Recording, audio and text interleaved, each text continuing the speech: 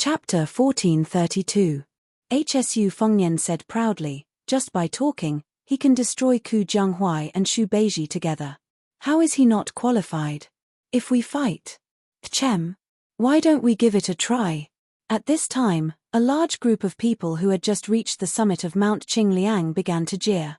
Give it a try. You must give it a try. General Ku, I have high hopes for you. If you win this battle, you'll be one of the few great grandmasters in the world. Not to mention Liangzhou's deputy general, you'll even be Liangzhou's general. If you still think your position is too low, I, Chen Yunshui, will give you the position of deputy general of the infantry. General Ku, we've been unhappy with His Highness for a long time. We're old, so even if we win, it's an unfair victory. Today, you're the same age as His Highness, so you must help us vent our anger. If worse comes to worst, I, He Zhonghu, will personally carry you down the mountain. Turning his head to look at this large group of Beiliang's most powerful officials, Ku Jianghuai, who had just arrived in Beiliang, felt his mouth twitch. For a moment, he was not used to it. In Guanglingdao, whether it was in his early years at Shangyin Academy or later in Da Chu's court, there would never be a scene like this where old men ganged up to trick a young junior. While he felt that it was ridiculous and funny, Ku Jianghuai also felt an irrepressible emotion in his heart. Perhaps it could be described as intense passion. Among these old men, there was the #1 general of the old southern Tang, ancestor Ji Yu, the partridgey Zhu Kang, He Zhonghu, who had defeated 40,000 later Sui infantry with 8,000 cavalry, and Chen Yunshui, who always put on his armor and charged into battle. Behind the 4 deputy commanders of the Beiliang Frontier Army were the administrator Li Gongda and the deputy administrator Song Dongming, dressed in civil official robes, and Huang Shong, who had the reputation of being the conscience of the Lianyang imperial censor. Other than them, Ku Jianghuai recognized the Liangzhu provincial governor Tian Peifang, the Yuzhou provincial governor Hu Kuei, the Yuzhou provincial governor Hu Kuei, the Lingzhou deputy general Han Laoshan, and the others, based on their official robes and decorations. It was a pity that Ku Jianghuai never got to see the commander of the Beiliang cavalry, White Bear Yuan Zuozong, or the infantry commander, Yang Wanwan. Of course, he didn't get to see the Yu family's proudest weapon, Yu Luan Dao. Ku Jianghuai couldn't help but feel some regret. One had to know that when Ku Jianghuai was studying at the Shangyin Academy, he had spent countless nights reading through great ancestor Gu's theory of war and deducing the classic battles created by Zhu Kang, He Zhonghu, Chen Yunshui, and the others. It was soul-stirring, enough to go with wine. Ku Jianghuai saw that there were 20 to 30 generals standing behind them. Most of them were relatively young, around 34 years old. They should be the high-ranking military officers with real power after Beiliang's reform. For some reason, Ku Jianghuai couldn't help but stand up and salute these people with cupped fists. He Zhonghu was the first to return the salute. After that, everyone else also smiled and cupped their fists. Ku Jianghuai inadvertently discovered that even a scholar like Tian Peifang didn't hesitate when he cupped his fists with the generals.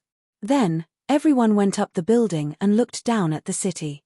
As time passed, they gradually dispersed.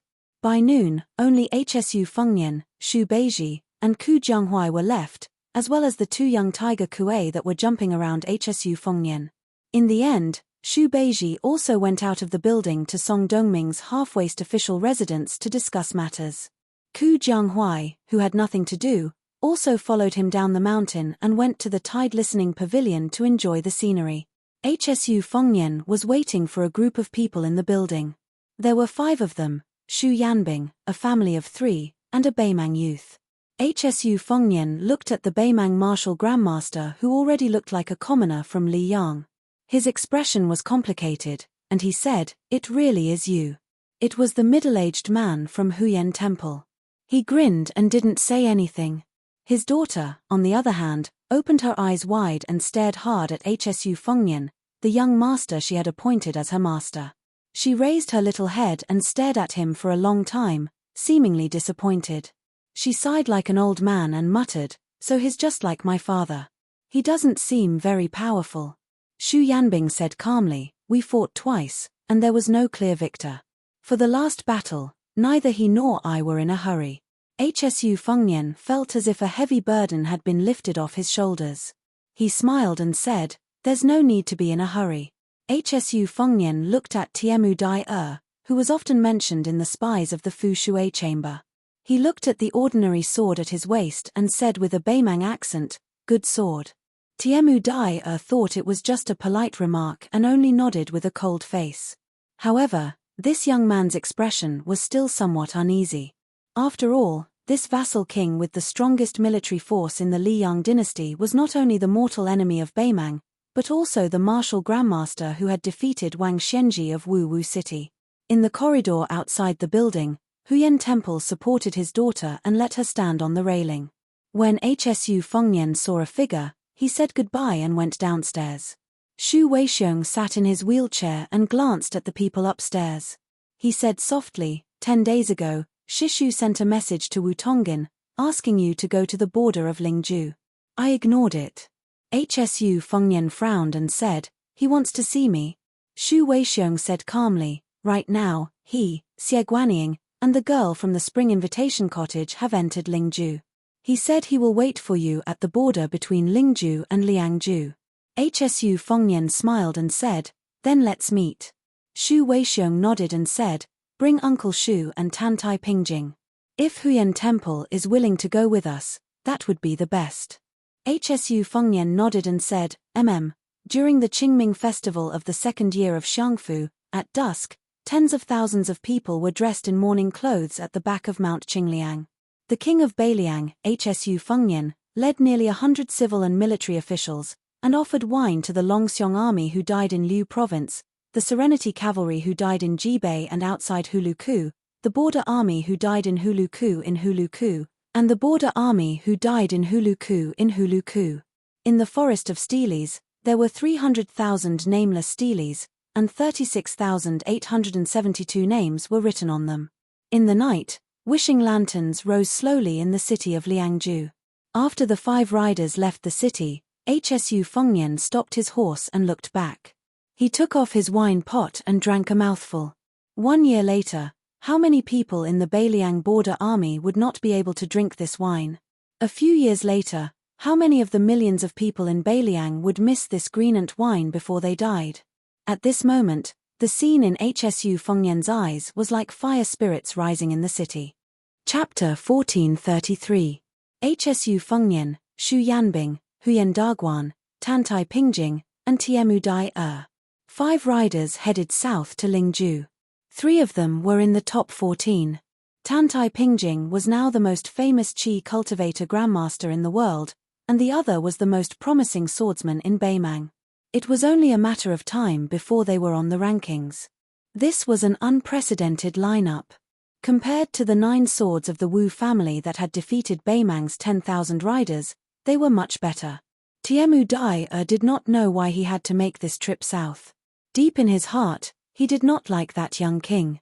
However, Huyan Daguan wanted him to come along, so Tiemu Dai could only follow. It was rumored in Beimang that Hsu Fengnian had not only inherited Li Chuangang's azure dragon sleeves, but Ng Tai had also taught him the flying sword technique.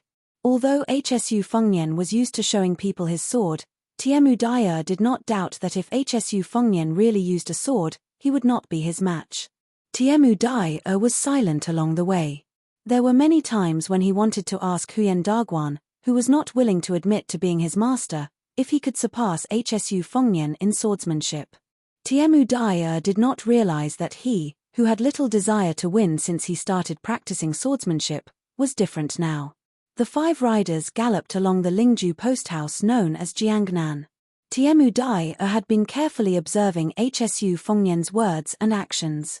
It was not that he did not find any clues.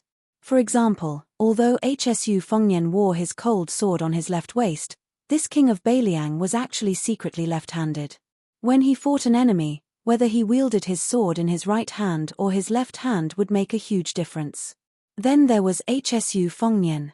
Although his qi seemed to be flowing slowly and dry like it was dry season, the water surface was very shallow, almost reaching the bottom. However, Tiemu Dai knew that if his qi was flowing like a river during flood season and looked fierce, then Hsu Fengnian was the Guangling River in Liang. The more dry it was, the more lofty it was. The depth and width of the river was terrifying. The 5 riders stopped at the northernmost part of Lingju and turned off the post house. They followed a small path and turned into a mountain range. On the mountain path, there were many strong Liang men under the protection of Beiliang soldiers, carrying stone and stone slabs out of the mountains.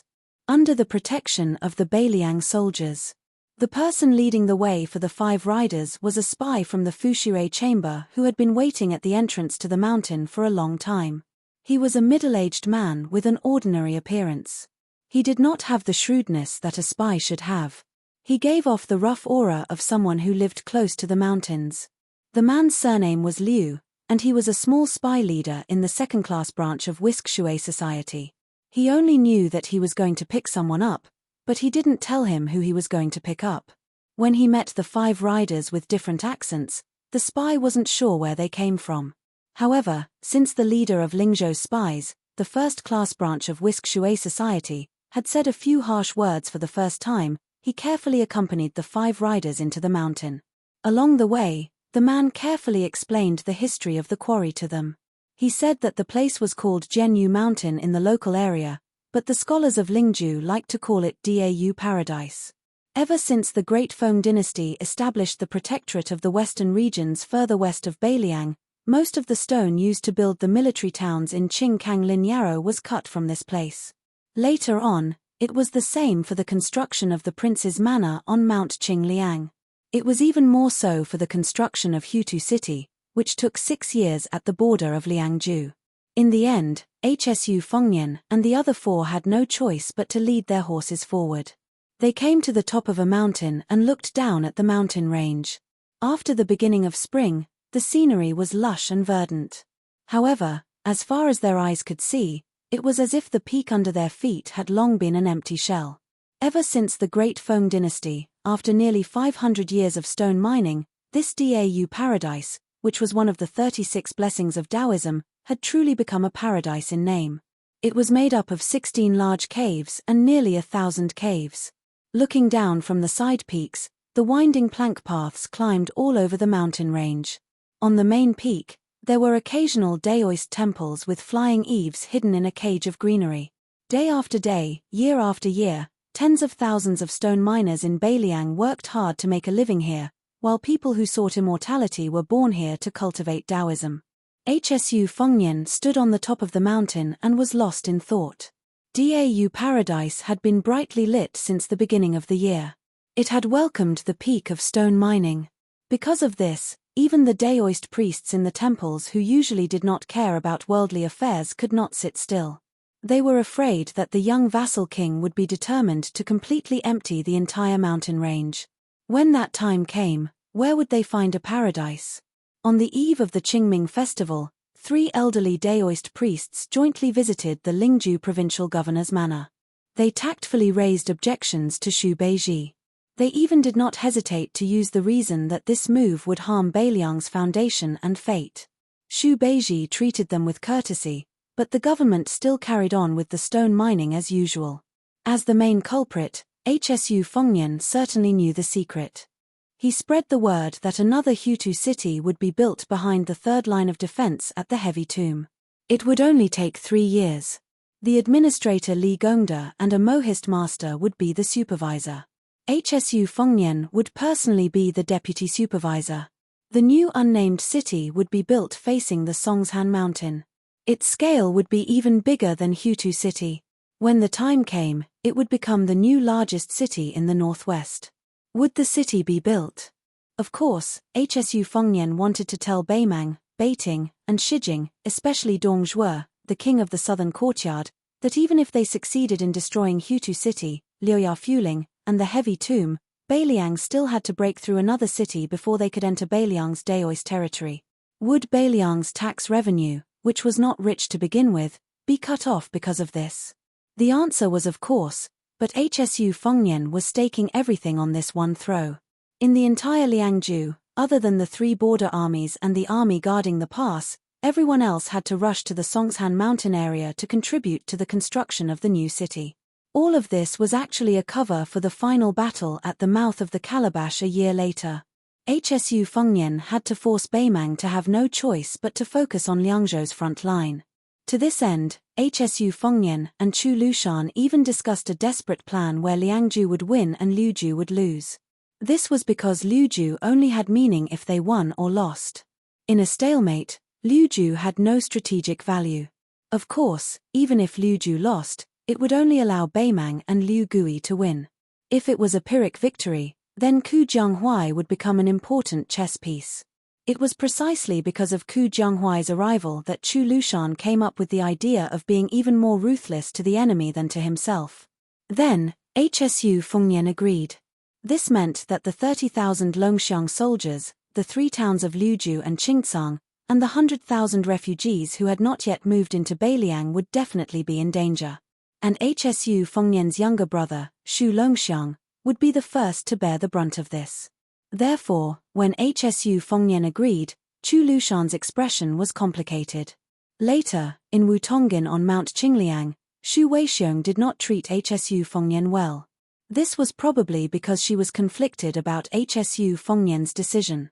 HSU Fengnian pointed to a cave in the distance, then turned to Tan Tai and asked calmly with a smile, "After I heard about the stone quarrying in the grotto heaven of Lanyu, I couldn't understand why the grotto heaven was so majestic, but the entrance was so narrow. Back then, I only heard from my master that quarrying in the grotto heaven was actually not as difficult as outsiders thought. To use the words of those who followed in their father's footsteps, it was like cutting soft tofu with a knife. However, after the stone was hung out of the grotto heaven, it would quickly become as hard as iron. Sect Master Tan Tai, do you know what's going on here?" Tan Tai said softly, "Many tombs and antiques that have been preserved for thousands of years will vanish when they see the light of day again. The stone in the mountainside hardens when it comes out of the mountain, probably because of the same principle, but a different manifestation. It's the result of the fusion of material and gas." HSU Fengnian wanted to say something but stopped. He tried to hold back his laughter. After a long time, he finally could not help but say, "When I was young, I was unscrupulous and spoke without thinking. After pondering for a long time, I finally came up with an explanation. I felt that the stone turning from soft to hard was actually like a fledgling taking off his pants after seeing the world in the brothel. As a result, I went to Tide Listening Pavilion and was punished by my master to copy tens of thousands of words of the sage's classics. At that time, I even wanted to die." Tan Tai, who was dressed in white like an immortal, took a deep breath. Huyen Daguan smirked and told the real fledgling Tiemu about the general idea. The latter rolled his eyes. HSU Fengnian turned his head and asked, "Master Tan Tai, can I ask one more question?" The Qi cultivator sneered, "Can I not answer?" HSU Fengnian had to be thick-skinned and asked, "Is it possible for a person to stay at the bottom of the lake without eating or drinking for 10 or 20 years? Is it possible for the best Taoist to abstain from food and gas, or the Buddhist to meditate in meditation? Do you Qi refinement warriors have any similar skills?" Tan Tai Pingjing kept silent. It was Huyen Daguan who said, "As long as it's not at the bottom of the lake, it's possible." HSU Fengnian fell into deep thought. How did Chu Kuangren with the clavicle chain and the saber do it? This was something he had been curious about since he went to Wutang Mountain to practice his saber. At that time, he thought that his realm was not enough and did not understand the power of a first-rank martial arts master. However, when he reached the Vajra realm, he realized that even if he reached the Vajra realm, it was impossible. After that, he advanced to the Xian Finger realm and Celestial Phenomenon realm, but HSU Fengnian still could not get a reasonable answer. Later, when Jiao Shulu was unsealed and they fought, he achieved the celestial body. Only then did he know that to reach Chu Kuangren's level, only a land immortal who was good at Qi cultivation could barely do it. However, in HSU Fengnian's eyes, Chu Kuangren's martial arts realm was not too high. He was at the first rank, but he was definitely not at the Celestial Phenomenon realm. This was enough to make HSU Fengnian puzzled. Back then, the suppression of the old man with 2 sabers who came from the Beimang princess tomb like Helian Wuwei was done by old Huang. However, the real mastermind behind the Tide Listening Pavilion's top floor was the master behind it. However, the master did not give any clues until his death. Chapter 1434. Hsu Fengnian suddenly lamented, the wise man devises his strategies, the brave man exerts his strength, the benevolent man spreads his benefits, and the faithful man is loyal. The civil and military struggle, the monarch and his subjects live in harmony, and he can rule with his head bowed. Rule with his head bowed, it sounds easy, but in the past dynasties, except for those emperors who enjoyed the peace of the world, they wanted to expand their territory in prosperous times, but in troubled times, they wanted to protect their ancestral lands. Taking a step back, if both civil and military are used, then who is the wise man scheming for? Is it for the monarch or the people? Isn't Zhongjulu's death the price for the nobility of the people and the monarch of the people?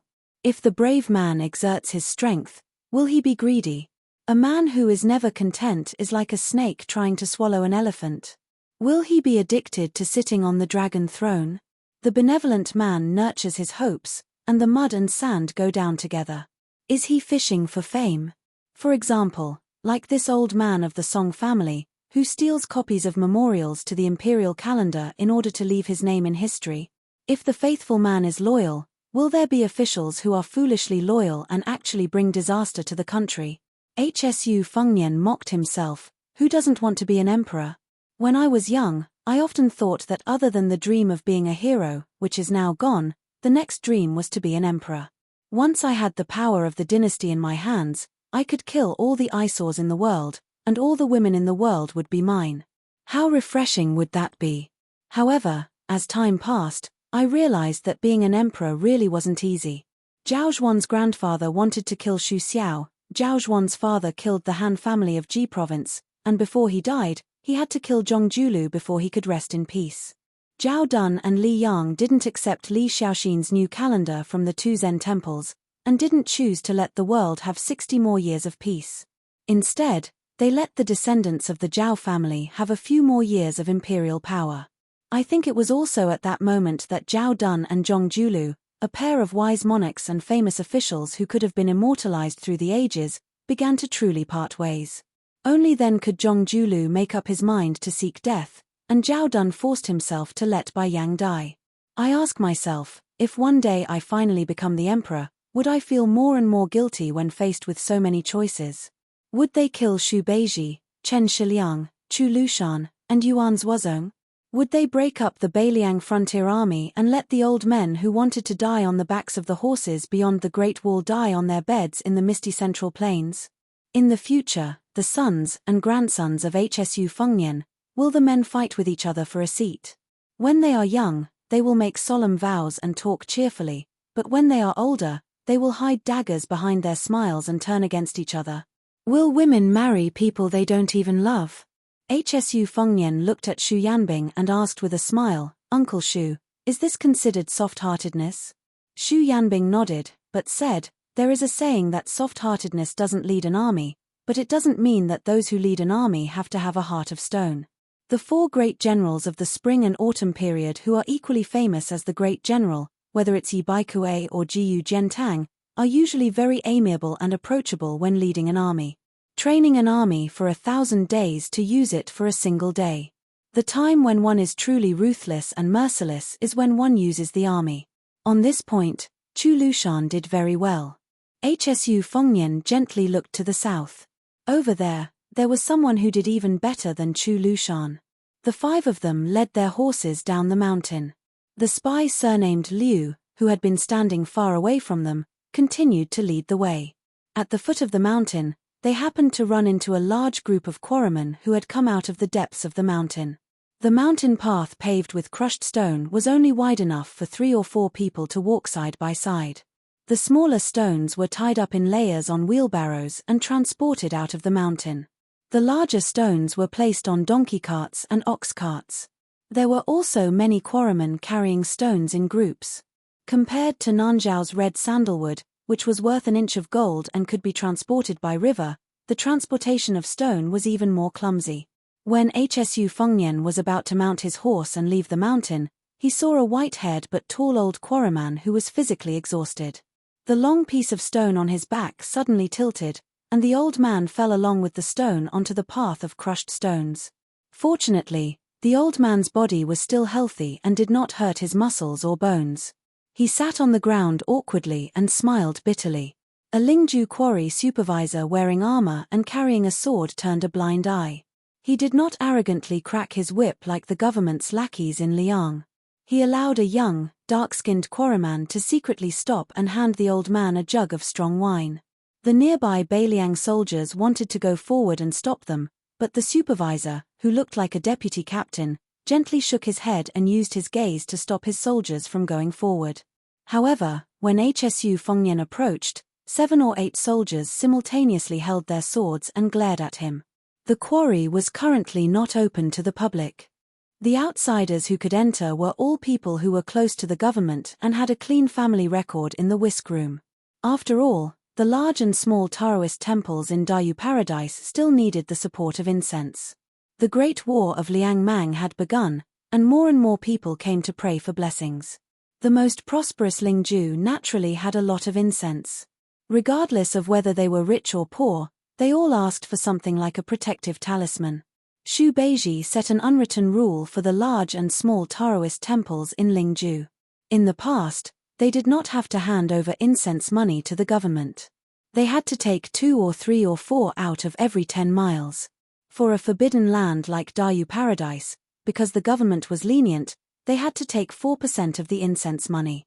Therefore, after Xu Beiji bought the rice provincial governor, he had the reputation of being a popular provincial governor. It was only when Spy Liu stepped forward that the Lingju soldiers in charge of transporting the quarry retreated.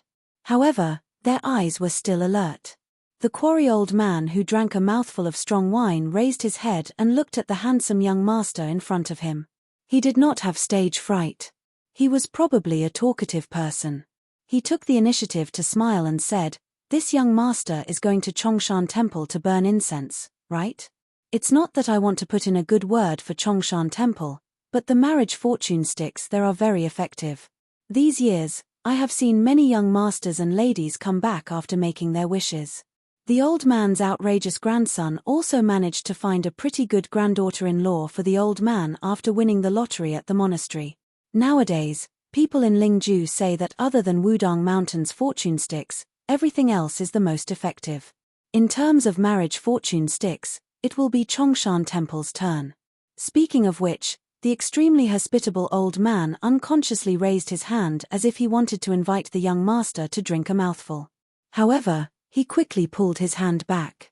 It was clear that he realized that this kind of green ant wine that could be bought for 20 copper coins was expensive for quarrying people like him, but how could a young master like him drink it? HSU Fengnian was originally going to take the wine pot, but when the old man pulled his hand back, he could only give up. He smiled and squatted down. Soon, Xu Yanbing took a wine pot from the horse's back and threw it over. HSU Fengnian reached out to catch it and handed it to the old man. "Old uncle, drink mine. If you don't mind, you can take it all." The old man was not polite. After taking the wine pot, he opened it and sniffed it hard. He laughed and said, "It's both green and wine. They have the same name, but just by smelling it, I know that young master's wine is more valuable. I like to drink all my life. If someone gives me wine to drink, I won't refuse. However, I'll just pour a few mouthfuls into my grandson's wine pot. I won't have the face to ask for more." The old man really poured a few mouthfuls of wine into his own wine pot. After pouring the wine, he shook the crude wine pot before returning the exquisite wine pot to HSU Fengnian. The old man did not forget to say, "This old man will say something. Young master, don't be angry. Although young master looks like a rich person from a large family, you can't be so extravagant. No matter how big your family business is, you have to be careful with your spending. If young master doesn't like to hear it, just treat it as this old man farting. Don't ask for the wine back." The dark-skinned young man was a bit nervous. Compared to his grandfather who had spent his entire life dealing with rocks in the deep mountains, he had been to many more counties in Lingju and knew the severity of the situation. He had also seen many rich young masters dressed in fine clothes and had heard many rumors about the arrogant young masters. Although everyone in Lingju knew about the embroidered roaming cavalry that had locked up many rich young masters, this young stonecutter was still quite nervous when he was in close proximity to someone of the same age who had a high family background. HSU Fengnian smiled and said, The person in charge of the family has to have a way of managing the family. That's right, old uncle. I heard that your Big Fish Mountain quarry can only mine 80 pounds of rocks a day. Although there are 25 miles of mountain roads in 2 trips, it shouldn't be too tiring. Why does old uncle have to carry 100 pounds of rocks in one trip? The young stonecutter did not want his grandfather to say too much to an outsider, so he reminded him, "Grandfather, we need to move." With the help of his grandson, the old man knelt down and tied the leather rope that was used to tie the rocks. After he slowly stood up, he turned his head to Hsu Fengnian and said with a smile, "The provincial governor did have such a rule, but young master might not know." The quarry also said that after completing a mission of 120 pounds of rocks, if you carry an extra 10 pounds of rocks, you will be rewarded 1 copper coin. This old man, my grandson, and my 2 sons, the 4 of us together can carry an extra 400 to 500 pounds. That is 40 to 50 copper coins. For our family, this is not bad. This old man still has some strength, and my sons and grandson are filial. They only let this old man carry 1 trip. Isn't this because they want to carry 20 to 30 pounds of rocks in 1 trip? It will be slower, but it will also be good to earn 2 or 3 copper coins.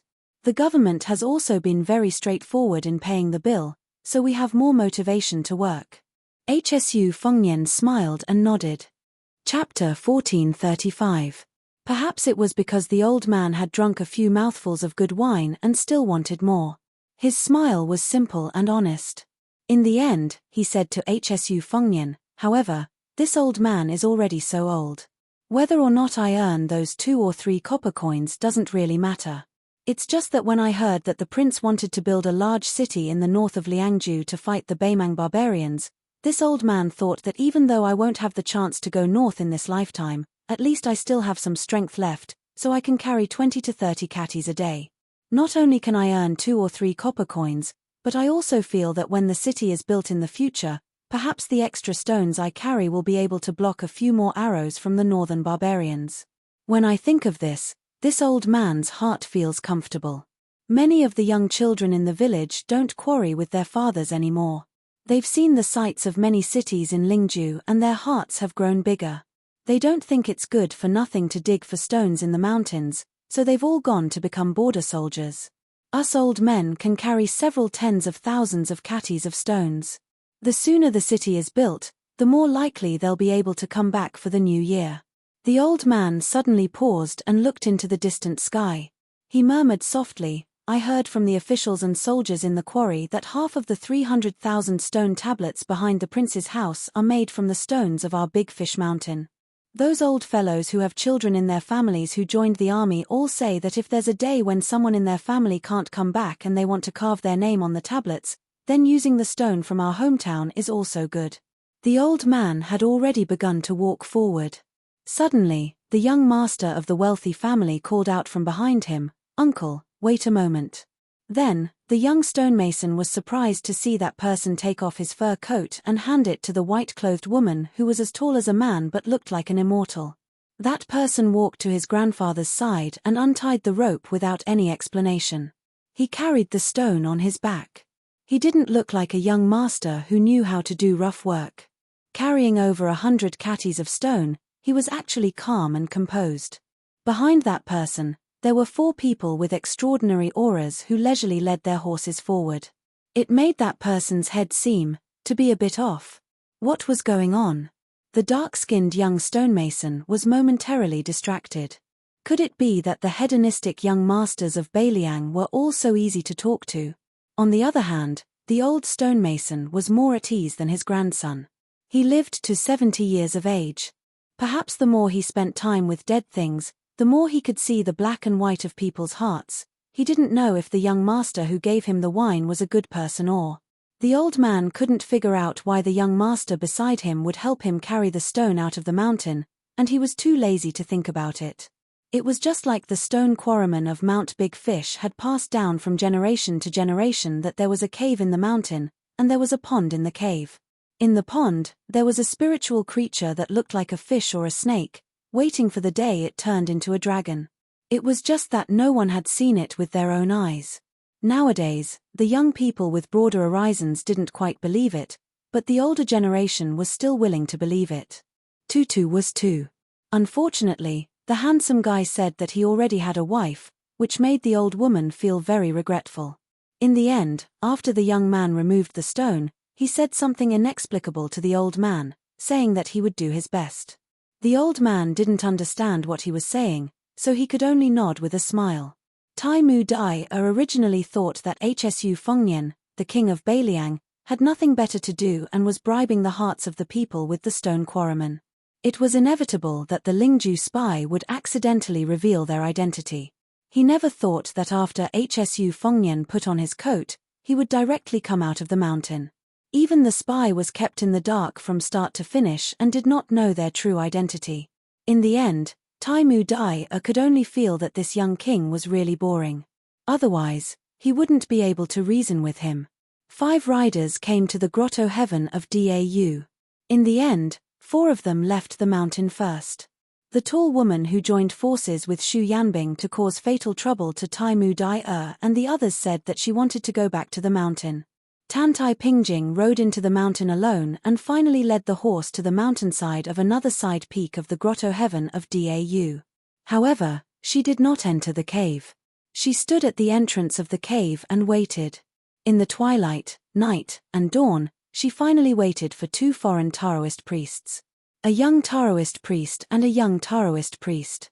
Their Taoist robes were obviously different from the Taoist priest of Dau Mountain that the stone quarrymen often saw. The young Taoist priest greeted Tantai Pingjing gently. "I'm Li Yufu from Wudong." "Greetings to Senior Tantai." The young Taoist priest followed his master and bowed. "I'm Yufu from Wudong." "Greetings to Senior Tantai."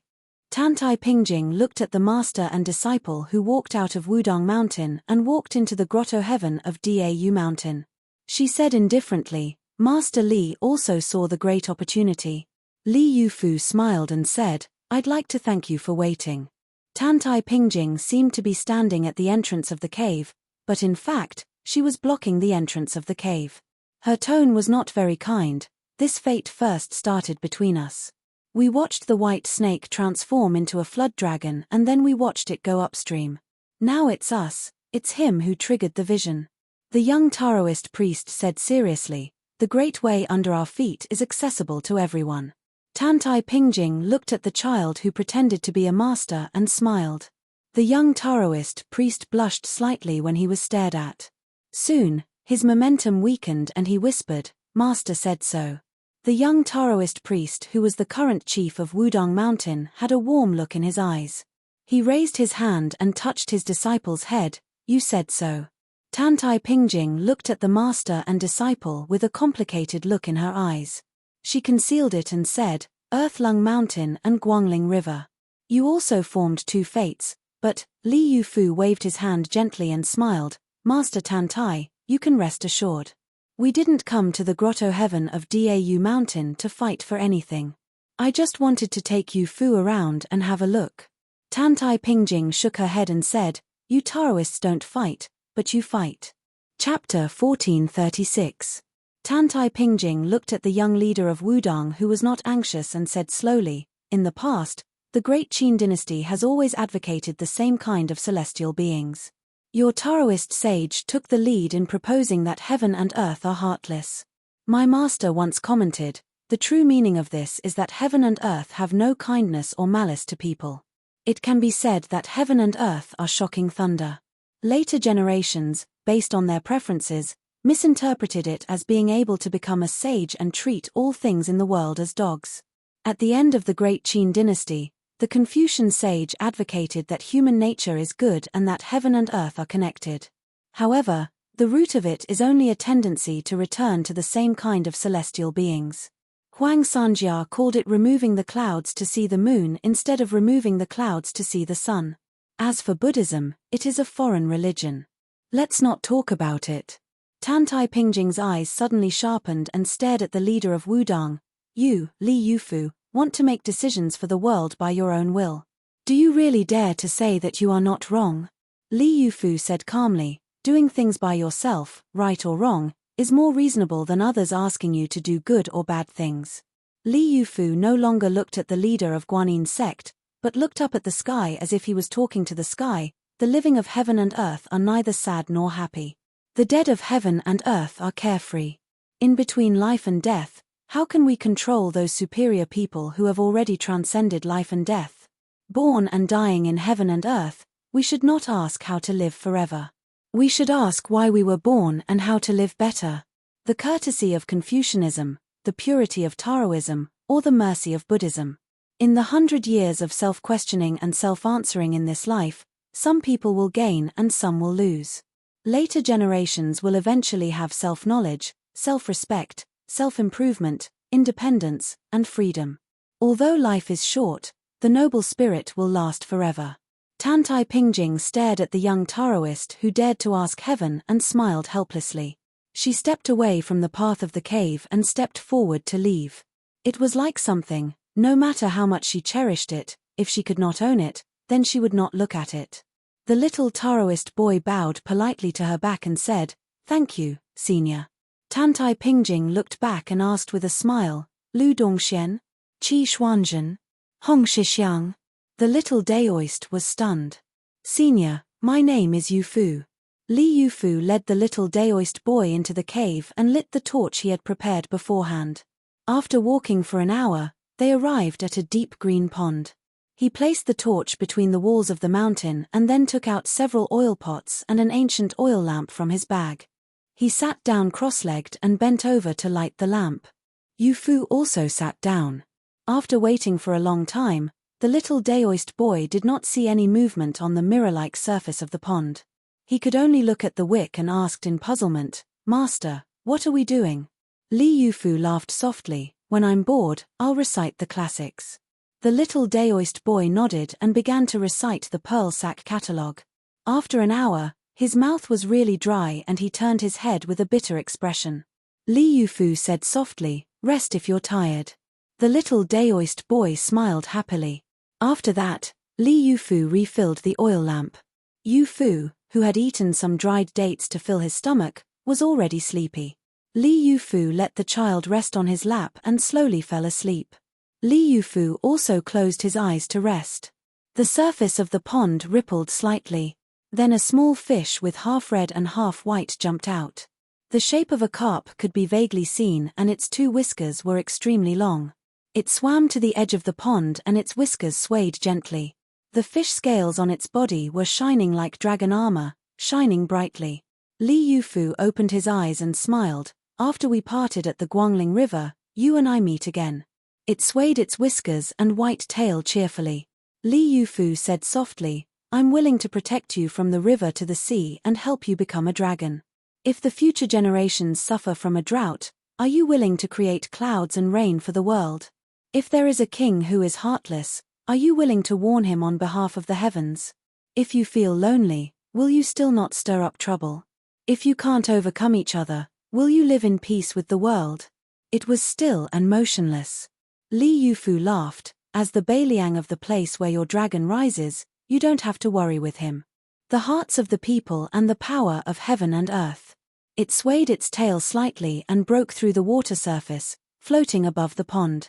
Li Yu Fu gently pinched his fingers. 3 days later, you and I will go down the mountain and enter the river. We will say goodbye at the mouth of the Guangling River." It seemed to nod and slowly dived back into the pond. Li Yu Fu sighed slightly and looked down at the little Taoist child who was drooling. He listened to the child's vague ravings and murmured, "Youngest uncle, when you are enlightened, before Li Yu Fu cuts off heaven and earth, I will ask her to come back. After that, there will be no afterlife." Li Yu Fu closed his eyes and smiled. "In fact, if there is an afterlife, how good would it be if I could call you youngest uncle again? Unfortunately, there is no such thing." In the spring of the 2nd year of Xiangfu, 2 Taoist priests of Wudong Mountain left Beiliang and began to walk eastward along the Guangling River. Wherever they went, there was a spring rain that was as precious as oil. When the mistress of Shishu's spring invitation cottage heard that the young vassal king's trip to Lingju was actually so cowardly that he had to bring several martial arts masters with him before he dared to leave Liangju, she sneered at him. Before they even met, she already looked down on the young man with the surname Shu. Naturally, she felt more and more resentful towards the man beside her who rode into Shu alone. However, when she accompanied two of the most legendary men in the world and saw the 5 riders appear in her sight with her own eyes, there was no reason for this woman to recognize that person at first glance. At that time, she knew that the young man seemed to be really qualified to let the current king of Shu return to Lingju. He was qualified to let Mr. Xie go to Shu to catch a dragon and raise a dragon to deal with him. Of course, she also hated that guy called Hsu Fengnian more and more. However, the beautiful Xie Xie, who had been on the Rouge reviews twice, was not only disgusted, but she even had the intention to kill. Because the first thing that guy said after he got off the horse was, "Aunt Xie, right? Why didn't you bring the child with you to Lingju? The red packet is already prepared." Chapter 1437. Compared to the 2 prefectures where the smoke of war was imminent, Lingju, which was the backyard of northern Liang, still had many handsome men and beautiful women going for a walk in the spring. Many young children in the city were happily flying kites, and the children of the wealthy would string colorful lanterns on the kite string. For example, near their courtyard, there were no less than 10 kites flying in the sky. The children's laughter unknowingly diluted the tense atmosphere after the 2 groups of people met. However, Xu Fengnian's unexpected opening speech seemed to spoil the mood a bit. As the most beautiful woman in Western Shu in the past 20 years, Xie Xie of the Spring Invitation Cottage had entered the Rouge Revue at the age of 14. She was known for her skin as white as mutton fat jade and her hands as soft as lotus buds. 10 years later, she won the Rouge Revue for a second time. Although her real age was 26, it was not an exaggeration to say that she was a 16-year-old beauty. Xie Xie's figure was like most women in Shu. She was thin and delicate with an extremely thin waist. Xie Xie's skin was especially white. No wonder she had the nickname of the Moon Palace Fairy. Many men in Shu dreamed of her. Hsu Fengnian was far away in Beiliang. He heard that the Western Shu administrator had been coveting her for a long time. If Chen Zhibao had not been the vassal of Western Shu and became the guest of honor of the Spring Invitation Cottage, Xielingzhen would have become a caged sparrow in the administrator's mansion after she died at the hands of Hsu Fengnian by the spring god lake. After Xu Fengnian teased him, he led the horse forward. He did not immediately look at the man in white standing in the middle of the 3 people at the door. Instead, he looked at Xie Guanying, who looked like a middle-aged Confucian scholar. His courtesy name was Xu Yang, and his nickname was Flying Fish. He and Li Yishan were once called Northern Xie, Southern Li. They commented on each other's romantic life. Of course, what interested Xu Fengnian the most was not this person's extravagance in catching and raising real dragons, but his identity as the father of White Fox.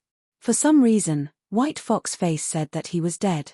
Moreover, he did not take Xie Guanying's surname, but Nangong. Naturally, this was another matter of confusion. As for why Chen Zhibao wanted to meet him, Hsu Fengnian could guess a little. This was because the 3rd son of Heaven's favored son who had the potential to sit on the dragon throne was the king of Yangkai, His Royal Highness Zhao Zhu, the little beggar from back then. If Chen Zhibao wanted to legitimately walk out of Western Shu, he would have to make use of the situation in West Chu and become the key figure who would break into the capital of West Chu before the southern Xinjiang army. Beiliang would have to play a key role in this matter. If Hsu Fengnian was determined to contain Western Shu's military forces, then Zhao Zhu's chances of success would be far greater than Chen Zhibao's. Of course, this time Western Shu definitely did not come here to beg for help. Instead, they wanted to make a hidden exchange. As long as Beiliang did not drag Western Shu's entry into the Central Plains, then Western Shu would not cause trouble for Beiliang's backyard during the Great War of Liang Mang.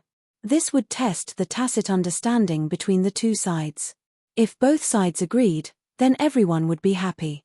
However, as long as either Hsu Fengnian or Chen Zhibao was unwilling to take a step back, then after today, the 2 sides would completely fall out and fight to the death. Beiliang would be attacked from both sides, and Western Shu would also miss the opportunity to seize the throne in the Central Plains. Perhaps this would be an awkward situation where one step slower than the next. This deal could very well decide who the entire Central Plains belonged to, or even the surname of the entire world. Otherwise, given Chen Zhibao's nature, why would he return to Beiliang and take the initiative to meet with Hsu Fengnian? Moreover, It was most likely Xie Guanying who instigated this white-clothed military saint to leave Shu and enter Liang. It was probably because Xie Guanying was Chen Jibao's trusted aide and understood the importance of this meeting. Thus, even though Hsu Fengnian's teasing made her seethe with anger and hammered her weak spot with a hammer, she still didn't show any displeasure. The group entered the luxurious Jiangnan-style residence. Hsu Fengnian and Chen Jibao walked side by side at the very front, followed by Tantai Pingjing and Xie Guanying, and finally Xie Guanying and Xu Yanbing. Huyen Daguan and Taimu Dai didn't follow. Huyen Daguan said that it didn't look like he was going to fight immediately. He had to go to the streets of Lingbei City to buy some strange objects for his wife and daughter.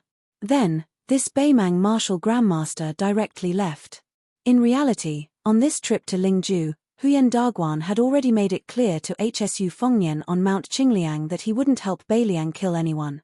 However, if Hsu Fengnian's life was in danger, he would step in to save him. Hsu Fengnian naturally wouldn't ask for anything. For a martial artist like Huyen Daguan, who was extremely close to Wang Xianji's realm, unless it was someone like Xu Yanbing and Cao Changqing who had too many things that they couldn't let go of, no one would care about the world. For example, although Ng Tai was a relative of Hsu Fengnian, he was also unwilling and disdained to care about the trend of the battle between Liang Mang and Liang Mang. It was the same for Sui Xie Jiyu. The reason why he stayed in Beiliang was probably because he wanted to occasionally show his face to Tantai Pingjing and get scolded. Putting aside the weak Xie Guanying, on Beiliang's side, there was Hsu Fengnian whose realm was damaged, Xu Yanbing who was half a step away, and the number 1 Qi cultivator, Tantai Pingjing. On Shishu's side, there was Chen Jibao who was uncertain whether he had already transcended mortality and entered the divine realm, and Xie Guanying who was ranked first on the immortal land painting. They should be evenly matched. The 6 people sat down in the quiet courtyard. As a woman who had been on the ranking list twice, Xie Guanying really had too many praiseworthy unique skills. Among them, the tea she made was called Yuhua tea.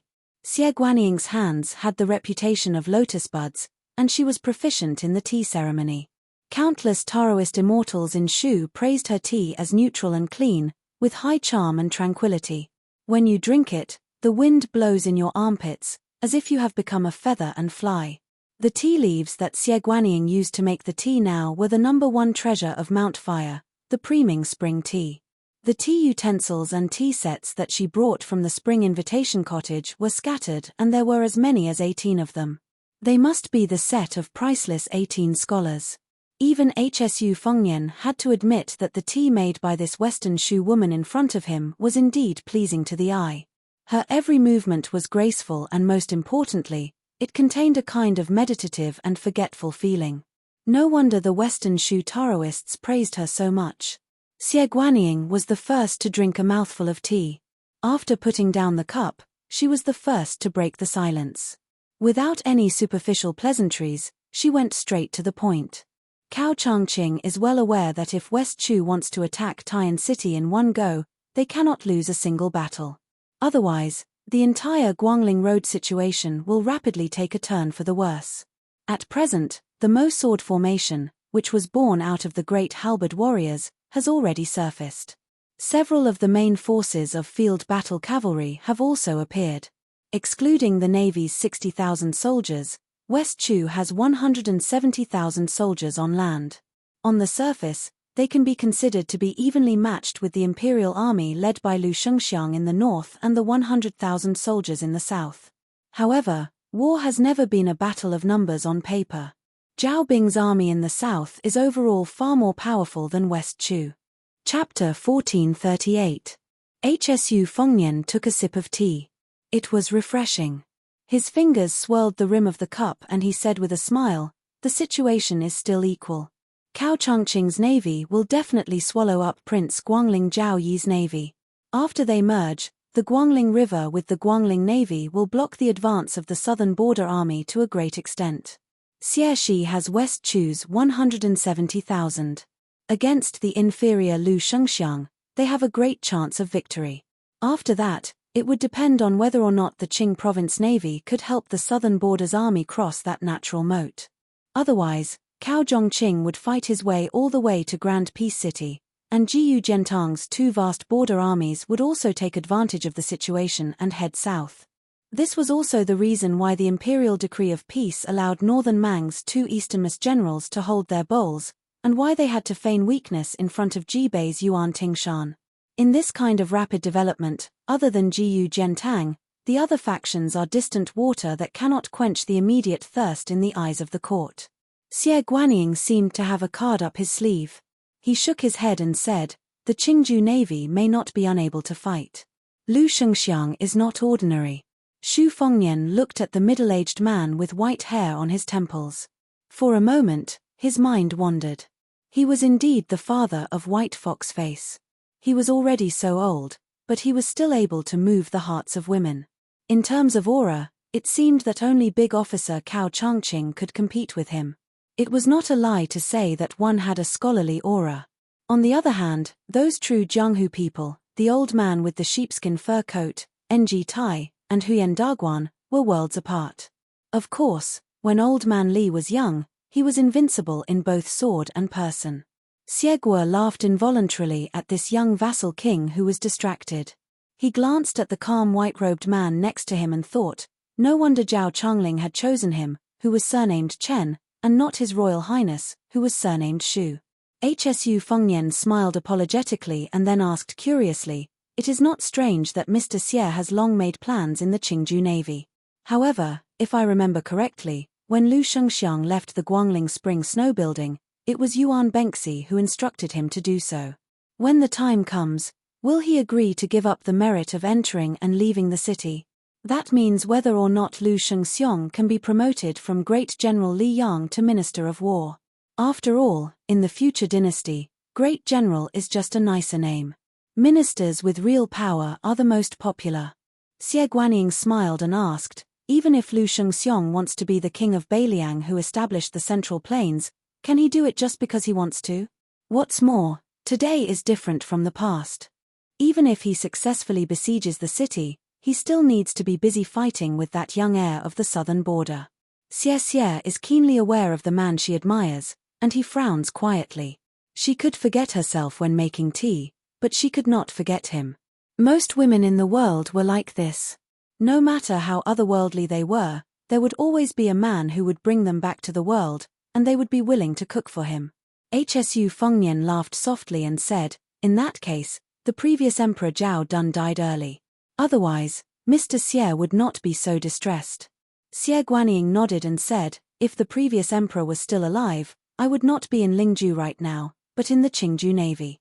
Everyone knew that Zhao Dun was very fond of Chen Zhibao.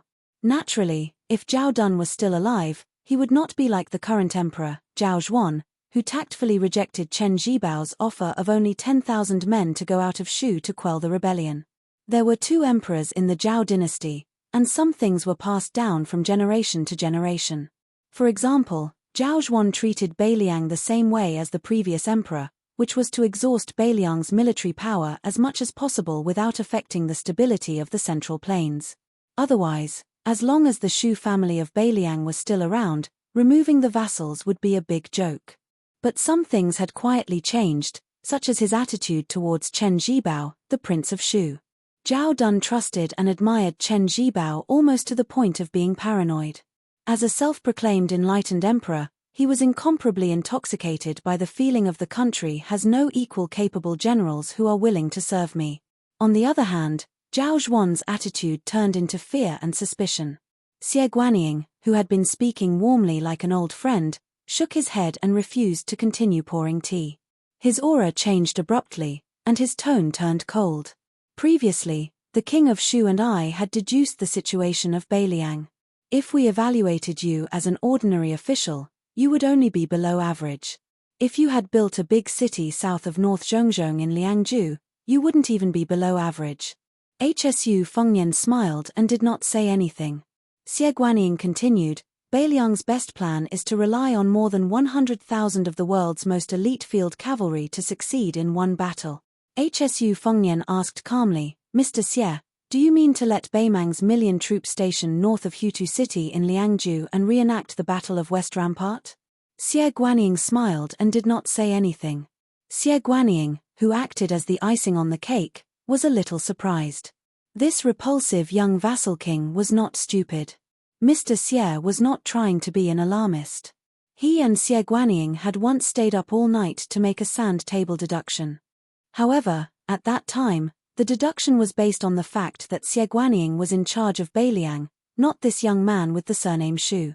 Under this premise, Beimang did not dare to divide its troops to attack the border from 3 fronts. It only dared to do it in one battle and make a big bet with Beiliang. To be precise, it was with him and Chen Zhibao, who was standing next to Xie Guanyin. Mr. Xie acted as Dong Zhuo, and Chen Zhibao acted as the defender of Beiliang. Both sides mobilized their troops, and it was very similar to the Battle of West Rampart.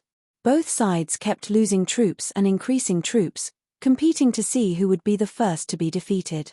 In the end, Mr. Xie tried his best, but still lost to Beiliang, who only had 30,000 cavalry and infantry left. In that shocking armchair war, Liu Ju, Yu Ju, and Ling Ju were all reduced to watching a show. All the tragic, treacherous, and exciting battles only happened in the north of Liangju. However, this was only the first move of that deduction, and it had not even reached the middle game. Next, it would be Beiliang forcing the heavily wounded Beimang to turn its spearhead to the 2 Liao. Beiliang would go from being Liang's vanguard to an idler who had several years to recuperate. After consolidating the refugees of Liuju, they would join forces and break through the western regions in one go, and take over western Shu and Nanzhao.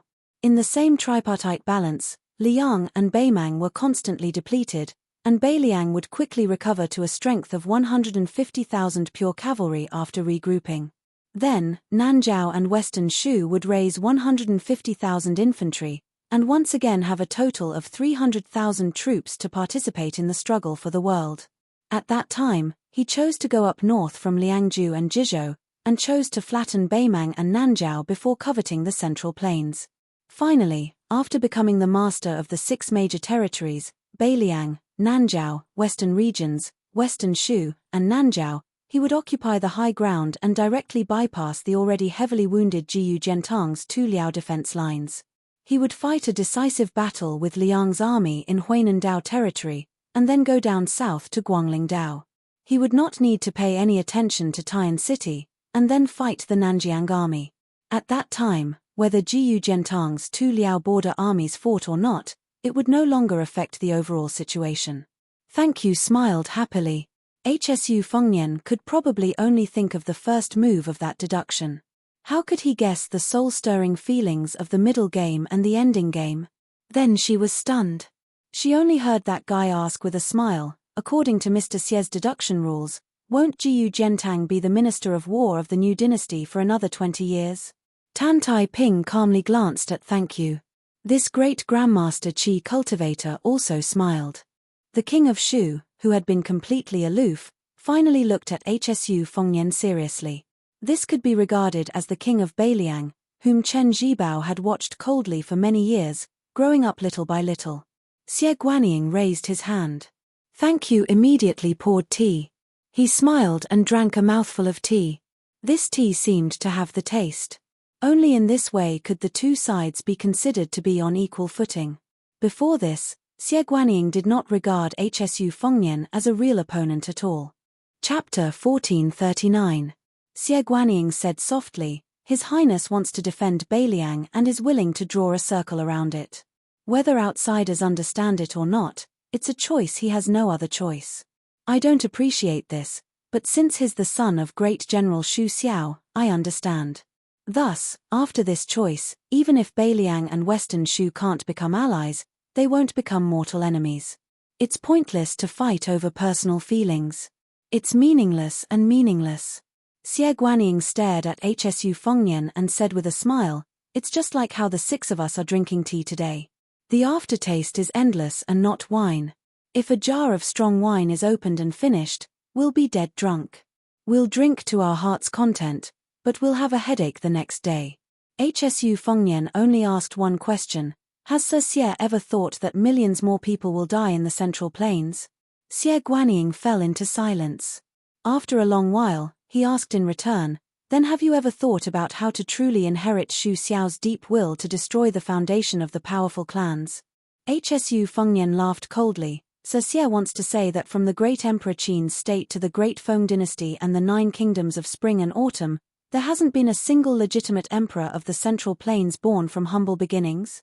Only with such an emperor can Xu Xiao trample over the Central Plains be considered a success. HSU Fengnian put down his teacup and said slowly, or according to Sir Xie's words, it's meaningful. Xie Guanyin countered, when the great Qin was hegemonic, Luoyang was China's land. When the great Feng dynasty was in power, Qingju was the Central Plains. When it came to Liang, Jiangnan was the Central Plains. If one day, millions or even tens of millions of people die, but we can annex all of Beimang and make the northwest of Beiliang become the Central Plains, what's wrong with that? After we succeed, we'll win hundreds of years of peace under the heavens. The more people who die today, the fewer people who die in the future. Shaking his head, HSU Fengnian replied in a deep voice, there are some accounts that can't be settled like this. Xie Guanyin didn't get angry because of HSU Fengnian's rebuttal. Instead, he said with a relaxed smile, it's said that His Highness never makes a losing deal. It's the same with the 6-pearl Bodhisattva in Mount Lantuo in the western region, Shenyuan Qingfeng in the Great Snow Plateau in Mount Hui, Ku Jianghuai, the Deputy General of Liangju under the pseudonym HSU Fengnian, and even more so with the little girl named Liu Nerong from the Fish Dragon Gang. Before coming to Lingju, I made a bet with King of Shu on whether or not you would let Huyen Daguan appear openly, and in the end, I lost. From this, it can be seen that although His Highness's trip to the south looks aggressive, it is actually quite sincere. HSU Fengnian smiled and said, Mr. Xie is a schemer, but not a shrewd businessman. You don't understand how I do business with people. Moreover, Mr. Xie is not as good as Huang Sanjiao. All these years, you've only learned from others. Huang Sanjiao treated the spring and autumn period like a field of crops. Mr. Xie, in the end, you are just a book reader. In the first half of your life, you are far from being a writer. The strategist of the spring and autumn period, Huang Sanjiao, my master Li Yishan, Yuan Bengxi, Nailan Yusi, and even Zhong Julu, who isn't strictly a strategist. They are all more, less restricted than Mr. Xie.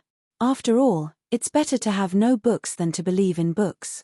Of course, when Mr. Xie was born, you couldn't stand the loneliness and tried to make up for yourself.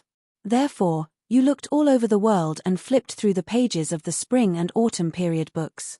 Only then did you come to the Western Shu that hasn't been successful since ancient times. You wanted to start something new. Xie Guanying's expression froze. Xie Guanyin felt as if he had fallen into a fog.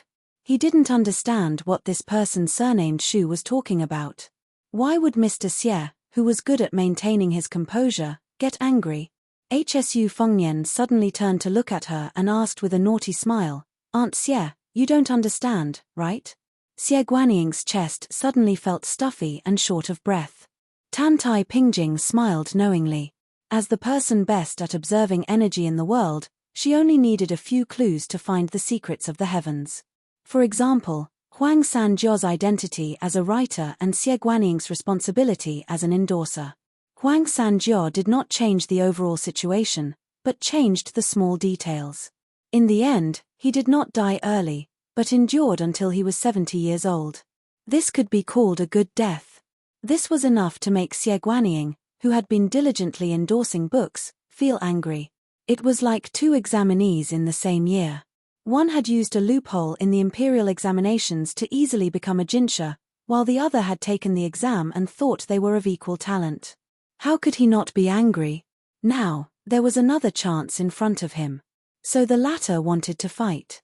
He didn't just want to beat Huang Sanjiao, he wanted to beat Zun Ping, Yuan Bengxi, Li Yishan, Nailan Yusi, and Zhao Changling.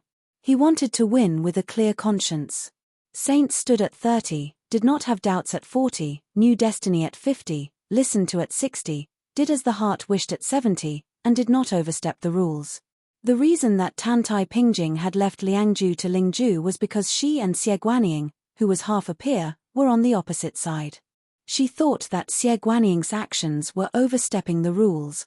As to Xie Guanying's capture of the Western Shu serpent dragon, that was just a subtle sign that the two would part ways. However, she had not expected this day to come so quickly. Xie Guanying, who had been exposed, laughed and said in a casual tone, "Wang Yi says Zhao Dun died early. I want to say Zhao Chongling died early." He added, "Li Yishan died late." HSU Fengnian said expressionlessly, "As strategists, Yuan Bengxi died late." Xie Guanying looked at this young person and laughed. He asked, "Then dare I ask, did I also die late?" HSU Fengnian did not speak, but Xu Yanbing and Tantai Pingjing stood up at the same time. Xie Guanying did not fear this tense atmosphere at all. Instead, she felt the pleasure of wanting to see the world in chaos. As to her own life, she did not care about it. Also, she did not feel that standing next to him, she would be in danger.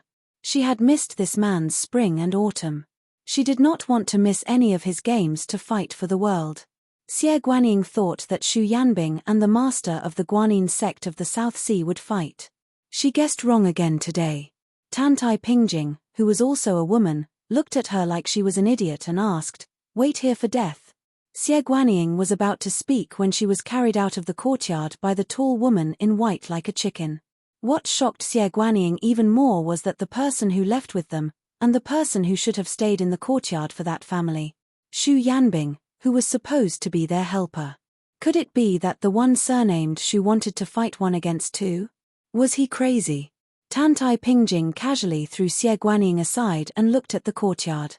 She asked, "Is there really no problem?" Xu Yanbing said calmly, "The worst situation is for Huyen Daguan to rush back." Tantai Pingjing said emotionally, "Personally, this is the worst situation, but for Beiliang, this is the worst situation." Chapter 1440. Xu Yanbing nodded and did not deny it. However, he turned his head and smiled. "However, don't you think that a king of Beiliang like this will vent your anger?" Tantai Pingjing said helplessly, "Disregarding everything else, the impact of this anger on the world is definitely unprecedented." Xu Yanbing smiled, "The more it is like this, the more it is worth it for someone like Xu Yanbing, who doesn't understand the court and doesn't understand the situation, to choose to stand in Beiliang." Xie smiled coldly and said, "A martial arts grandmaster who has dropped a lot of realms and doesn't live up to his name is showing off his bravado. Does he really think that he is invincible?" Xu Yanbing, who had never argued with a woman, scolded for the first time, "What does a woman like you know?" Xie was flabbergasted. She could not argue that she actually knew nothing, right? The trip to Lingju this time had indeed left a shadow in the heart of this great beauty who had all the men in Shu bowing down to her. If it were not for the fact that that man was also from Beiliang, she would have cursed him for being a Beiliang barbarian. In the busy market, Huyen Daguan, who had been busy picking out a few exquisite items for his wife and daughter, rolled his eyes. He stopped bargaining with the shopkeeper and left the shop angrily. He did not care whether or not he would attract the shock of the people on the street. He grabbed Tiemu Daier's arm and leaped up. In the blink of an eye, the two of them silently landed outside the house. She complained to Xu Yanbing and Tantai Pingjing, "What is going on? You can even fight over this." Xie finally found her place and sneered, "Oh, a capable helper is here.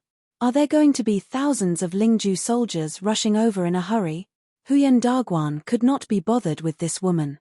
He looked in the direction of the courtyard and made a sound of surprise. He muttered, "That works too." Tiemu Dai wanted to say something but stopped. She probably wanted to ask but was too embarrassed to. Huyen Daguan raised his head and stared at the sky above the courtyard. He instinctively used the language of the Central Plains to say, "Back then, I gave you 2 words. You were very stupid and could not understand it after so many years. That is why I had you follow HSU Fengnian. I hope that you can get close to this grandmaster who is about the same age as you before walking out." Tiemu Dai who did not understand what Huyen Daguan said, was confused. Huyen Daguan quickly realized his mistake. He switched to the Northern Mang accent and said angrily, "Let me teach you a word, outrageous. If you want to surpass HSU Fengnian one day, you have to get rid of him first." Back then, whenever Li Chenggang competed with others, Wang Xianji would shamelessly watch from the sidelines.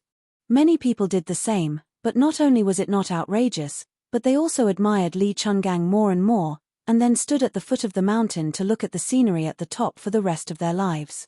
Only Wang Xianji gritted her teeth and followed suit, walked to the top, and finally defeated Li Chungang. Oh, no, it was a tie back then.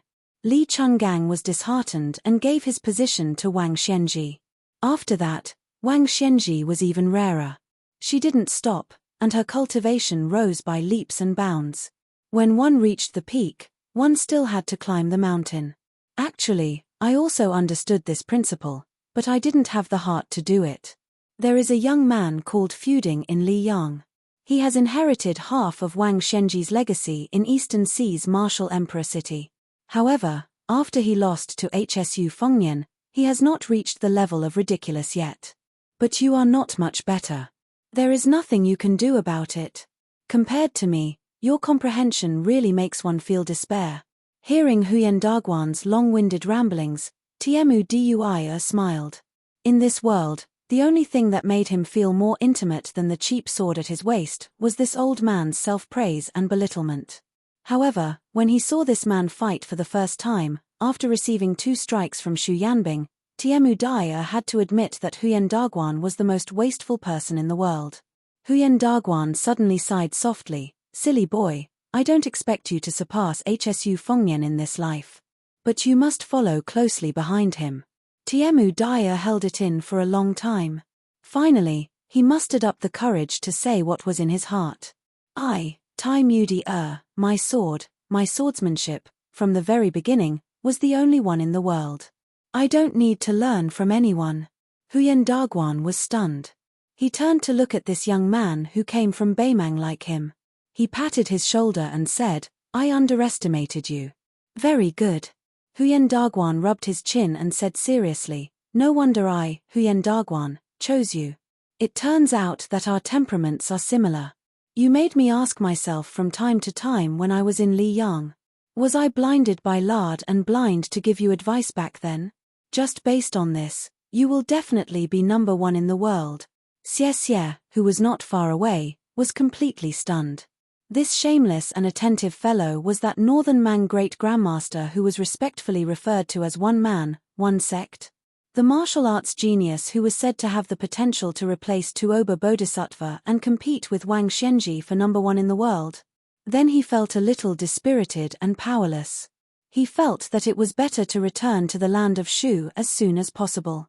The men of the outside world, from the one surnamed Shu to Xu Yanbing, to this Huyen Daguan, were all bastards. In the courtyard, Chen Zhibao still did not move. Xie Guanyin sat upright and still.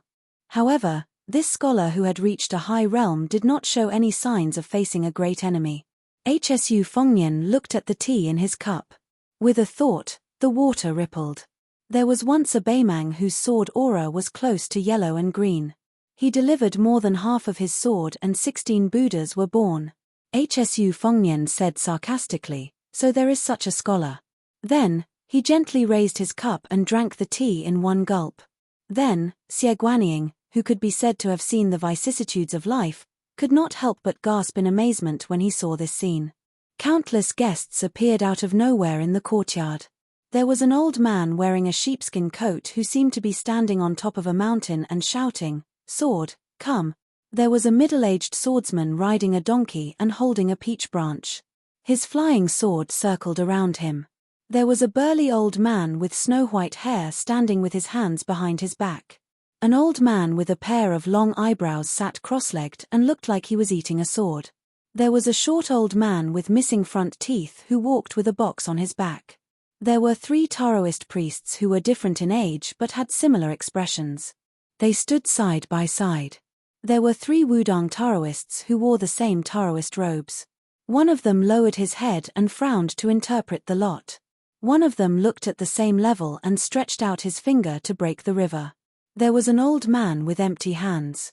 His sword arrived as soon as he came. There was someone standing in the middle of the thunder pool where purple gas rose. There was a talisman general in red armor who looked solemn. There was a woman in a green robe who seemed to be leaning on the railing and looking into the distance. There was a stalwart man who held a spear and faced the north. There was an old man in a python robe with his sleeves wrapped in red silk. There was a tall old man who wore a cold saber on his waist. There was a continuous stream of people appearing. The courtyard could be considered spacious. The ground was full of people, And the air was also full of people. In the end, there was even a sickly and haggard scholar sitting on the stone bench beside Xie Guanyin. He seemed to be mocking Xie Guanyin.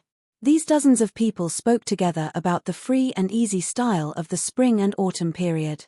Chapter 1441. Xie Guanyin was neither frightened nor idle.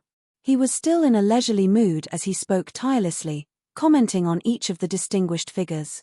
Finally, he looked sideways at the withered scholar sitting to the side. He raised his teacup and laughed. "When you and I parted in Jiangnan, your hair was still white. You said you would lead hundreds of old soldiers out of Liaodong to take a look at the army of the Shu barbarians. At that time, you, Li Yishan, were in high spirits. After all these years, you ended up like this, neither a human nor a ghost. Even in death, you were not at ease. What are you planning? Do you really believe that if Beiliang defended the country, it could exchange for the so-called eternal peace of Mount Huanglongshan? You have to know that a dynasty that can last for 400 to 500 years is already an extremely long-lived dynasty." Xie Guanyin seemed to be able to drink the wine and was drunk.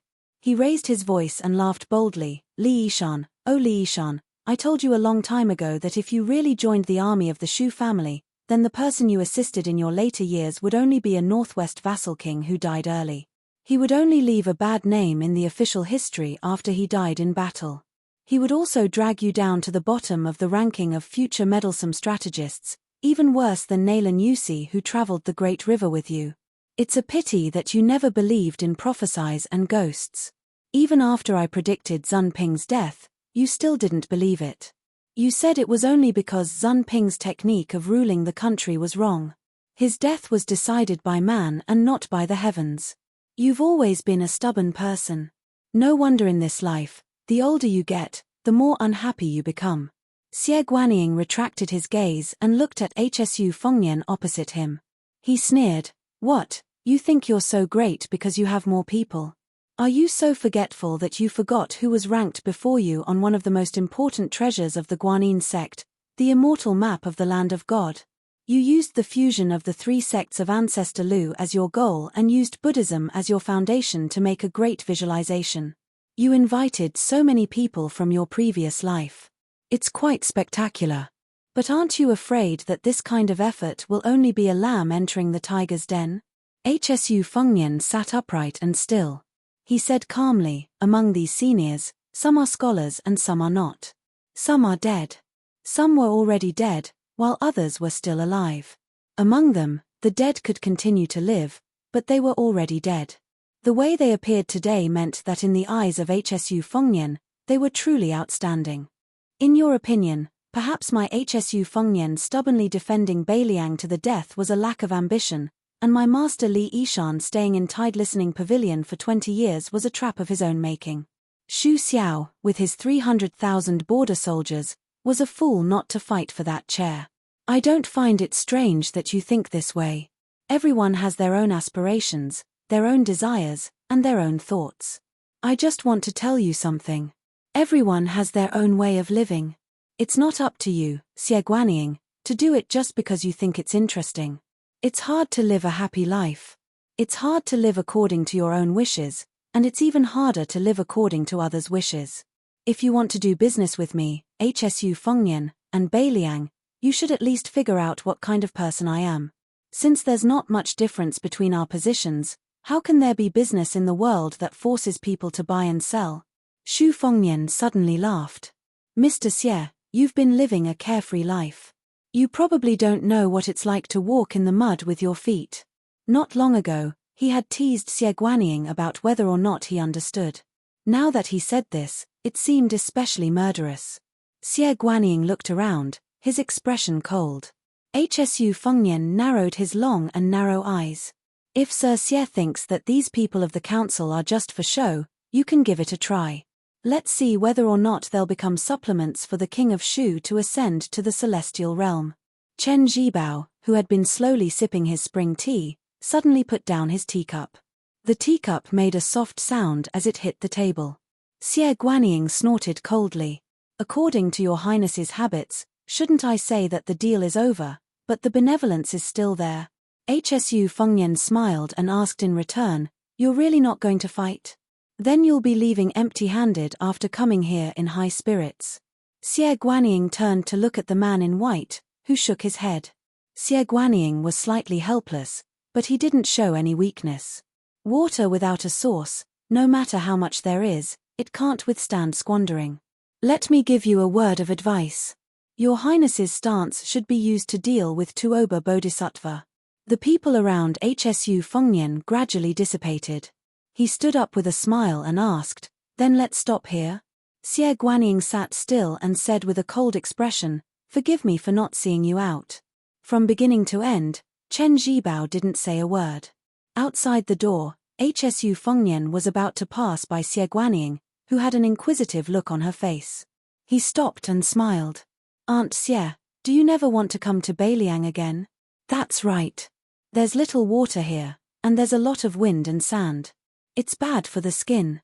You weren't on the Rouge rankings in the first place. If another young woman stole the title of the #1 beauty in Shu, I'll feel guilty." Xie Guanying sneered. "The great king of Beiliang is fussing with a woman like me. How magnanimous of you." Hsu Fengnian smiled warmly and said, "It's my fault. Finally, to tell you the truth, Aunt Xie's tea brewing skills are truly unique in the world. It's such a big technical job that I can't reward you." Xie Guanying wasn't sure if this bastard was speaking from the bottom of his heart or if there was a knife hidden in his smile. However, deep in her heart, there was still a trace of self-satisfaction that she didn't want to admit. The five of them mounted their horses and left. Tan Taiping looked calmly at the pale Hsu Fengnian and glanced at Huyen Daguan. She frowned and said, "Why do you have to show off your courage? Xie Guanying is much stronger than me in terms of combat ability and realm. If we really fight, your technique is more of a competition of realms. It's the strongest technique that Xie Guanying can't be more familiar with." Hsu Fengnian waved his hand and interrupted Tan Taiping's words. He smiled and said, "I'll just treat it as a warm-up so that I won't be flustered the next time I face Tuoba Bodhisattva.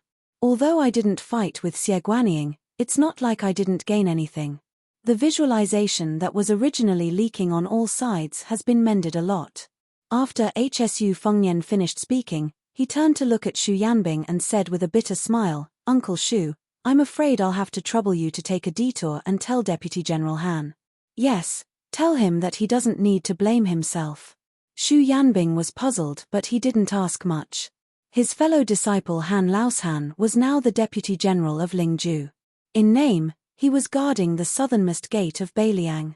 In reality, everyone knew that Han Laoshan's most important duty was to keep an eye on the movements of Western Shu. This was to prevent the Shu army from adding insult to injury when the battle at Liangmang was in full swing. The five of them had already parted ways before they left the city. They went in 3 different directions. Hsu Fengnian and Tan Taiping went north to enter Liangju. Xu Yanbing went south to pass on a message to Han Laoshan. Huyen Daguan and Tiemu Dai could roam around Lingju. The 2 of them didn't have much to do with Beiliang. Hsu Fengnian didn't have the face to order them around. After Hsu Fengnian and Tan Taiping rode out of the city, he lamented, "Let's not talk about combat power.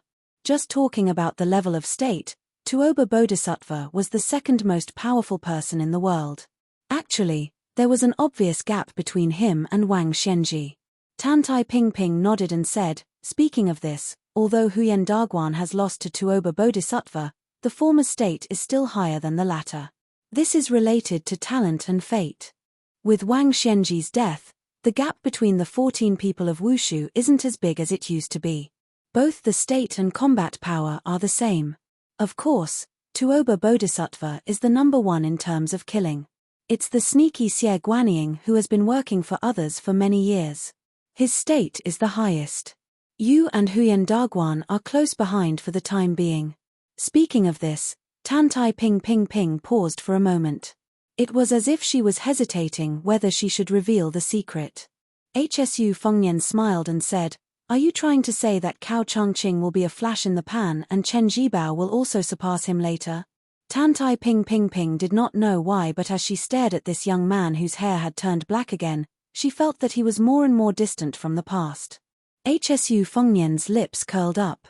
He did not hold the reins and habitually kept his hands in his sleeves. He looked into the distance. Don't look at me with such a pitiful gaze. That Xie Guanyin has been looking at me for a long time. Tan Tai Ping Ping Ping blurted out, if you really find it annoying, then beat up Xie Guanyin first. Hsu Fengnian did not know whether to laugh or cry. A woman was a woman. She was like a fairy. She could also be rude and unreasonable. Tan Tai Ping Ping Ping laughed. She should have realized that she was being unreasonable. Hsu Fengnian galloped more than 30 miles outside the city. He dismounted and fed the war horse. During this pause on the way back to Liangju, Tan Tai Ping Ping Ping asked, why did you let Xu Yanbing tell Han Laoshan not to blame himself? Did the Lingju army make a mistake? With a complicated expression, Xu Fengnian said, I only had this guess after seeing him and Xie Guanyin. If I'm not wrong, the 10,000 soldiers on the surface of Shu have not left Shu, but secretly, I'm afraid there are more than 10,000 people who have already left Western Shu.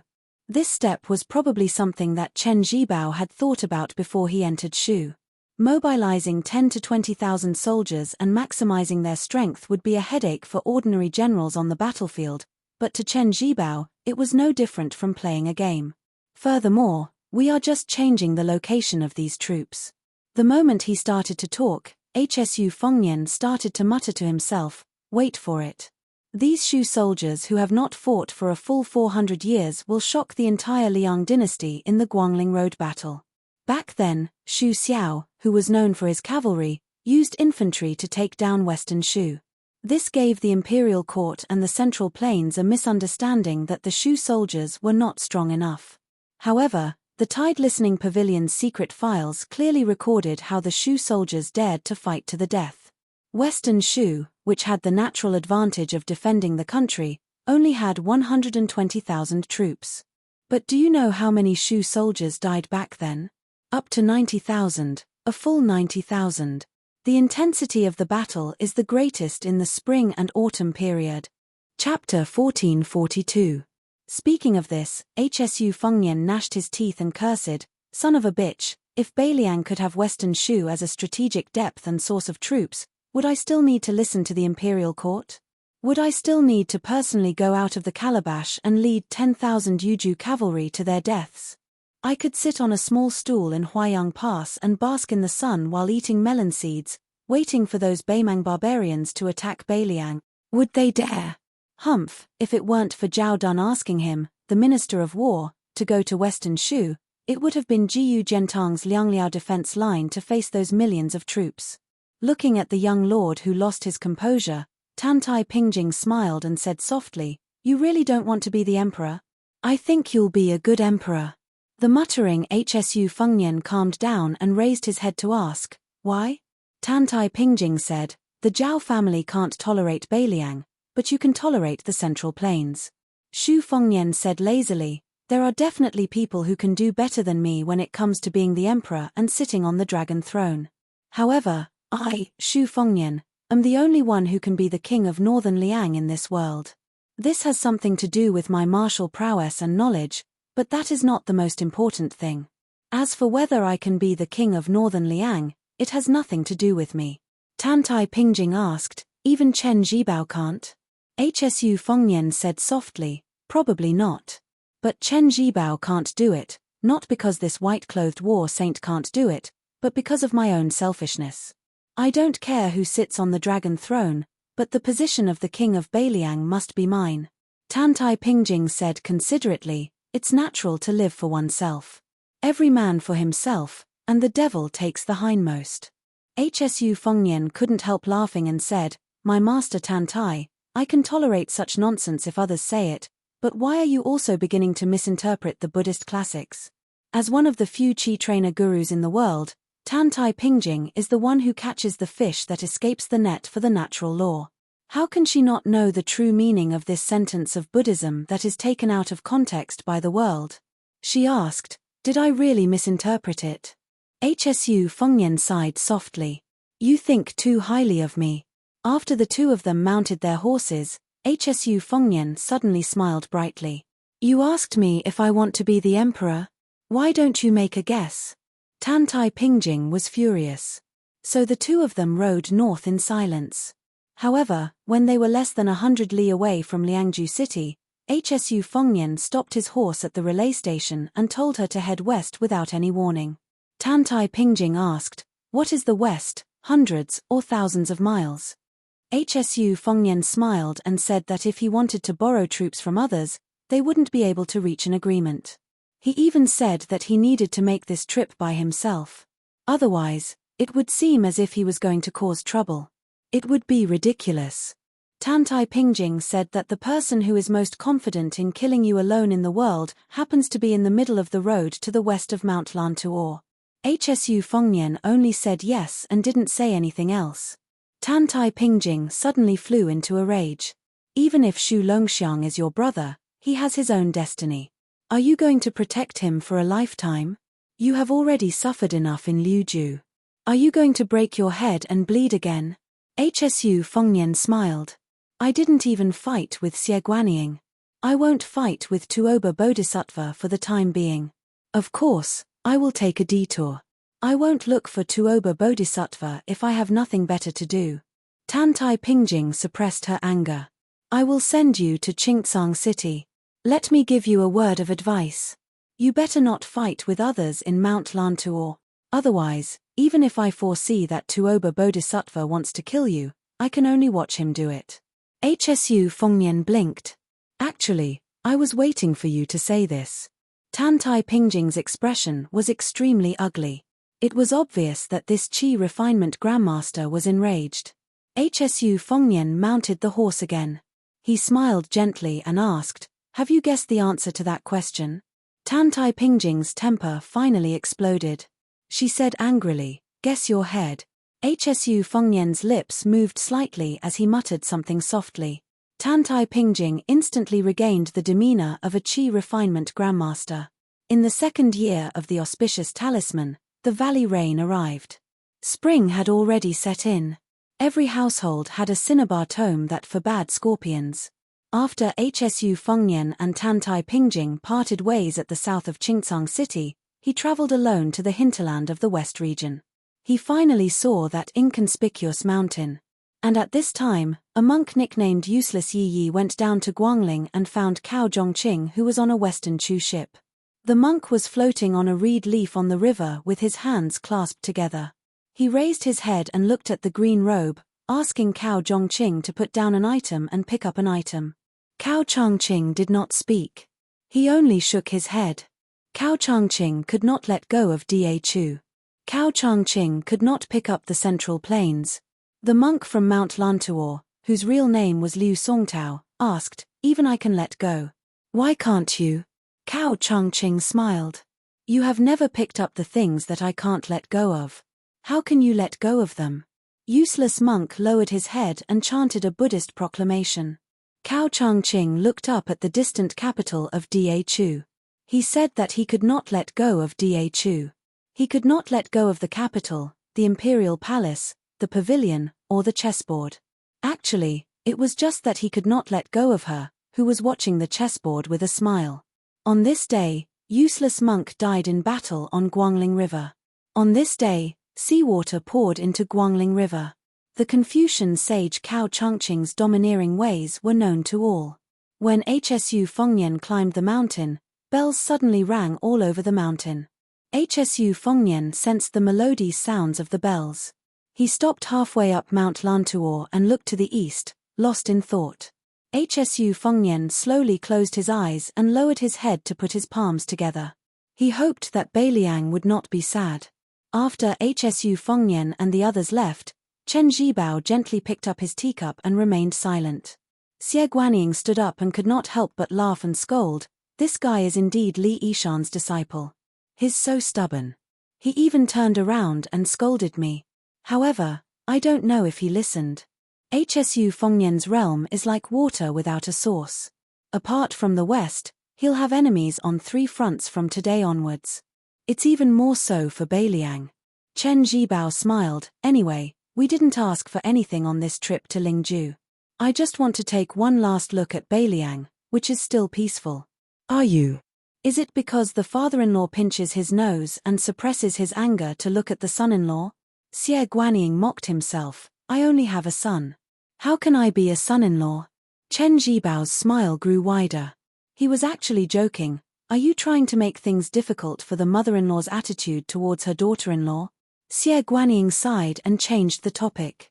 He said gloomily, if the situation gives me half a year, just half a year, then you. Chen Jibao shook his head. Don't talk about half a year on the battlefield.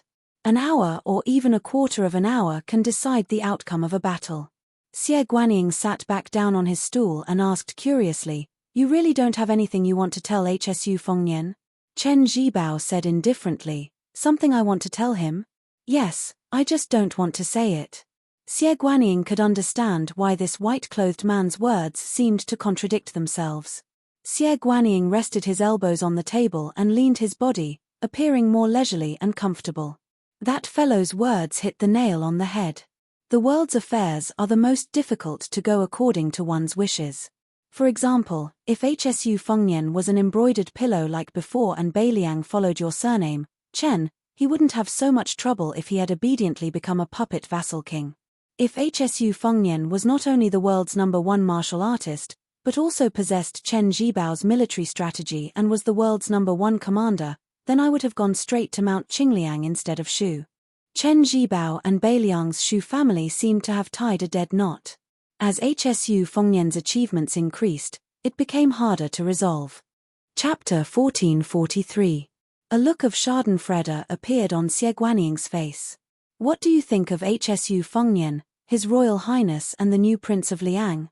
Xie Guanying thought he would never get an answer after asking this question, but Chen Jibao answered without hesitation, I might have been jealous when he was still a child. But when he became the king of Beiliang, I didn't feel much anymore. Xie Guanying was surprised. Jealous? You're a master of military strategy who defeated Yi Baikue. You could have become a prince of a different surname in your 20s. Why would you be jealous of a crown prince of a vassal state who had no choice but to hide his dirty writing and ruin his reputation? Chen Jibao smiled. Hsu Fengnian was right about one thing. There are some small things that you don't understand, Sir Xie. Xie Guanying fell into deep thought. Huang Sanjia prided himself on being flawless in his calculations. Later on, he went to calculate people's hearts to pass the time. In the end, he miscalculated that young ranger who used a wooden sword in the capital. Chen Jibao stood up slowly. When I was young, there was a man and a woman who had an argument. Xie Guanying was truly curious this time. It wasn't hard to guess the identity of the man and woman. Only the king of Beiliang, Xu Xiao, and princess consort Wu Su could keep the war sage in mind for so many years. But the content of the argument was something he couldn't guess. The corners of Chen Jibao's mouth curled up into a smile, but he didn't try to hide it. That man said that we men should wear armor and ride horses to kill enemies. Even if we get off the horse, we should still wear the black armor to look handsome and powerful. The woman said that wearing simple and elegant white robes would make one look better and more scholarly. Later on, when I came to Beiliang, other than the initial battle caused by Zhao Dun, I didn't fight many major battles when I became the Beiliang Protector General. There were only intermittent small battles. Most of the time, I spent reading books in that residence where I could see yellow sand as soon as I opened the door. My father died early, but at least I have some impression of him. My mother died even earlier, so my memory is very vague. That's why I've always treated that man as my foster father, but I've always treated that woman as my mother. Then, Chen Jibao stopped smiling. As long as Godfather is alive, I won't touch Hsu Fengnian. But if he died in Liang River Lake or Beimang Grassland, I wouldn't care. My adoptive father believed in this original intention, but many people didn't. Even Yarrow Jian and Yi Shi didn't believe it. So, they found Beimang's killer, Shui Songguan, behind my back and paid for his death. Huang Sanjiao had the prophecy that the dragon and python would be beheaded by Yi.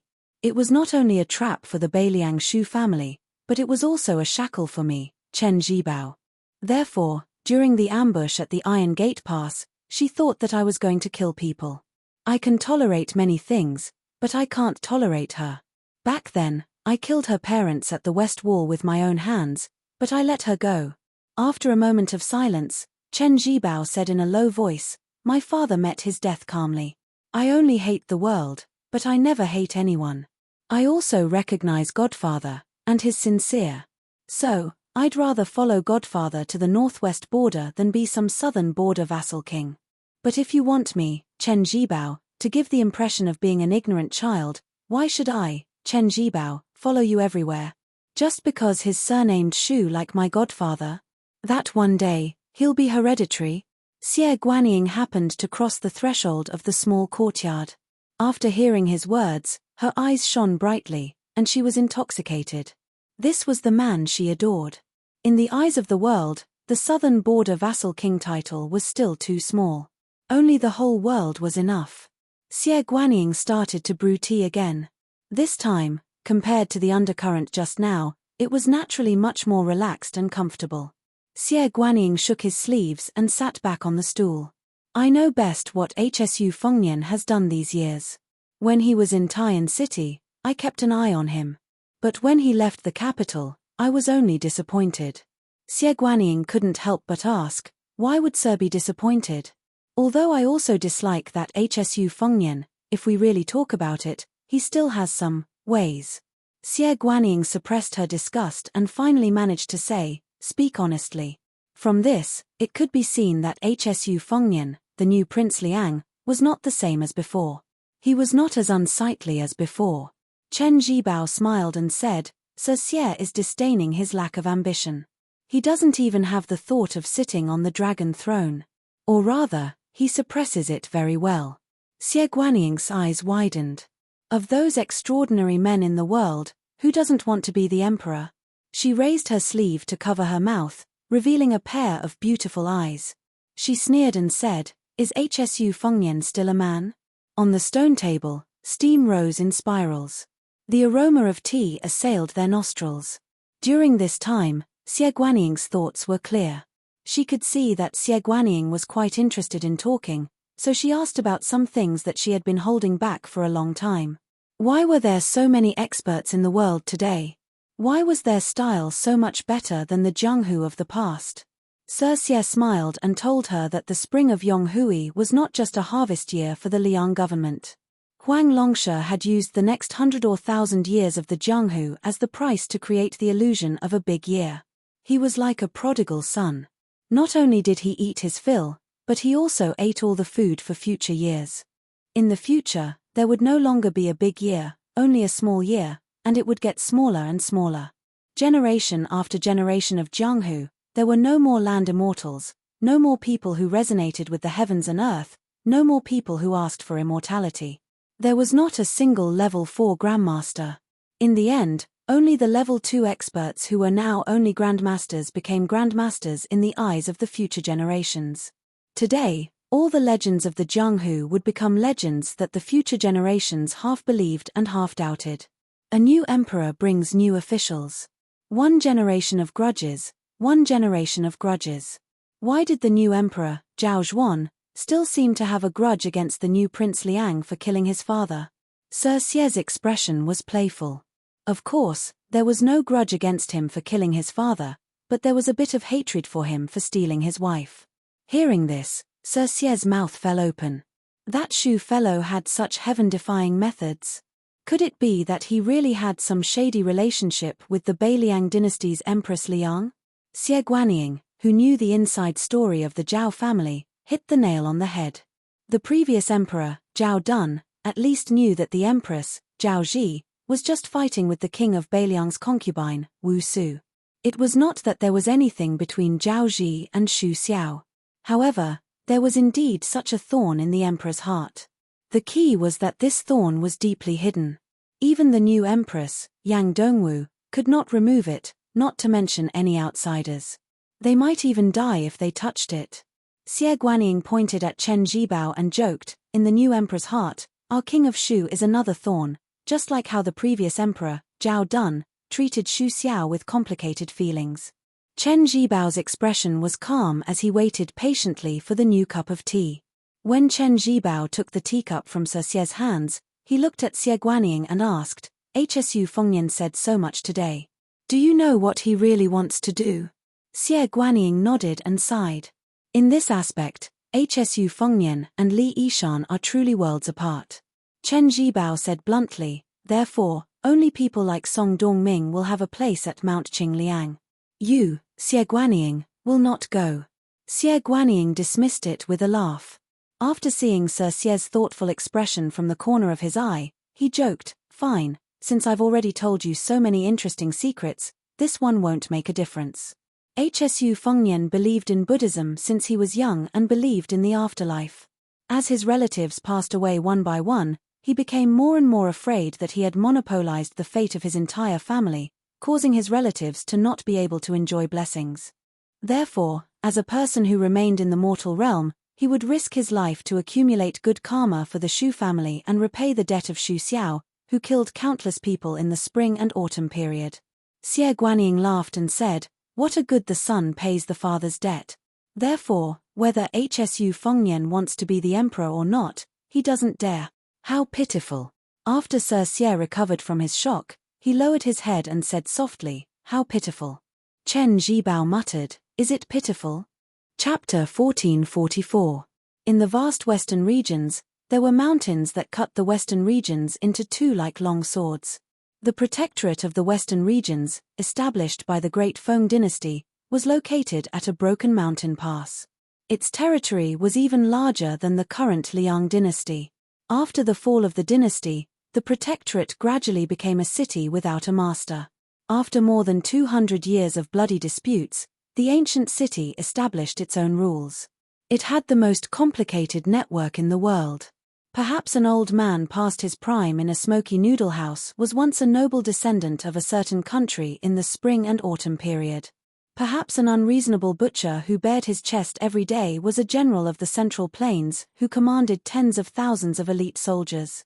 Perhaps a white-haired old woman who could bargain with a vendor for an hour when she finally got what she wanted and turned around to play with her hair would lead people to guess that when she was young, the old woman must have been a lady of a noble family who had been raised in a lush and beautiful place. In addition to these survivors who had been forgotten along with the spring and autumn period, there were more outlaws in the city. Everyone was doing all kinds of shady things. There were horse gang who came to the border all year round to get drunk in their leisure time. There were killers who killed people like Flax. There were people who were nominally merchants but were actually spies of a certain force. There were people who died almost every day in the throat of the western region, but they all followed the rules.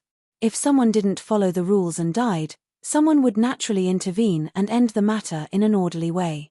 In a carriage that was temporarily hired to drive to the city, the coachman was a middle-aged man with a sallow face and thin body, but his eyes were sharp. He was talking about the city's rules with spittle flying everywhere. Sitting beside him was a young man who was not commonly seen in the western regions. His elegant green robe was not uncommon in the city, but the appearance of a young man was rare. In the eyes of the native man, this guest was like a character in a storyteller he had heard of in his early years. A scholar who went to the capital to take the imperial exam, stayed in an ancient temple, and then met a fox spirit who turned into a human. In the dusk, the man looked up at the vague outline of the huge city, and then he couldn't help but look at the foreign employer who was not generous with money from the corner of his eyes, feeling a little regretful. In the town they were going to, though most of the people lived and died according to the rules had to be made, and it was unfortunate that they had come across this little group of people, whose observance of the rules depended on their mood. Some people would become rich overnight because of this. After being chosen by the big shots in the city, they would rise to the top in a single bound in the largest city of the western regions, which was home to more than 100,000 people. There were also some people who were never heard from again because of this. A few years ago, the coachman had taken a group of 4 people into the city, 3 men and 1 woman, armed with sabers and swords. They looked quite skilled, but before they could rest, they were blocked by the cavalry from the inner city. It was really a fierce battle. The 4 people were indeed skilled. They directly jumped out of the carriage and onto the roof. The rain of arrows that was like a splash of water didn't hurt them at all. The coachman didn't dare to look and abandoned the carriage, almost crawling away. Later, he learned that the 4 people had been hanged at the east gate of the city. It was said that they were heroes from the Central Plains who came to seek revenge. Unexpectedly, the family of the enemy had become an influential family in the inner city, and only 40 or 50 people were killed in the city. In fact, there were several such tragedies every year. In the final analysis, that city was open to everyone, but not everyone could leave. However, the coachman didn't dare to say this, for fear of scaring the young employer beside him. Of course, he was even more afraid that his commission would fly away like a cooked duck.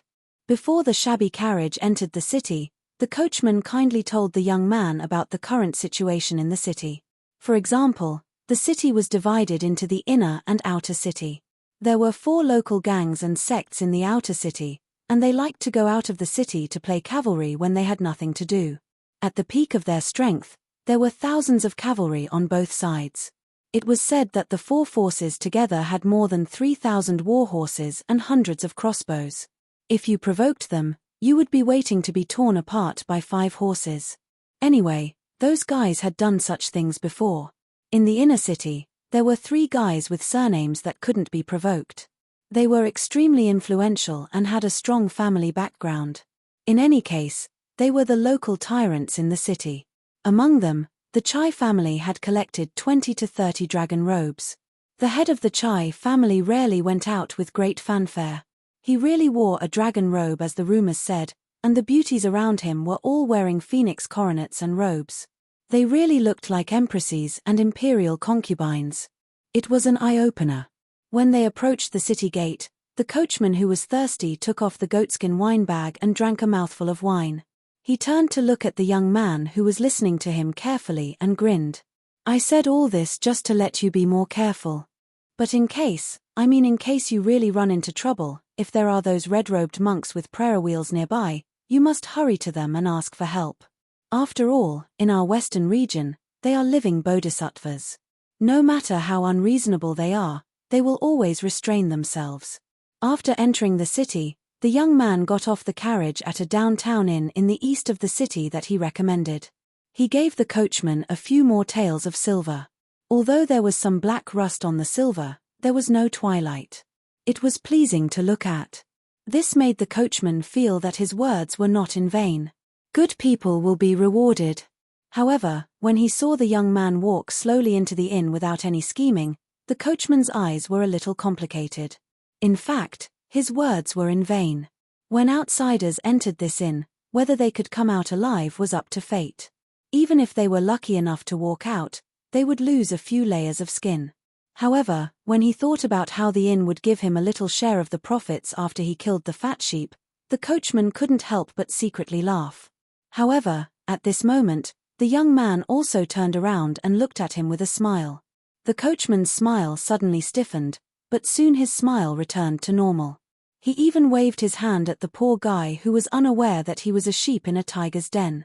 When the coachman cheerfully swung his whip and left, he probably didn't know that if this city was a local snake entrenched in the territory of the western regions and was feared, then he had personally delivered a great serpent with the power to easily swallow the snake. The person who hired the carriage to enter the city was Hsu Fengnian, who had not received a clear answer from Mount Lantuor. There were more than 300,000 monks in the western regions, both on the books and not on the books. There were 40 to 50,000 monk soldiers affiliated with Mount Lantuor.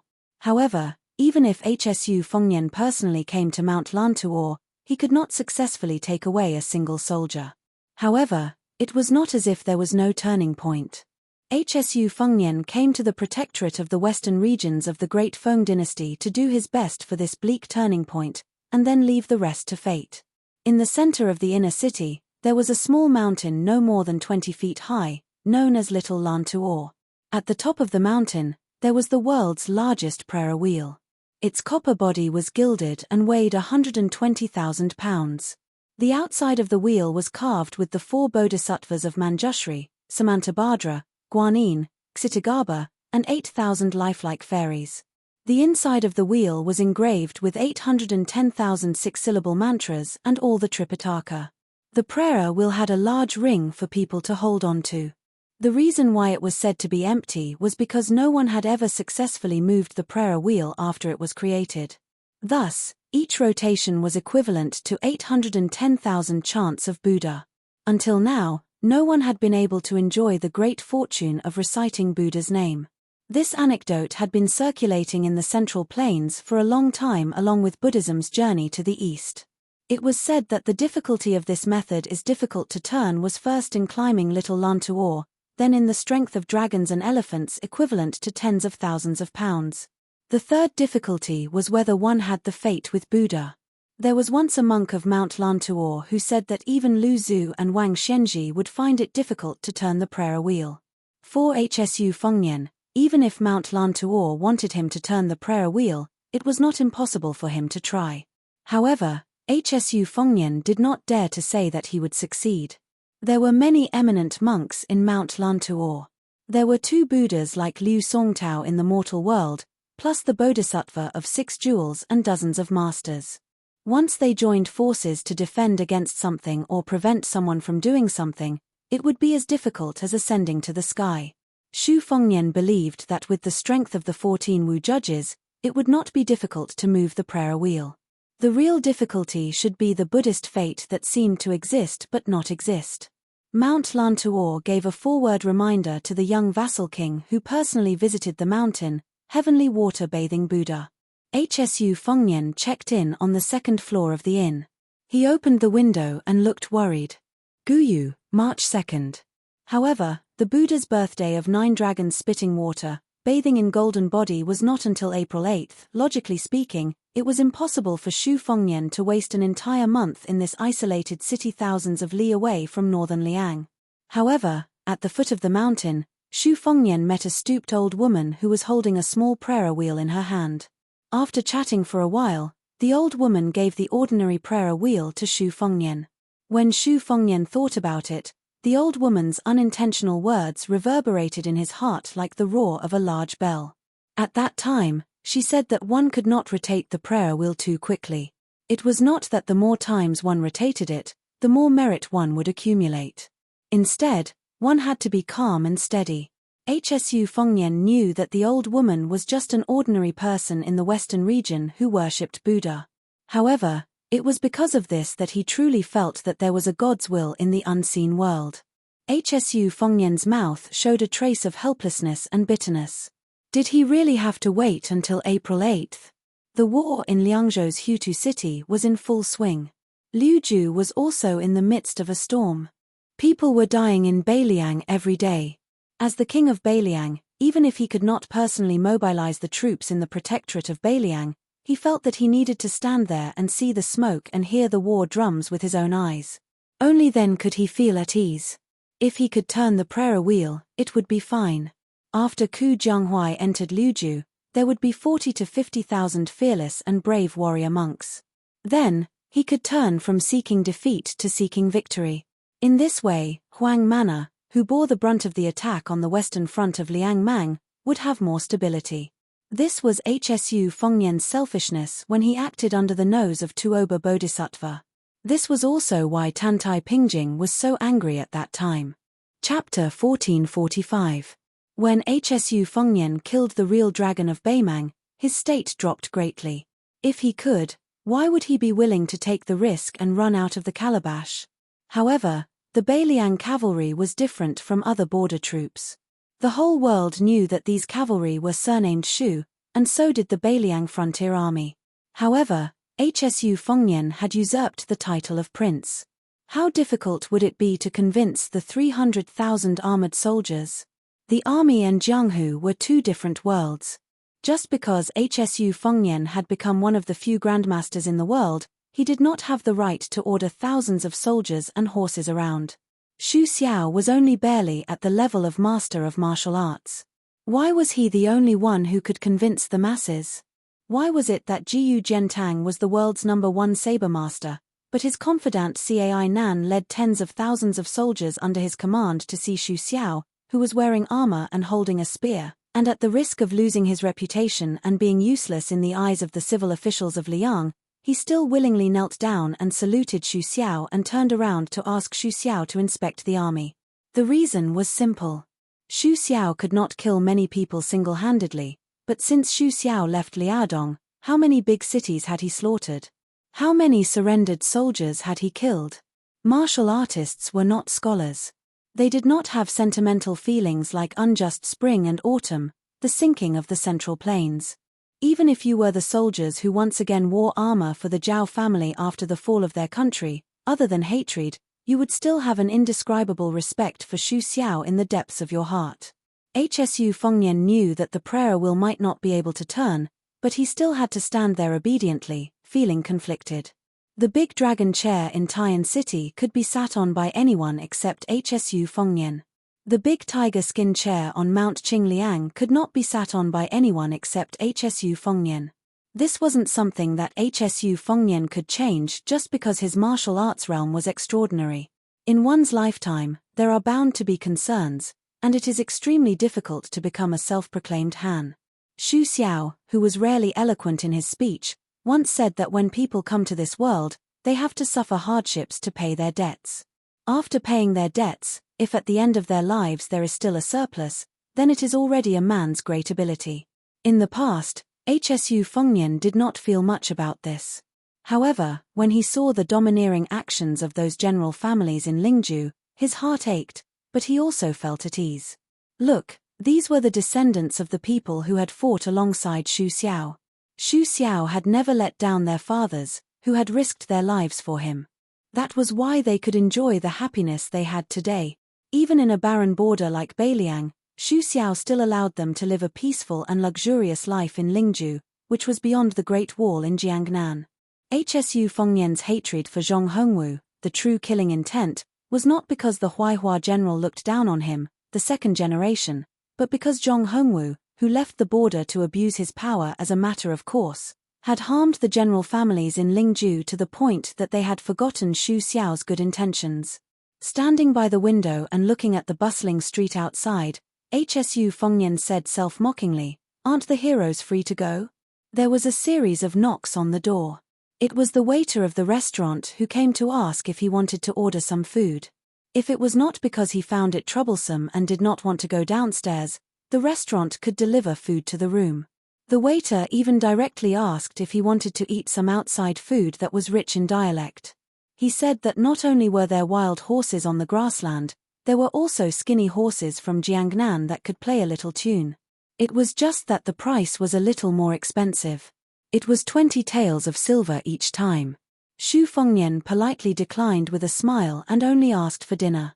When the waiter saw that Xu Fengnian did not look fat, he rolled his eyes on the spot and left resentfully. He complained that the coachman, who had not yet left the city to wait for good news, had poor eyesight. How many copper coins could he get from finding such a lean two-legged sheep? After that, Hsu Fengnian ate the food that was laced with knockout powder. The waiter who came to bring back the food box and chopsticks dawdled for a long time, but did not wait for Hsu Fengnian to hit his head on the table. He knew that he had encountered a difficult person. This was not a rare thing in this kind of unscrupulous restaurant that had been open for many years. Since soft methods did not work, then they would use hard methods. The restaurant had one or two treasures whose hands were stained with blood. If they really met a capable person who could not be persuaded by soft or hard methods, then they would admit defeat. Men who were able to take root in the western regions were particularly forthright in this kind of matter. They were able to put down their pride. If someone stepped on the ground, they would also be able to pick it up. Soon, a burly middle-aged man with a scar on his face pushed open the door and entered. 4 or 5 waiters who liked to join in the fun gathered at the corner of the corridor. They were either acting as the banker or placing bets on how long the handsome lad could last. One of them, who was a gambling addict, seemed to have lost many times. This time, he gambled big and used all his money to bet that the young lad would be safe and sound. The banker was the waiter who had delivered the food to the room earlier. He accepted the 3 or 4 taels of silver with a smile on his face and could not close his mouth. Unexpectedly, before the money had even warmed up, he had to give back 7 or 8 taels of silver. It was actually from a restaurant that was slightly famous in the outer city. Master Lu had just entered when he walked out. The restaurant waiter who was acting as the banker immediately tugged at his sleeve and asked bitterly, "Master Lu, could it be that you have taken a fancy to that handsome lad's appearance, so you went easy on him? This humble one will have to work hard for half a year for nothing."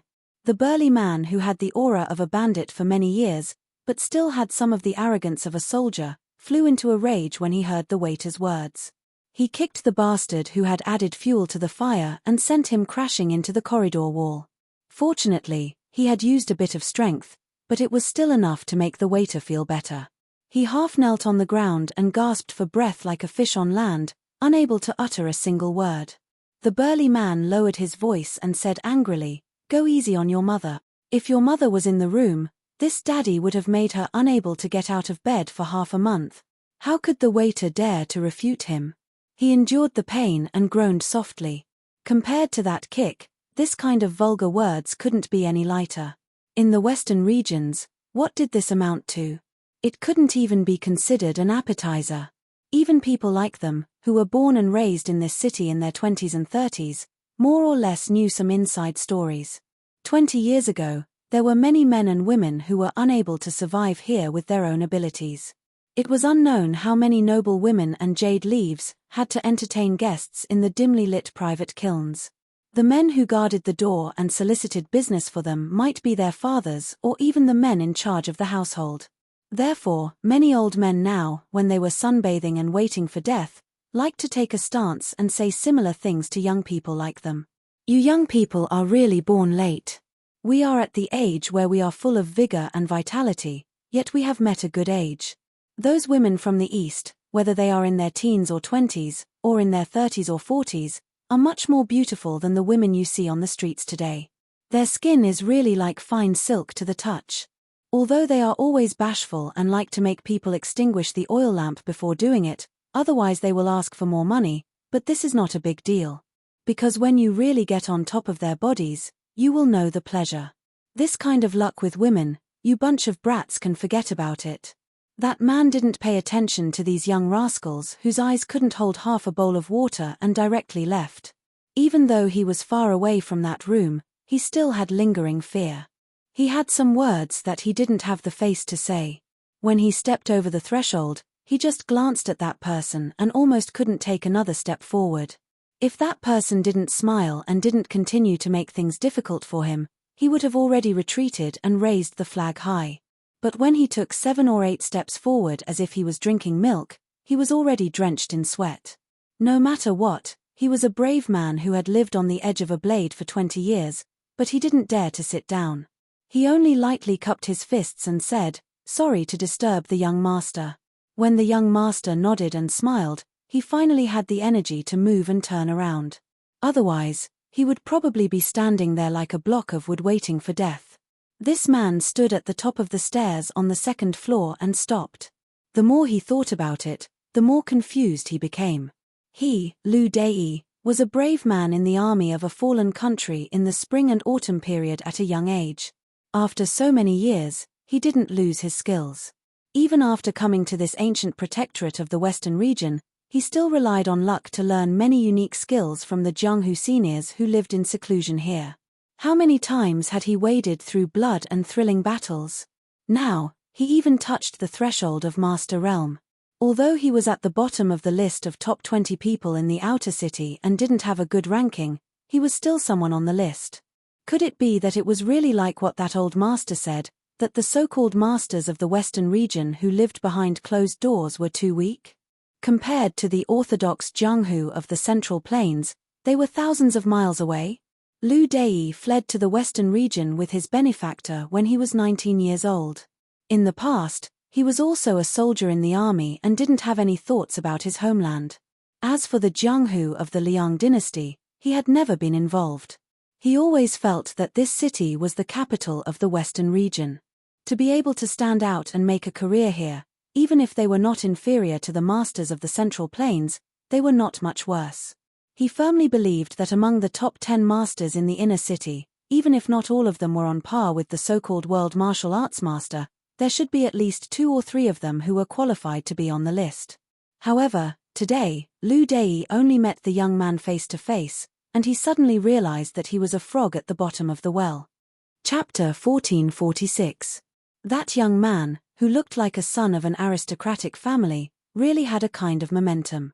His master, who was always serious, would only tell him about this mysterious realm with narrowed eyes when he was in the mood to drink some wine. He also said that a fight between masters was similar to the 4 ways of looking, listening, questioning, and feeling the pulse of a master doctor. Watching the rise and fall of a master's momentum was only the first step, and listening to the master's words was the second step. The next step was to report each other's names and backgrounds to determine whether they were going to fight to the death. Finally, they would not fight unless it was absolutely necessary. At that time, it would most likely be a miserable ending of life and death. Liu Dei did not take it seriously at first. After staying in the western regions for a long time, he was used to drawing his sword at the slightest disagreement. He was used to assassinations, interceptions, and fights where money could not be escaped. Why would he care about what sect or sect you were from? As long as someone's path to money was blocked, even if you were a king, you would have to suffer a blow. Men and women who made a living in the western regions, where no one cared about anything, did not care about life and death. Since they did not even care about life and death, why would they care whether you were a dragon crossing the river or a son of a rich family? If Liu Dei did not cherish the hard-earned martial arts realm and finally had the hope of becoming a grandmaster, he would have recruited dozens of heroes to block the door after today's setback. If he still suffered losses, he would have called the masters on the ranking list in the outer city. If the outer city could not do it, after all, there were the top bodhisattvas in the inner city who cultivated their chi all year round. The Western regions had long understood that the Western regions belonged to the people of the Western regions. Putting internal strife aside, if outsiders wanted to defecate here, no matter how powerful they were in the Central Plains or in Beimang, they would have to pay obediently. Over the past 20 years, Liu Dei had seen a lot of people who had caused a lot of trouble to this big city, and he had even skinned their skin and pulled out their tendons. Just the number of people who died in the hands of him and his brothers were very difficult to deal with. Some died on the belly of a woman, and some were first injured by a knife in a child's sleeve, and then died in a fight with hundreds of people. Liu Dei thought for a moment, and finally suppressed the killing intent that rose in his heart. He waved his hand and called for a trustworthy waiter, and asked the kid to inform the manager of the restaurant that the young man in the B&E rooms could not be touched. The 16 or 17-year-old boy who had already killed people rarely saw Master Lu's gloomy face. He did not dare to act rashly and hurriedly ran to pass on the military intelligence, not forgetting to glance back at Master Lu's stalwart back as he walked down the stairs. In the boy's heart, a man who seemed to be sitting among a pile of bones, drinking wine and enjoying beautiful women was the most indomitable hero in the Western regions. Other things aside, when Master Lu went to the high-class brothels to drink wine with prostitutes, the seductive women who usually did not even look them in the eye would always give a big discount when they received money from Master Lu. Even if they slept with Master Lu for free, they would not complain. It was said that they would often lie lazily on the bed and say, "Master Lu, come again." This was not a wild guess. Once, he was lucky enough to be taken by Master Lu to broaden his horizons. Although he sat outside the elder sister's room for an entire night and did not even dare to touch the small hand of the servant girl who was waiting outside the corridor with him, when Master Lu opened the door at dawn, he heard with his own ears that the elder sister used a tone that could make one's bones melt as she lazily said, "Master Lu, come again." Since then, the boy had been thinking about how to be half as capable as Master Lu in this lifetime before he was willing to close his eyes and die. With more than 100,000 people densely packed together, it would be a big city even in the Central Plains, let alone in the vast western regions that was even more desolate than Beiliang. You can't compare it to Grand Peace City, can you? After Hsu Fengnian finished his meal, night fell. He leaned on the windowsill and looked at the night view of the city filled with lights. There was no curfew in this city, and all the wealthy families in the western regions were gathered here. It had a natural quality of being free and unfettered. Naturally, Beiliang would not ignore such an important border area. Ever since his master, Li Yishan, was born, he was not satisfied with being restrained in the 3 provinces of Beiliang. According to the plan at that time, not only the thousands of ambushing soldiers in Mount Qingcheng, but also the western regions, including the refugees in Liuzhou, and even western Shu and Nanjiao, should have become the strategic depth after the smoke of war rose everywhere. In this way, the Beiliang cavalry's unrivaled field battle strength could be fully displayed. Western Shu would provide the infantry, Nanjiao would provide the soldiers, and the western regions, together with the 3 provinces of Beiliang, would become the strategic depth for the Shu family's iron cavalry to gallop. This was the best strategic concept. This was also Hsu Fengnian's master, Li Yishan, truly full of brilliance. Unfortunately, even though Hsu Fengnian had successfully intercepted and killed Prince Zhao Kai and that sick tiger at the Battle of Iron Gate Pass, the imperial court was still one step ahead. In the end, Hsu Fengnian was still unable to help his master fulfill his long-cherished wish. However, Hsu Fengnian could not be discouraged, nor could he break a broken jar. Therefore, he had Cao Wei's special army that secretly infiltrated the western regions. For this reason, he had paid the price of almost all the 10,000 Yuju cavalry being killed at the Battle of Calabash. In contrast, Hsu Fengnian had Liu Wenbao, the down-and-out scholar whom he had first met on the Spring God Lake and then accepted from the Mawei courier station in the capital, lurk in this city. He had even given him the identity of a second-class room owner in Fushirei society, who was responsible for the coordination between Beiliang and Cao Wei's cavalry. For the time being, Hsu Fengnian did not want to meet Liu Wenbao, who had sneaked into the inner city but had not yet gained a firm foothold. Things were different now. According to Fushirei society, Hsu Fengnian's portrait had been placed on many desks all over the world. Hsu Fengnian smiled and touched his face. The news from Xiangfan City was not good. Xu Xiu, the girl who had left Mount Qingliang, should have turned her act into reality. She had shown signs of opposing Beiliang on the matter of Lu Shu. However, she did not dare to openly offend Beiliang. According to the rules, she had to deal with Fushirei society every half a month. She was respectful and cautious. The sky was high and the emperor was far away. People's hearts were like ripples in the water.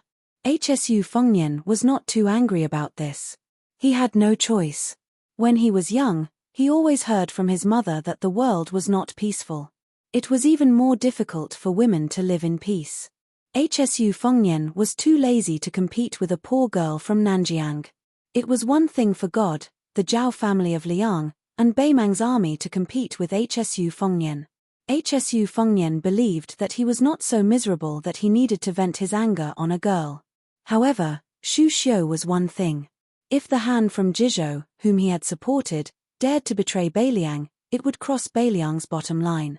It would be the same as the horse gang leader Song Jiao'er who secretly contacted Beimang's typing order and Chun Jabo.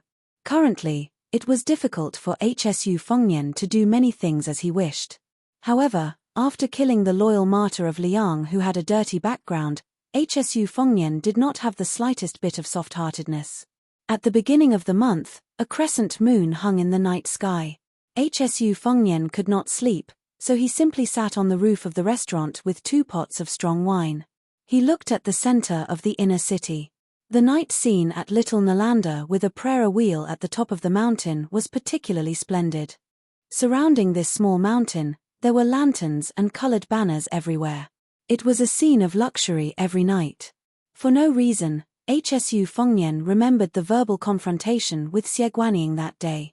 This scholar, who was ranked first in the Land Dynasty immortal painting, was not someone who only knew how to speak big words. Xie Guanying's words had indeed poked Hsu Fengnian's heart.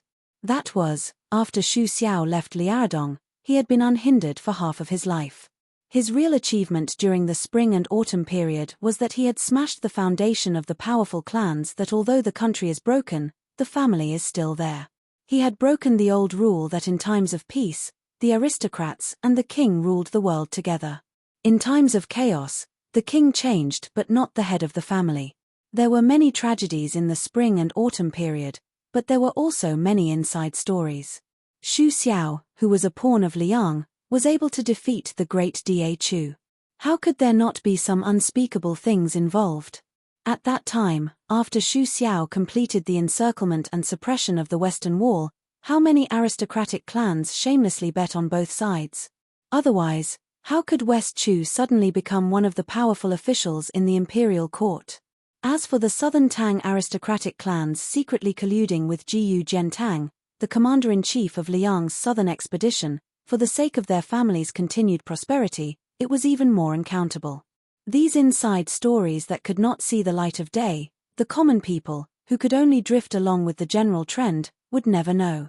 Perhaps only hundreds or thousands of years later would this dusty past be brought up by the historians of later generations in the vast literature. The history books of the previous dynasty were always the servant girls and maids of the new dynasty, who could apply rouge and splash dirty water at will. If nothing unexpected happened, Hsu Fengnian would certainly belong to the latter fate. Hsu Fengnian did not care, nor did he care, whether the history books written in black and red in the history books thousands of years later would go down in infamy or go down in history. It was just like when he told the old stonecutter in the paradise of Lanyu not long ago that he would do his best. Hsu Fengnian was no longer the incarnation of Zhenwu Great Emperor, nor was he the reincarnation of the great Qin dynasty's emperor. He was just Xu Xiao's son. The historians of the Central Plains could scold Hsu Fengnian for being arrogant but incompetent, losing the entrance to the Central Plains in the northwest, but they could not let the history books in just a few decades begin to scold the Shu family of Beiliang, who originated from Liaodong, as slaves of two surnames.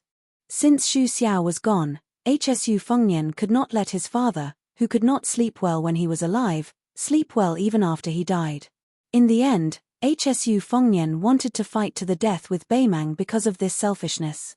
He wanted to leave a good reputation for Xu Xiao in the history books and accumulate good karma for his parents, eldest sister, second sister, and Huang Manor. Hsu Fengnian took a sip of wine, raised his sleeve to wipe the corner of his mouth, but did not put it down. He smiled softly and said, "Xu Xiao, as a father, you never ask for anything from your children, nor do you think that we have to have great achievements. But I'm a son who has never been filial. In the past, I only cared about going against you. I was so stingy that I only called you father a few times, for fear that my mother would be wronged if I called you father. In the future, you don't have to worry about it. Of course, you can't do anything about it. In the future, when people remember you, Xu Xiao, and read about our Shu family, some people will not follow the trend and sincerely say that the Shu family of Liaodong, like a tiger roaring for 100 years, will not fall down even in death." Chapter 1447. A pair of black-clothed masked people with vaguely visible figures were lying on the roof tiles on the other side. They poked their heads out to look at the figure and whispered. One of them took off his headscarf and reached out to fan his sweaty cheeks. He stuck out his tongue and complained with a frown, "Sister, is there something wrong with that guy's head? He's been sitting there in a daze for almost 4 hours. What if he ruins our plan? Should I go and kick him off the roof?" The other head that covered his face shook his head and didn't say anything. "Sister, that wine smells good. There's still half a pot left. I'm really hungry." After the person who spoke received a glare in return, he felt a bit aggrieved. He lowered his voice and muttered, "That old pervert surnamed Dong in the inner city is really a great spy that the northern Mang has placed here. Grandpa Song and old Master Huang are risking their lives to lure him here. There are already quite a few top-notch experts in charge of the assassination. We are actually just putting on a show. Don't tell me that we really have to go into battle. Old Dong is one of the top 3 masters in the inner city.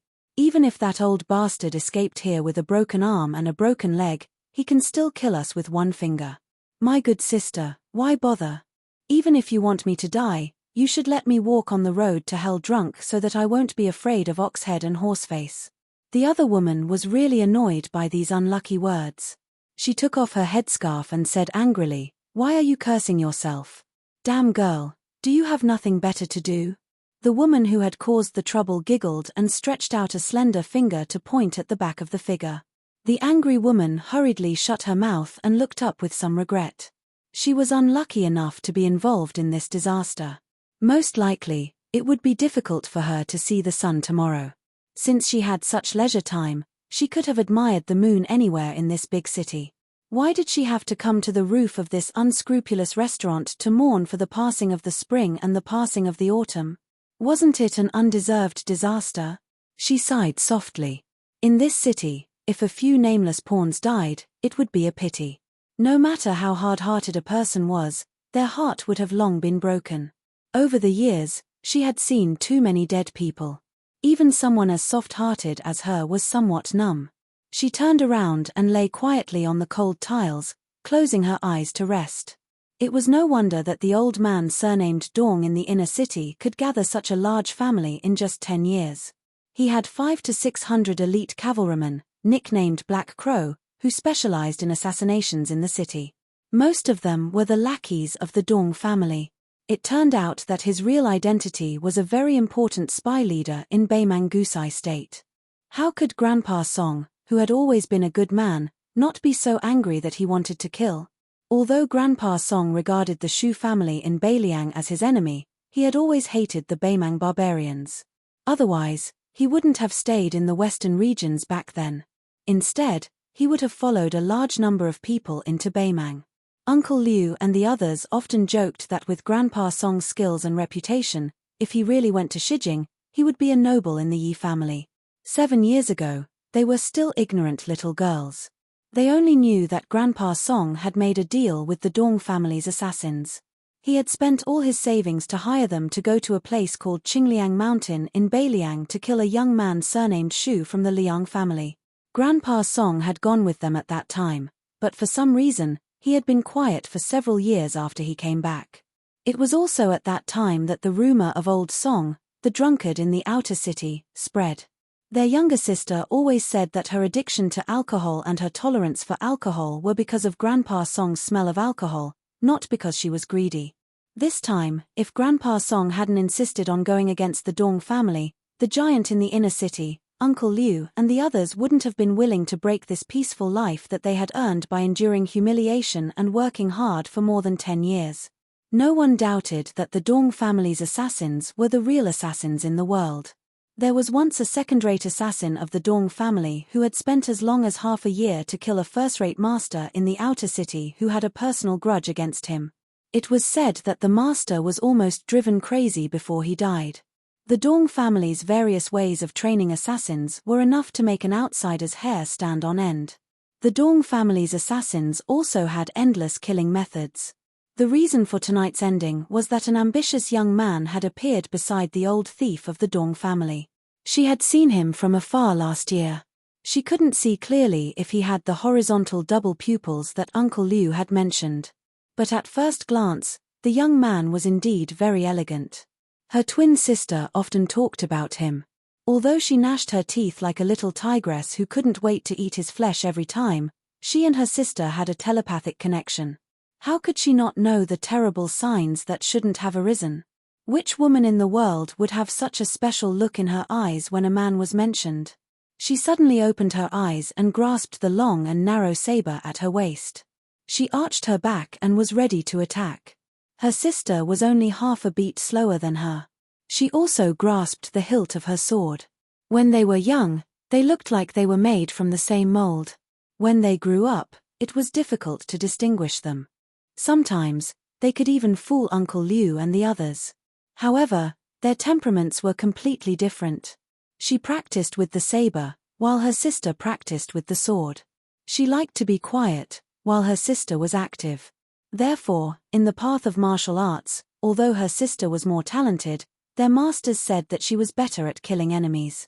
Grandpa Song, who was ranked 6th on the master list in the outer city, and Master Huang, who was ranked 12th on the master list, both said that they were now close to becoming third-grade martial artists. In the future, they would have a chance to become second-grade master. In this city, there was no such thing as third-grade, second-grade, master, or great master. Ever since the sisters could remember, they had only regarded this city as a novel encouragement from the elders. She suddenly widened her eyes and almost shed tears. Then, a tall figure with sleeves as big as birds' wings moved like lightning. He swept across the roofs with an unstoppable momentum. He paused not far away and knocked down an elder that they were extremely familiar with from the roofs with one move.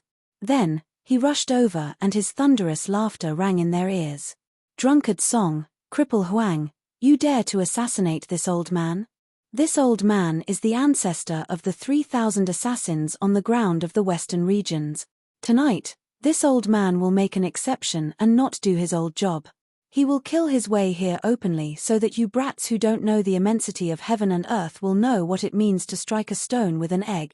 By the way, Where is the little girl who is known as the twin jade annulus of the western regions hiding? Hurry up and show yourself so that I can teach you that you are still vigorous despite your age. What enemy? After experiencing this old man's meticulous training of women, I will make you call this old man husband on your own within a month. As the hoarse voice resounded through the night sky, they could clearly hear the tremors of the street caused by the hooves of the armored cavalry.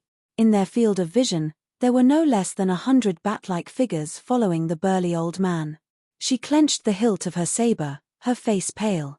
Didn't Grandpa Song say that tonight's assassination would definitely not alarm the Dong family's assassins and cavalry? Moreover, the inner and outer cities had always minded their own business. The Dong family had clearly crossed the line and broken the rules by mobilizing all of their forces. Weren't they afraid that the intertwined forces in the inner and outer cities would unite and attack them tomorrow? The Dong family, which was a colossus in the outer city, was not even as powerful as the king of Hell Sima and the god of fortune Li, let alone monopolizing the inner city.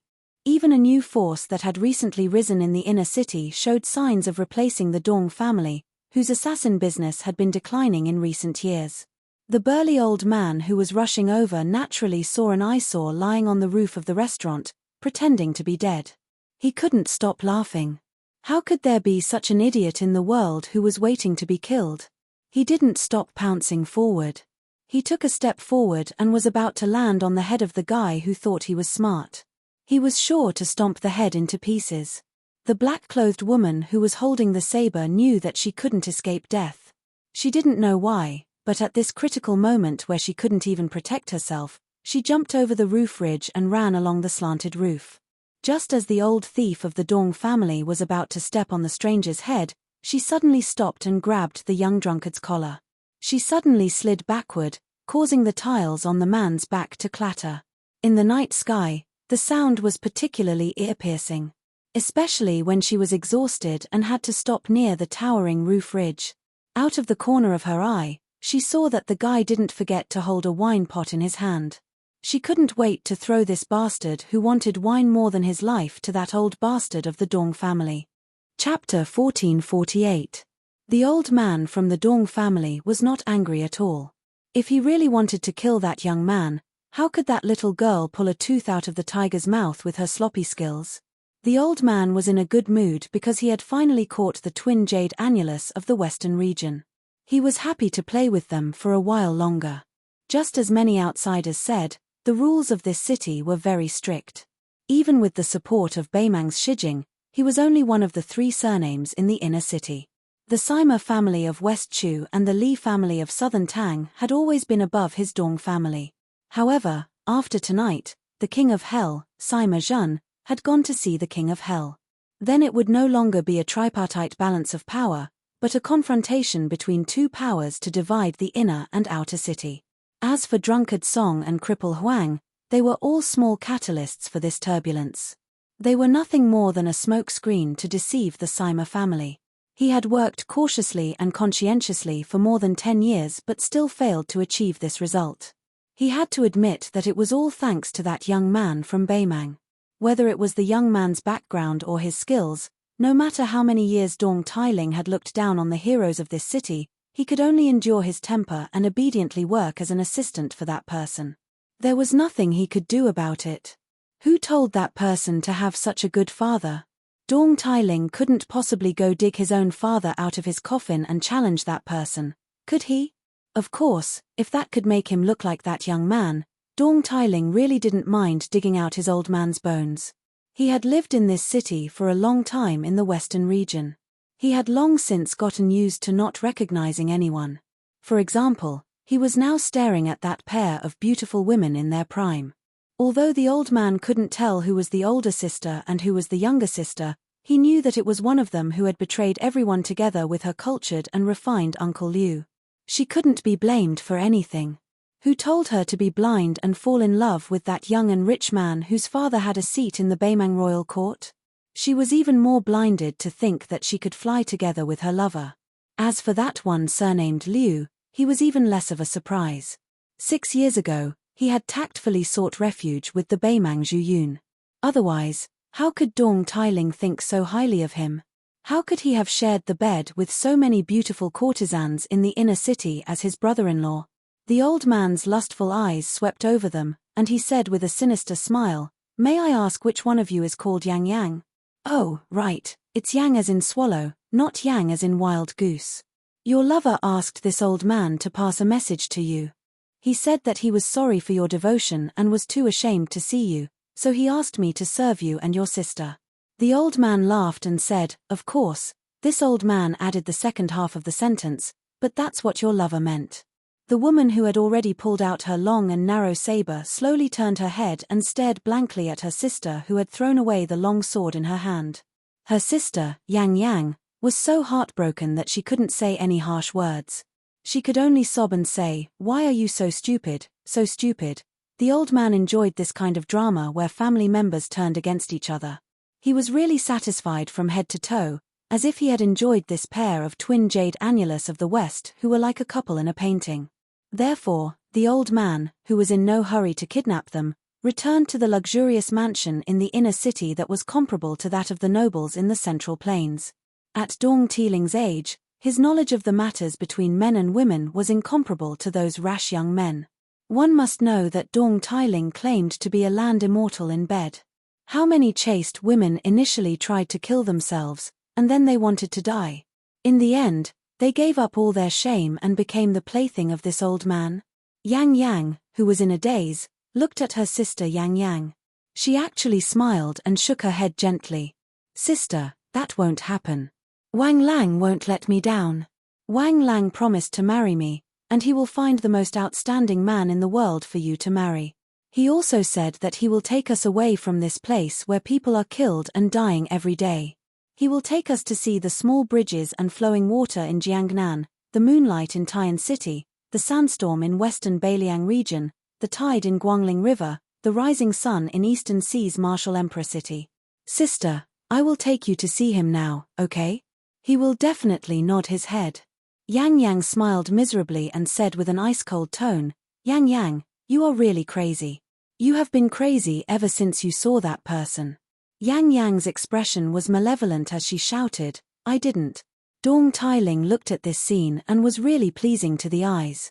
He extended his thumb and wiped the corner of his mouth. He squinted his eyes and smiled. "Yang Yang or Yang Yang, don't be anxious. I, Dong Teeling, have plenty of ways to make you happy. The two of you don't have to seek death like this. When the time comes, you will know that there is such a beautiful thing in the world that even the immortals in the heavens would be envious of. You are not even 20 years old yet. This old man likes the new, but he doesn't dislike the old. Ordinary men don't know the taste of a 40-year-old woman, but this old man is willing to endure it. At the very least, you will have more than 20 years of good fortune." At this moment, when one side was extremely happy and the other side was extremely miserable, an extremely untimely and pleasant voice sounded. "You are Dong Teeling? Then do you know that there is a woman called Shenyuan Qingfeng in the Central Plains who will come to the western regions to torture and kill you one day?" Dong Teeling was stunned for a moment. Although the old man who was an ancestor of killers in the western regions had been secretly paying attention to this young drunkard, after carefully sizing him up and probing his qi, he concluded that this person was just a nobody without the strength to truss a chicken. Otherwise, how could this person be a level 1 expert at such a young age? The majestic city of the western regions under his feet had a long history of more than 200 years after losing the name of the protectorate of the western regions. Not to mention the people who passed by and the monks of Mount Lantuor, the number of martial arts great masters who lived here all year round could be counted with 2 hands. Now, they were even rarer. Only Li Caishan, who was extremely rich in the inner city, was secretly hiding one. According to his speculation, this person should be Zhao Go of Liang, who was plotting something big in the western regions and didn't hesitate to conceal his identity. If it weren't for this person adding fuel to the fire, the Li family wouldn't have violated the rules and chosen to stand by and watch, allowing the young man from Beimang to help the Dong family deal with the Sima family. Dong Teeling was not a remnant of the Central Plains who closed their doors and pretended to be deaf and mute because of their own reasons, nor was he an ignorant person who had never left the western regions in his life. Dong Teeling had naturally heard of the woman in purple who was in the limelight on Lake Liang. As for why the young man in front of him brought up the real expert, Dong Tailing took it as a childish trick to use the tiger's skin as a banner to scare him, the devil of the western regions who killed people like scything flax. The old man was very patient with the twin jade annulus of the western regions, but the old man who wasn't interested in men had no patience with the handsome drunkard who was about to die. With a strong killing intent, he sneered and said, "What? Are you familiar with the chief of the Wulin Alliance of the Central Plains? Brat, this old man will say it right here. If you are Shenyuan Qingfeng's lover, this old man will make you the most honored guest of the Dong family in the inner city." At this point, the old man's smile didn't fade. Suddenly, he roared, "Unfortunately, you're not." Dong Tailing was the third strongest expert in the inner city and was an invincible existence in the eyes of the people of the western regions. Under his angry roar, the old man's sleeves fluttered, and his qi leaked out madly. It wouldn't be an exaggeration to say that ordinary people would be torn apart on the spot under his roar. For example, the sisters Yang Yang and Yang Yang were so intimidated that they staggered and their qi and blood surged. The younger sister, who had already lost her soul, was bleeding from her 7 orifices and looked extremely dismal. Yang Yang was slightly better. As if she was facing a great enemy, she had already guarded her mind and was still determined to fight to the death. However, she wasn't having a good time either. She almost couldn't hold the hilt of her sword. Only that young man who popped out of nowhere was still sitting in the seat that Yang Yang had pulled over, as if nothing had happened. Dong Tailing was indeed the winner who had stood among piles of corpses countless times. Without any hesitation, he charged forward as fast as lightning. Yang Yang grabbed the drunkard's collar again, thinking that she should at least throw him off the roof first. As for whether he would break his legs or be surrounded by the Dong family's assassins, she thought that it would be better than watching him get smashed in the head by old crook Dong. However, what happened next was beyond her imagination. She wasn't able to throw that guy off the restaurant, and Dong Tailing, who was revered by the entire city like an invincible god, ran away after pretending to charge forward, disappearing without a trace in an instant. Did he just run away for no reason? Yang Yang's eyes widened as she looked around. After confirming that Dong Tailing had really disappeared, she still couldn't believe it, just like how her younger sister Yang Yang couldn't believe that her lover would betray her. Although Yang Yang had only seen the sparring between Grandpa Song and Teacher Huang, she had never seen the sparring between real masters. Even if they didn't fight for 800 rounds, they wouldn't be like old thief Dong, who would just bluff and run away, right? Hsu Fengnian, who had been watching with folded arms, stood up with a wine pot in his hand. He looked at his dazed sister and asked, "That lover of yours who made you pledge your life to him, other than his surname being Wang, do you know what his name is?" Yang Yang laughed as if she had lost her mind. "Who do you think you are to know Wang Lang's name?" Hsu Fengnian didn't seem to make any movements, but this beautiful young woman spun in the air and then fell solidly on the street outside the restaurant. She probably fainted completely and didn't make any more movements. Chapter 1449. Hsu Fengnian turned his head to look at Yang Yang, who was holding the hilt of her saber and pointing it at him. His eyes were complicated and filled with emotion. For a moment, he was speechless. He thought of Murong Wuzhu and Murong Tonghuang, who were in a miserable situation. He also thought of the filthy Shishan crown prince, Su Su, and this old man's son, Zhao Dingxiu. Hsu Fengnian sighed and looked at a roof about half a li away from him. Dong Tailing, who could be considered an ambitious and ruthless person in the western regions, knew the severity of the matter, but he was unwilling to let it go. The old fox, who was extremely sensitive to danger, began to give orders to his trusted subordinates. He probably wanted to test the waters with the Dong family's killers on the roof and the Dong family's elite cavalry on the street. If it weren't for Cao Wei's cavalry, Xu Fengnian wouldn't have had much of an impression of this strategic town used by the great Feng Emperor to show off his achievements. He only knew that in the early years, many killers and assassins from Mount Qingliang used this place as a place to rest and catch their breath. As for Shenyuan Qingfeng saying that he wanted to torture and kill the lecherous Dong Tailing, Xu Fengnian really wasn't trying to find something to talk about. Back then, that woman hadn't been with him and Northern Liang on the surface and had indeed inadvertently mentioned this matter. However, at that time, she still had a favor to ask of him, Xu Fengnian, and she hadn't become the Wulin Alliance chief. Perhaps at that time, even she didn't dare to believe that she would one day ascend to the great celestial state. His impression of this big city in the western regions under his feet was truly vivid. After Cao Wei's cavalry quietly went to the western regions, especially Liu Wenbao, who was in dire straits in Shangyin Academy and still did not dare to return to his hometown, entered the city. The Waishui society, which used to stay in the outer city, also began to increase its infiltration. HSU Fengnian learned some things from the spy on his desk. For example, there were a few orphans of the later Sui royal family hidden here. However, compared to Su Su, the only child of Shishan Crown Prince, the three siblings' bloodline was much inferior. Even if the remnants of later Sui wanted to start a rebellion, he probably would not have the face to talk about the three children. Although the western regions was big and Cao Wei's cavalry was not eye-catching, HSU Fengnian and the Waishui society still did not dare to let their guard down. In order to attract the attention of the western regions, HSU Fengnian remotely controlled the western regions to do a series of good shows. First, he let the female bodhisattva, who was dressed in white, return to Mount Lantuor with great fanfare. Then, he let Liu Wenbao stir up trouble in this city. He even spread the word in the western regions that Wang Xianji's disciple was going to be the king here and build another Wushuang city in the desert. One of the Dong family's assassins swept past the nearby eaves and slashed down without any hesitation. HSU Fengnian did not have any intention of shocking everyone here, and he did not want to expose his strength like this. After all, he was going to stay in the city for a long time. Therefore, he started to fight with the assassin. Both sides fought very well. After all, it was not easy for him to kill the assassin with one punch. After all, the other assassins of the Dong family were not second-level master like Dong Tailing. When they saw the hope of killing someone, although their intuition told them that it was not that simple, they still rushed forward.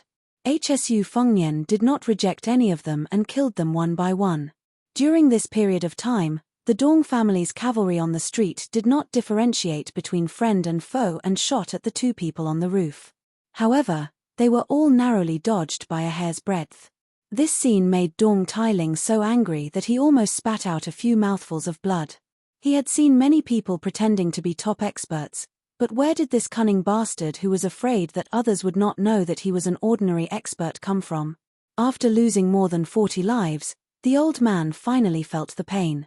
He did not want to add more feet to a snake and ruin the great plan that the young man with the surname Wang had personally set up in the western region. He clenched his teeth and gave an order. The Dong family's men who were invincible in the battle tonight immediately retreated. The moment he turned around and rushed towards the inner city with his back facing the roof, he suddenly felt a chill down his spine. The old man seemed to be able to clearly feel the young drunkard's gaze. Dong Tailing was very sure that even if this person was not a first-level expert of the younger generation in Liyang, his cultivation level was definitely not far off. Just when Dong Tailing thought that he was out of danger, someone beside him walked side by side and said to him in the most authentic Gusai-Ju accent, "Pass a message to the master behind you. If he still wants to play, I, Tai Mudi have learned a few new sword techniques in Beiliang." Dong Tailing did not dare to slow down his pace. Fortunately, he did not see that person's figure in the next moment. Yang Yang only felt a blur in front of her eyes. After blinking her eyes, the young man from the outer city, who she thought was a drunkard, was still standing in front of her without moving an inch. Then she saw that person use his hand to wipe his face. In an instant, his face changed into a slightly stiff and old-fashioned one, like a ghost wearing human skin to travel in the world of the living at night. However, as his finger gently brushed across his face, he quickly looked like a living person. Yang Yang was so scared that she took a few steps back.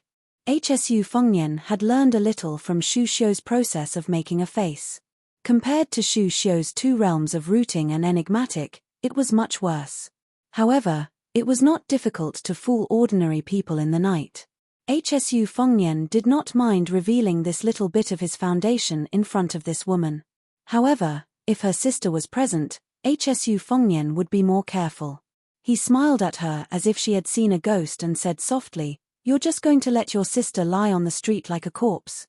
I guess you two don't have a safe place to go for the time being. So, you might as well take her back to the roof before the Dong family sends someone to identify me. Since you've risked your life to save me twice, I'll make sure you and your sister are safe before daybreak.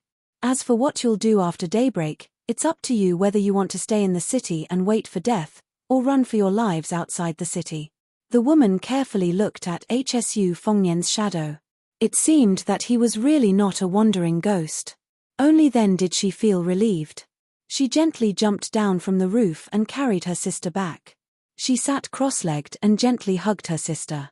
Slowly, she could not help but bite her lips and sob. Her eyes were originally watery, but at this moment, they were even more misty. She not only felt resentment and pain from being betrayed by her close relatives, but also pity and misery for her relatives. Suddenly, she noticed that the strange person was sitting not far away from her, gently sipping his wine. Then, on the street directly facing this restaurant, under the clear moonlight, she saw 7 or 8 extremely valiant squires appear in the distance. They were guarding a young man in brocade clothes and a marten coat like stars surrounding the moon. Yang Yang was furious. She wanted to jump down and kill the devil who caused her sister to fall into the abyss. Compared to the drunkard who changed his face, the person on the street was more like a malicious ghost in human skin. Hsu Fengnian said softly, "Lend me your sword." Without waiting for Yang Yang to answer, her sister's sword flew out of its sheath and into the man's hand. He placed the sword across his knees. The man on the street stopped his horse 200 steps away. He raised his head and asked loudly, "Tai Mu Dui, may I ask what happened to that Mr. LeFou?" Hsu Fengnian did not say anything. He gently grasped the sword hilt. The wind blew across the border town, and the whimpering of the horns sounded. The man snorted coldly, turned his horse around, and left. Hsu Fengnian looked at the gradually disappearing figures. He was somewhat surprised. He did not expect to meet an acquaintance here. This was precisely the extravagant youth from northern Mang who casually gave away a 6-snake wall wandering jade pendant, the young talent of the Go Sword School, Wang Weishue. However, his other identity was even more worth pondering.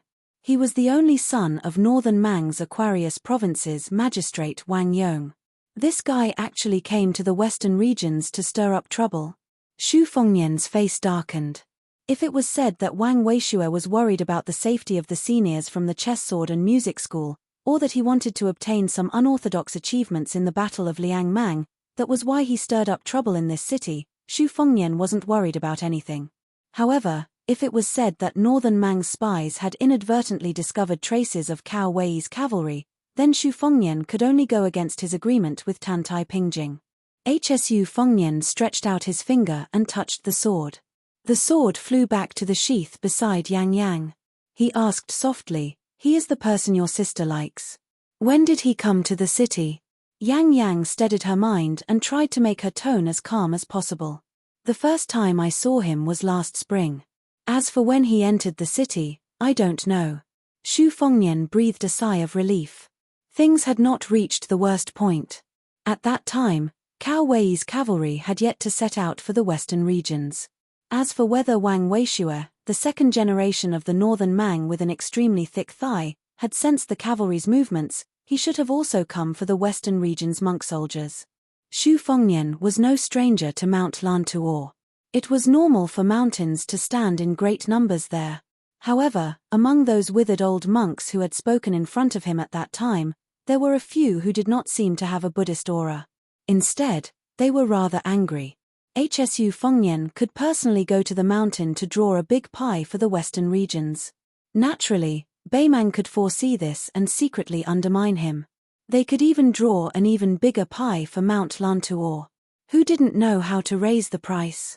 As long as he could make Beiliang suffer, Beimang would probably be happy to let Mount Lantuor wait for the best price. At worst, he could just let this matter drag on. For Beimang, there would be no loss. Otherwise, he could kill Wang Weishue while he was at it and use the excuse of borrowing troops from Mount Lantuor to uproot the Dong family. At worst, he could just follow Tuoba Bodhisattva, who had smelled the fishy smell, and have a 1,000-mile battle in the western regions. Hsu Fengnian closed his eyes and weighed the pros and cons. Yang Yang was silent for a long time. Finally, she asked, "Young master, are you from the Central Plains?" Hsu Fengnian smiled and said, "My ancestral home is Jinju, Liaodong. I am not from the Central Plains." Chapter 1450. Yang Yang was not the kind of woman who was smooth and slick when it came to socializing with people. For a moment, she did not know how to continue the conversation.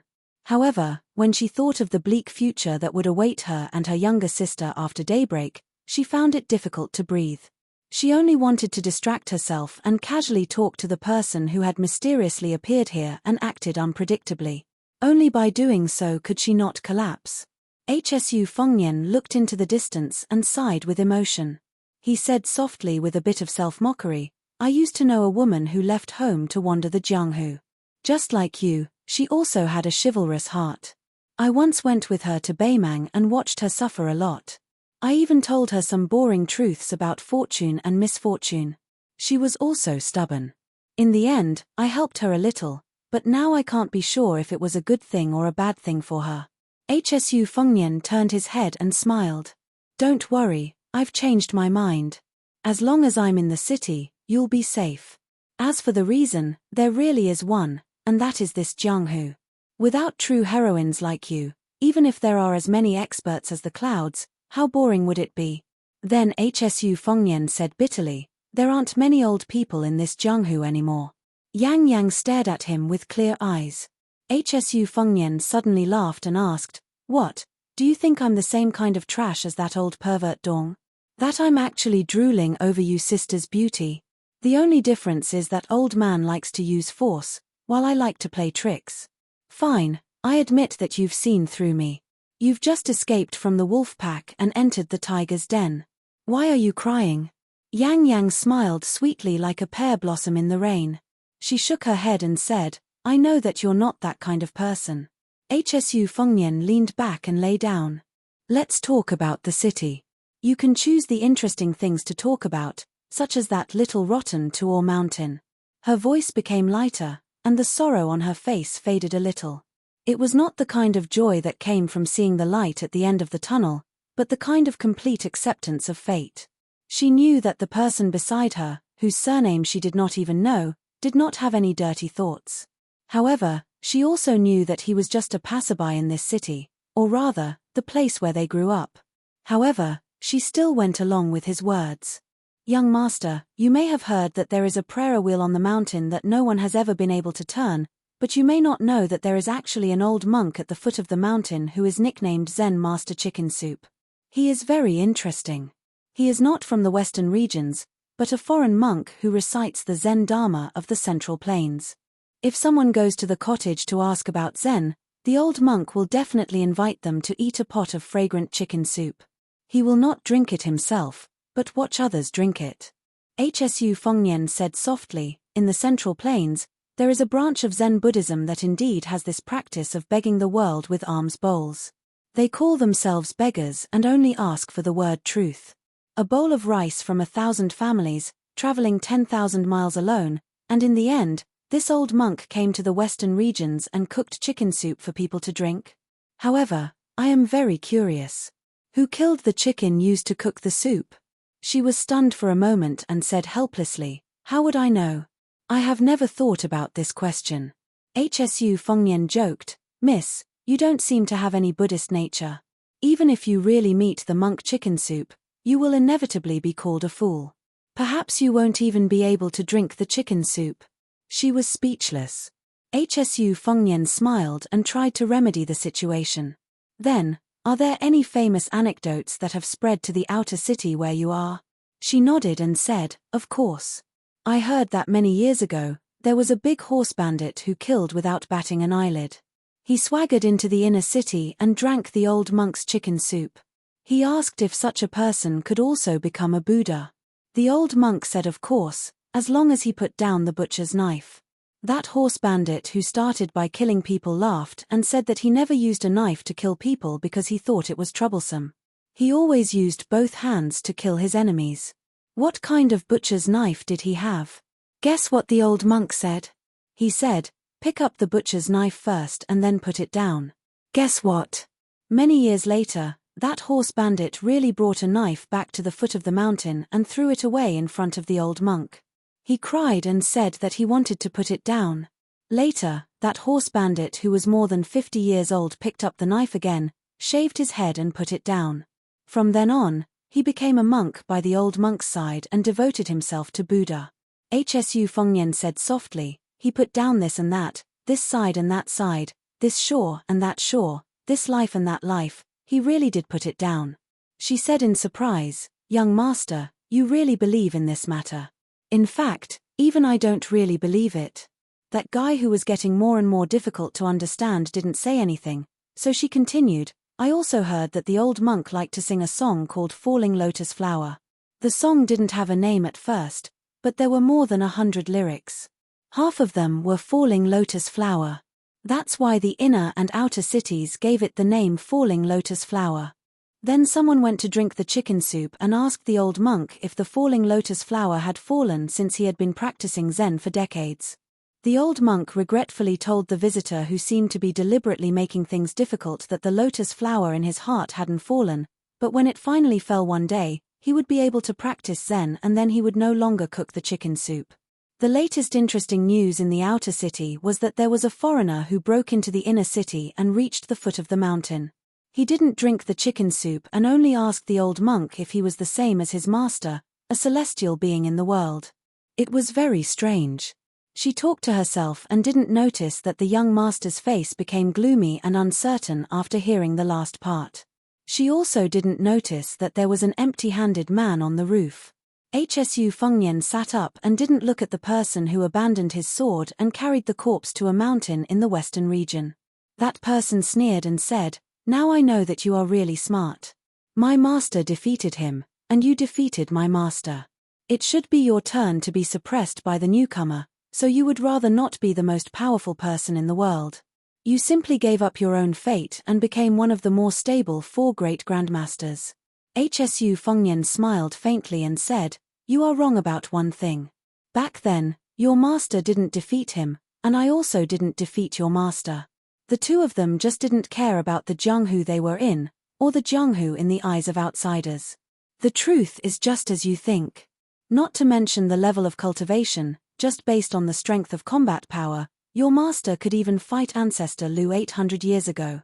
Even if the 9 people of Wu Ping joined forces to fight, your master could still kill whoever he wanted. This is the true ultimate of martial arts.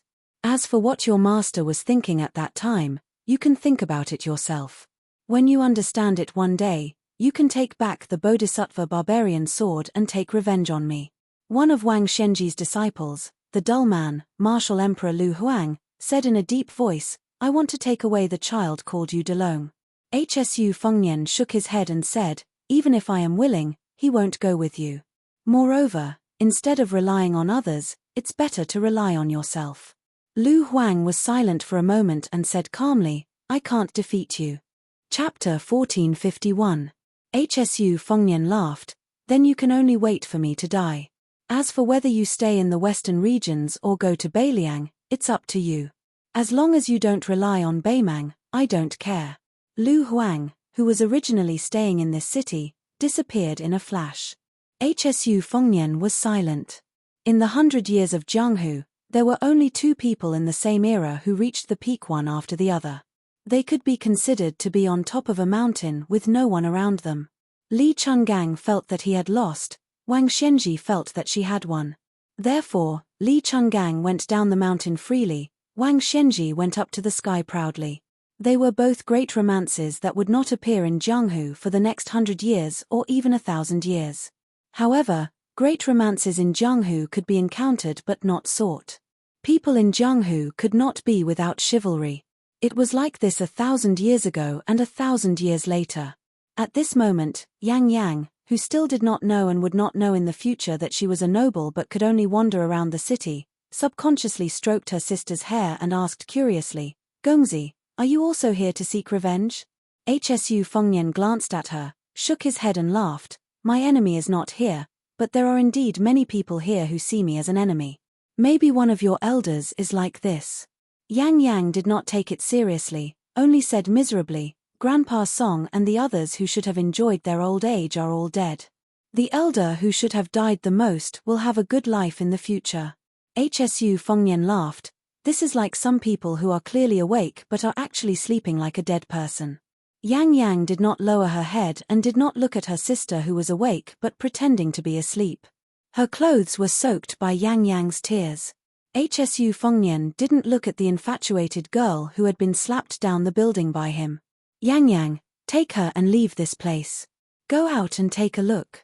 Go around the chaos of Beiliang and go to Shishu to see the Sea of Bamboos. Then, go along the Guangling River to Jiangnan of the Central Plains. Then, go north to Nanjiang. Finally, when the world is no longer at war, you can go to the biggest city in the world. When someone feels that he has really let down those old people, you can come back here and kowtow to their graves. Yang Yang sat there and nodded heavily. Thank you, young master. It's a pity that I can't repay you. Hsu Fengnian looked at her and said with a gentle smile, you can repay me. In the future, if you accidentally become a heroine or fairy that countless Jianghu heroes admire, you can mention that it was a Beiliang barbarian with the surname Shu who persuaded you to enter Jianghu. If you can say one more thing, that guy is much more handsome than all of you, then it will be perfect.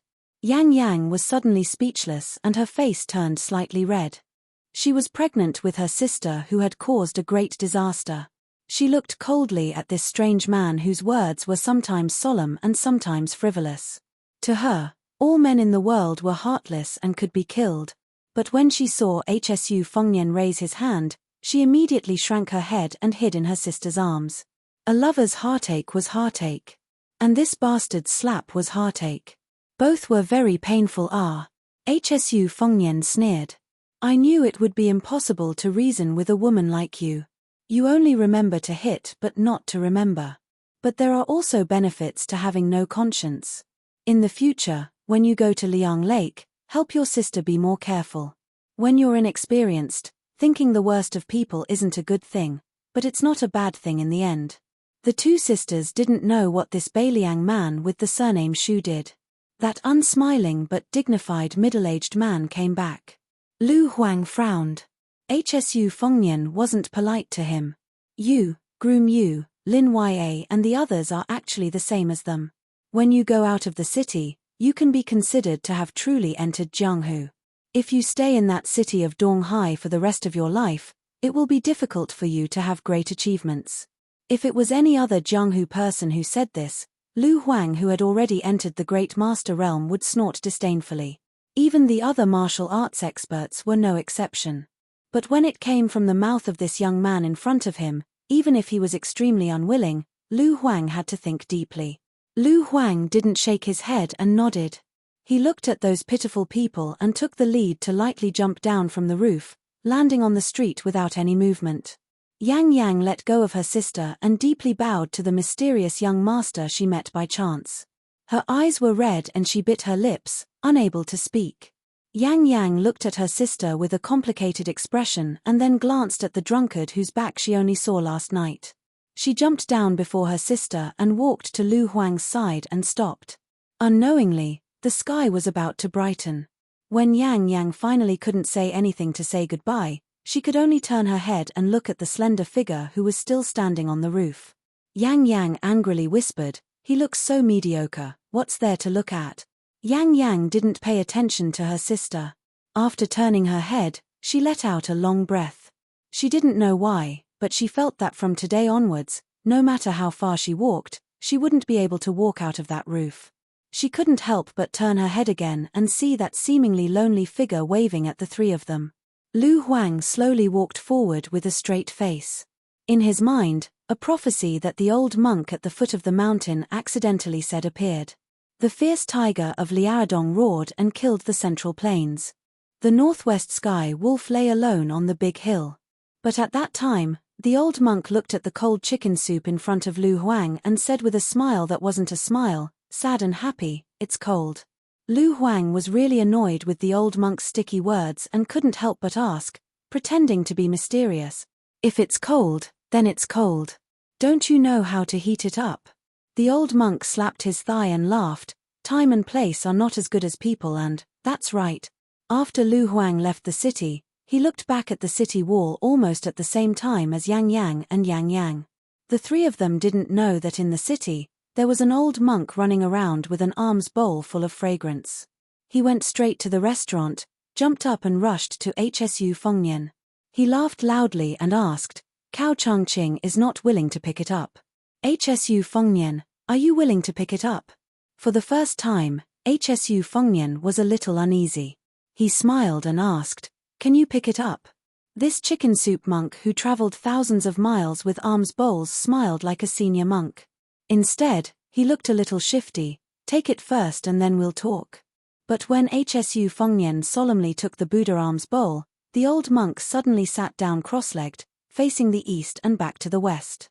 The old monk put his palms together, as if he was free, as if he was seeing Buddha. He lowered his head and said softly, "Junior brother Dragon Tree, the law does not depend on external objects. The law does not depend on words. My lotus flower has fallen.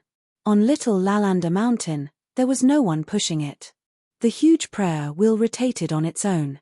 The goddess on the wall of the wheel swayed and the six-syllable mantra was transmitted over and over again. It resounded throughout the western region and Beiliang. The Buddha said that if the prayer wheel was rotated on the top of the mountain, the surrounding area would be auspicious and perfect. If the monarch rotated the prayer wheel, the people would be able to eliminate karma and get rid of obstacles. The old monk closed his eyes and passed away peacefully. His last words were, "Good." In an instant, the scattered fate between heaven and earth gathered together like rainbows and lotuses blooming in the sky. They all poured into the alms bowl at the same time. Chapter 1452. The six-syllable mantra on the prayer wheel at the top of the mountain was already spreading with great momentum, but it was a pity that ordinary people were unable to see the bigger phenomenon related to the flow of fate with their naked eyes. After the pedestrians near the restaurant were shocked by the sound of the little rotten Tuor mountain, they even let out some ridiculing laughter after finding it absurd and comical.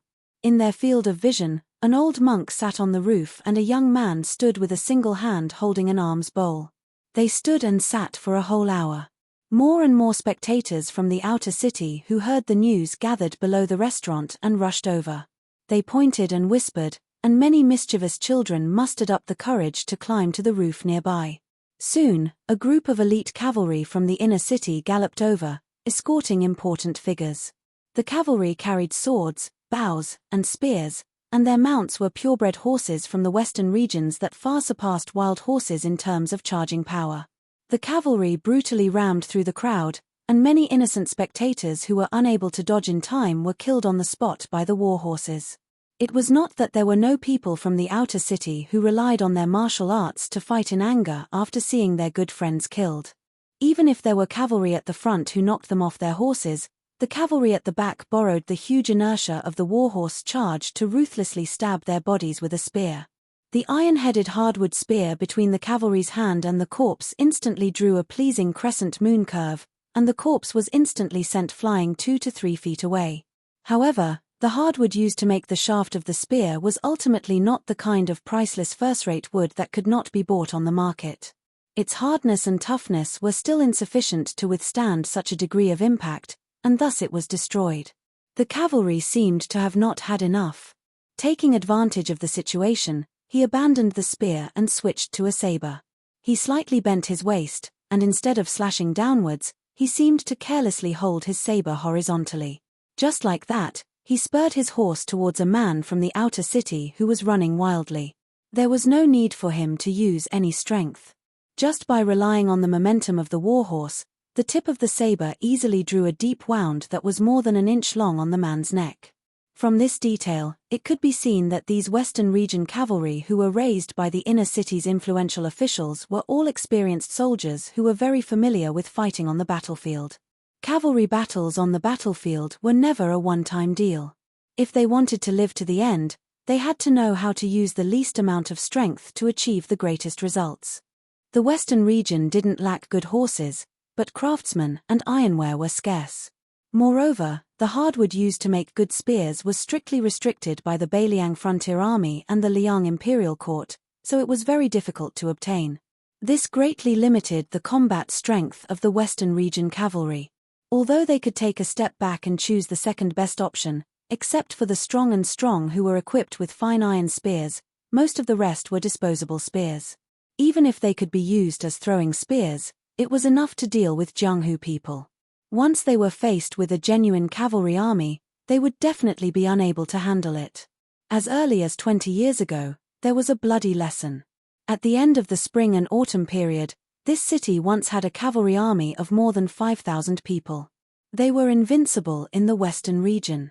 At that time, a certain ambitious and ruthless overlord in the city had the intention of annexing the 3 towns of Linyao and relying on them as provisions. Then he would point his spear at the cool land and occupy the high ground of the world, coveting the central plains. Unexpectedly, the Shu family, who at that time was a feudal vassal of Beiliang, only sent out 3,000 cavalry and almost completely annihilated the 5,000 western region cavalry. Only a few hundred managed to escape, while the other side's casualties were less than 500. Those escapees still had lingering fears and nagged for many years. They all said that the cavalry army of the Shu family was really King Iron Cavalry. Those 2,000 cavalry soldiers were actually equipped with armor for both men and horses. Not to mention the men, even the war horses had armor. Moreover, the cavalry army's iron spears were enough to support multiple charges. The so-called iron spears made of ash wood were really too soft in comparison.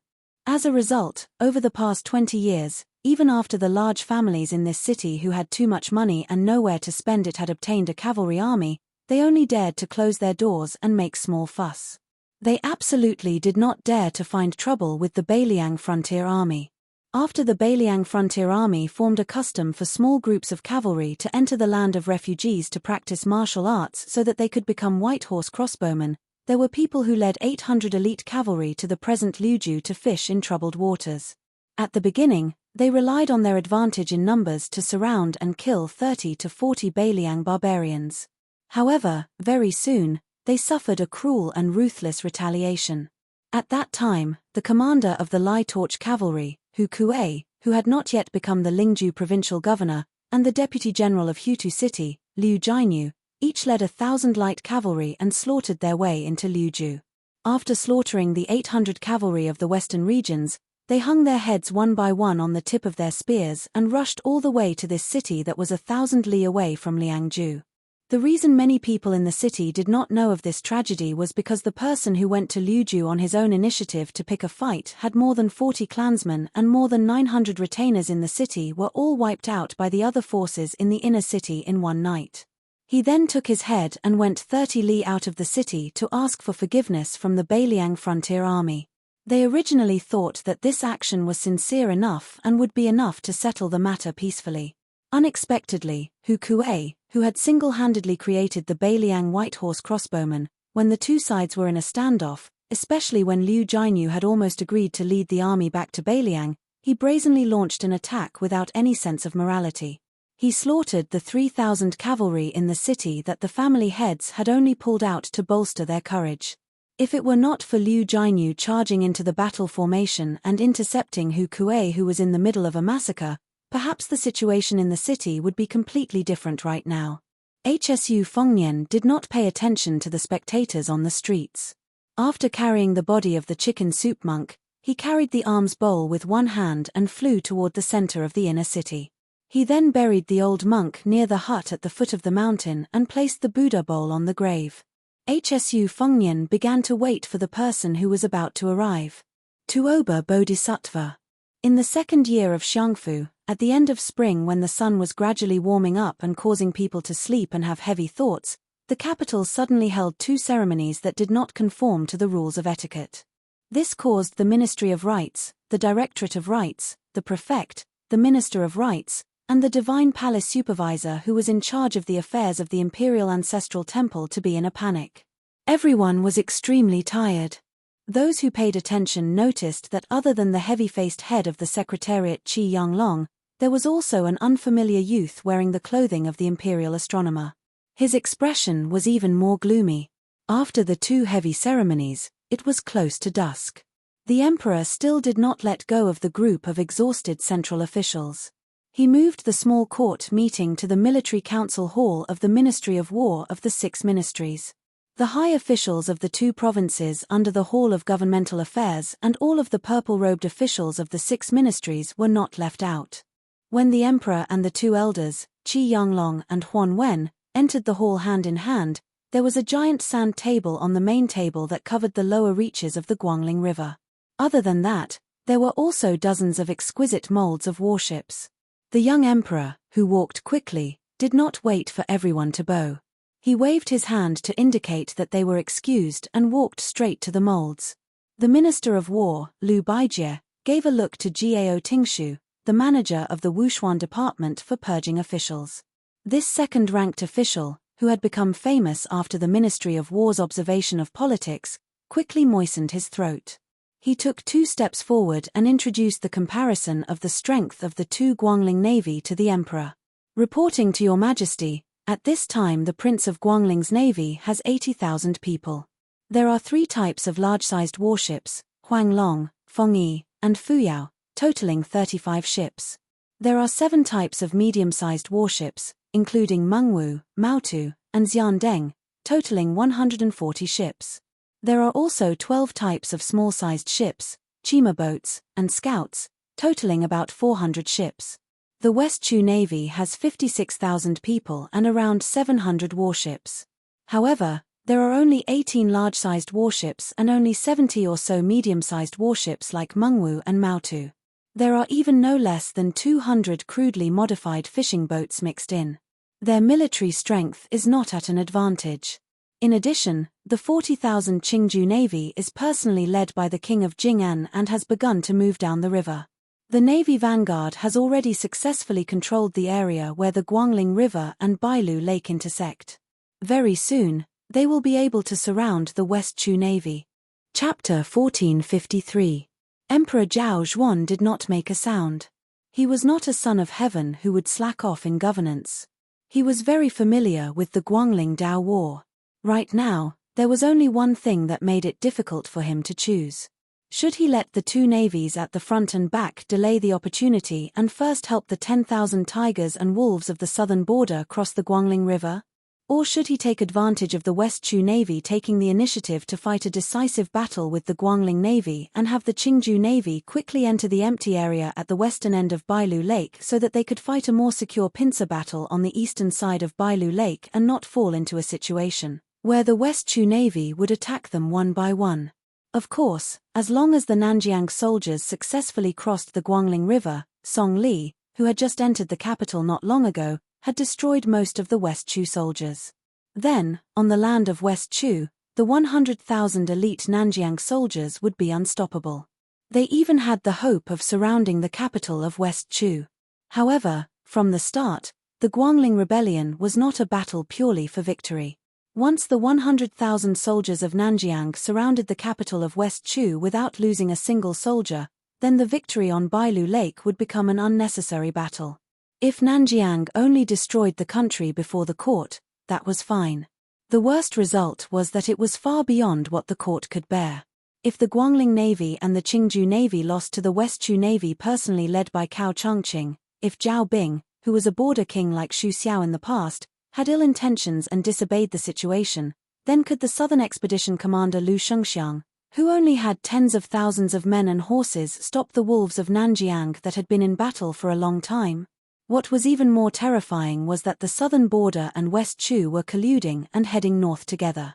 In that case, Li Yang could only have Jiyu Jiantang divide his troops between the two Liao border armies and head south to protect Greaton City.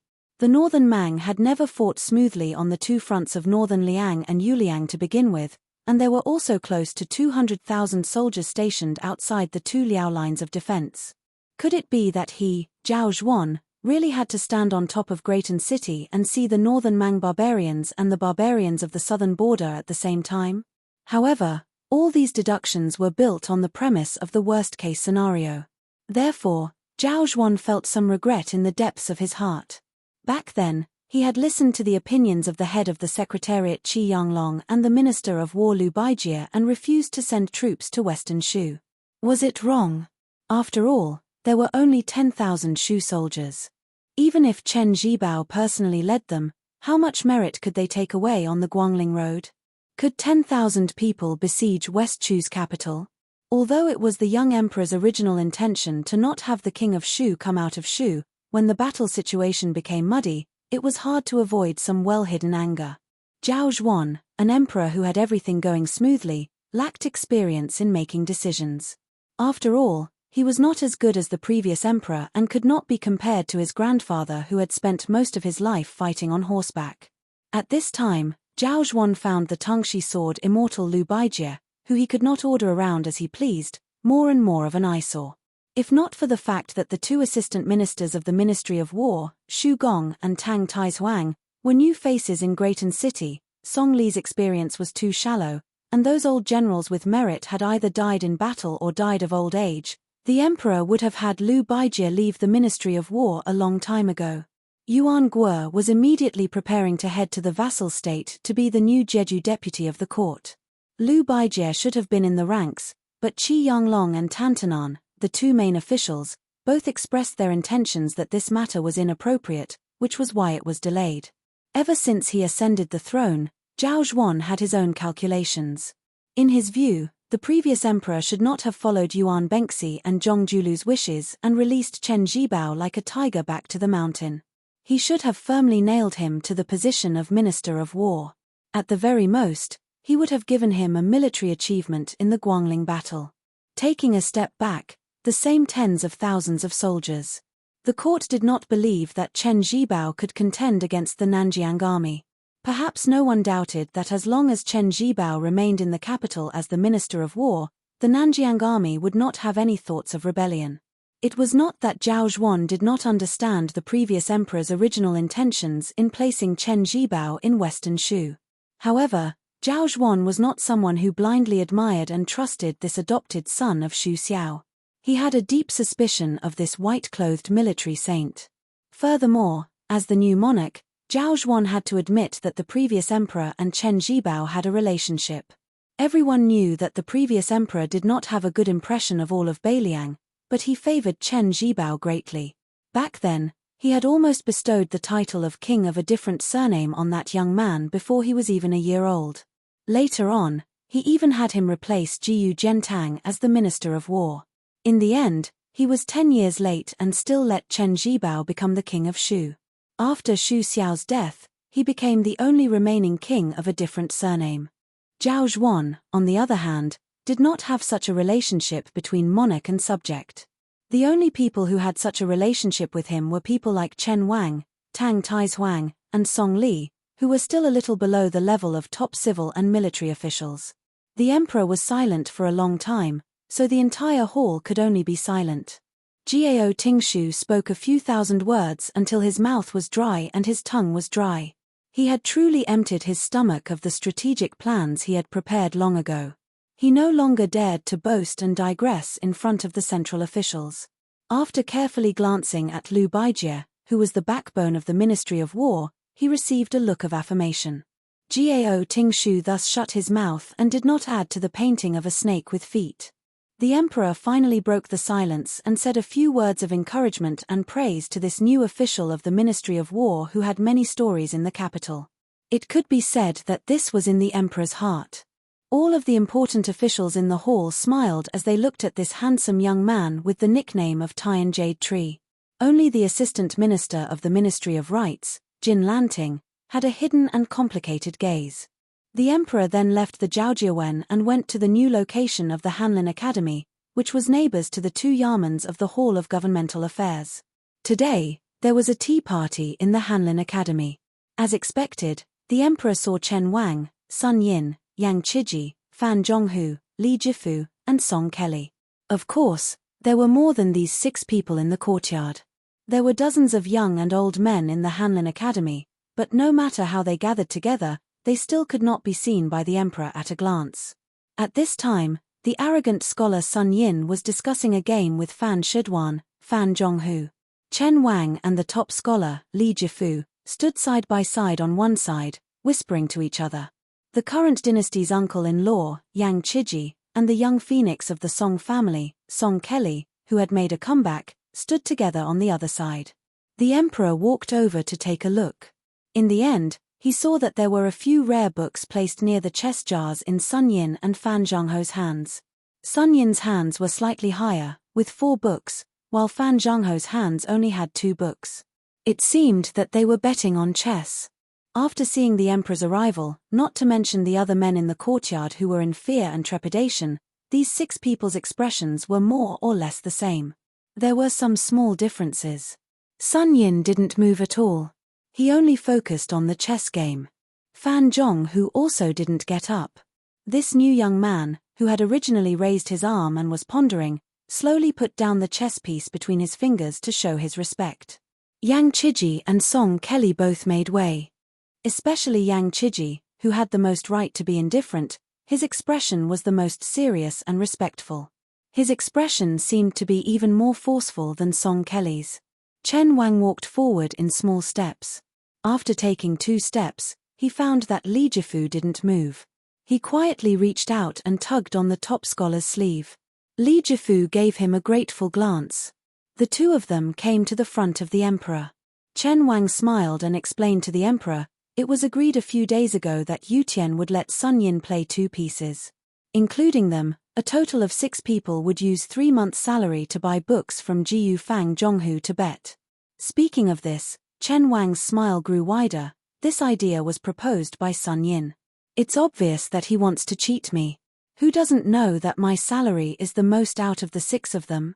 Then Chen Wang moved slightly to make Li Jifu more eye-catching in front of the emperor. He joked, Li Jifu has always sent his salary back to his hometown. At most, he would have some loose change left.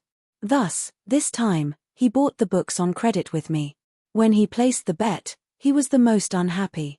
He was worried for a long time, afraid that after the end of the year with great difficulty, he would owe someone a butt of debt again. Your Majesty, this humble subject has a presumptuous request. If Li Jifu and I lose, can Your Majesty help us make up for it? Your Majesty's family is so big that this humble subject and Li Jifu can't compare to it. Chapter 1454. The emperor smiled and said, what's so difficult about that? But then again, I have a large family business, but is your father-in-law Chen Xiaobao's family business small? Over the past 6 months, Prince Chai has been making a lot of money every day, making me want to take advantage of him. So I'll help Li Jifu pay off his debt. Sure, I'll help you, but don't even think about it. Li Jifu was sandwiched between the monarch and his official. In that instant, all sorts of feelings welled up in his heart. He envied the emperor's unique trust in Chen Xiaobao. Otherwise, he would not have bluntly exposed Prince Chai's wantonly amassing of wealth. However, Li Jifu's heart was filled with gratitude for Chen Wang's secret support. After the emperor asked about the bet, he took off a jade pendant from his waist and pulled out the rare Jiyu Fang Zhai book that Li Jifu had bet on next to Sun Yin's hand. He handed it back to the Zhuang Yuan. After Li Jifu took the book, his eyes reddened for no reason. Holding the book with both hands, he quickly lowered his head, his eyes moist. The emperor patted this young subject who had the best ranking in the imperial examination, but whose reputation was at the bottom, and comforted him, you haven't lost yet, have you? But in the end, Chen Wang, Li Jifu, Yang Chiji, and Song Kelly were the losers. Sun Yin, who had lost, and Fan Zhengho, who had won, not only took back their own books, they also divided up the 3 books from the 4 people before them and the priceless jade pendant. Sun Yin took 2 rare books first, and Fan Zhengho could only take 1 book and the jade pendant. Seeing this scene, the emperor didn't know whether to laugh or cry. It's fine if Yu Tian bet on himself winning, but Sun Yin, so you bet on yourself losing? Sun Yin smiled faintly. Playing chess and betting are 2 different things. The emperor looked at the number 1 chess master of the dynasty, Fan Zhengho, and said helplessly, the dignified Fan Shidan is willing to negotiate with this scoundrel. Fan Zhengho stood up and smiled, Your Majesty, the 2 sides are actually equal in strength, and the outcome will depend on the will of the heavens. The emperor joked, everyone says that when you, Fan Yutian, play chess, you seem to have the help of a celestial being behind you. So, in the future, when you play chess with Sun Yin, you must bring me along. I will bet on one of the books in the 6 libraries. Dusk gradually approached. Under the emperor's personal instructions, the eunuchs brought in many jars of fine wine from the palace. However, the emperor called for Chen Wang, Sun Yin, and his brother-in-law, Yang Chiji. The four of them walked out of the noisy courtyard together. The emperor turned his head to Sun Yin, who had lost the game but won the prize, and casually asked, "I only heard that there was a note. Why did you let me start?" Sun Yin replied, "No matter how many posts I post, I can't beat Fan Zhonghu. If the disparity is too great, there's no point in betting." The emperor nodded and said, "Alcohol tolerance, chess ability, poetry, and taste are 3 things. After reaching a certain level, to take another step forward is as difficult as ascending to the heavens. It can be said that it was determined in one's previous life, and is not something that can be increased or decreased by human strength." Chen Wang said in a soft voice, "This is just like the Guangling Road War. If the West Chu of Wilders did not place 2 or 3 pieces on the chessboard first, no one would have personally gone up or placed a bet."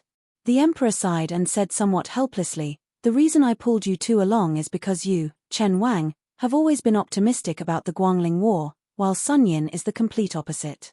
Today, I want to hear your inner thoughts. You two speak.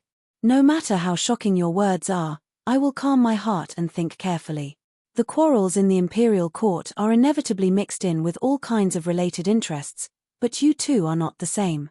Sun Yin glanced at Chen Wang. The latter gently extended his hand, indicating for Sun Yin to speak first. Sun Yin did not hold back. With a kind of boldness, he said, "Your Majesty is worried that after the Nanjiang army crosses the river and encircles West Chu's capital, it will become too big to be shaken. Even if it doesn't rebel, it will be enough to raise the price and demand an exorbitant price from the imperial court, to the point of becoming a second Beiliang frontier army, right? Furthermore, the same structure, different situation. Back in Beiliang, Xu Xiao, for whatever reason, did not divide the river to rule. However, the Prince of Yang Kai, Zhao Bing, has painstakingly operated in Nanjiang for more than a decade. Whether or not he will make a different choice, who knows? Your Majesty doesn't want to give the initiative to others and give it to the illusory human heart and the will of heaven, right?" The emperor hesitated, then nodded. "Yes." Sun Yin smiled. "There are 3 ways to break the situation. First, Your Majesty needs to publicly disapprove of the Ministry of War's muddle-headedness and be furious. You need to have the current Minister of War, Liu Baijie, resign and leave the capital to serve as the Jidushi of Nanjiang or Guangling. In short, you need to be able to see the deputy commander of the Nanjiang army, Wu Zhongshuan. You need to move him emotionally, reason with him, and promise him benefits. As for the 2 things, Sun Yin doesn't need to say much. Presumably, with Tongshi Sword Immortal's grace and cultivation, she is more than qualified. However, the word benefits will require Your Majesty to cut your flesh. The pain is not something a jade pendant on your waist can compare to." The emperor frowned.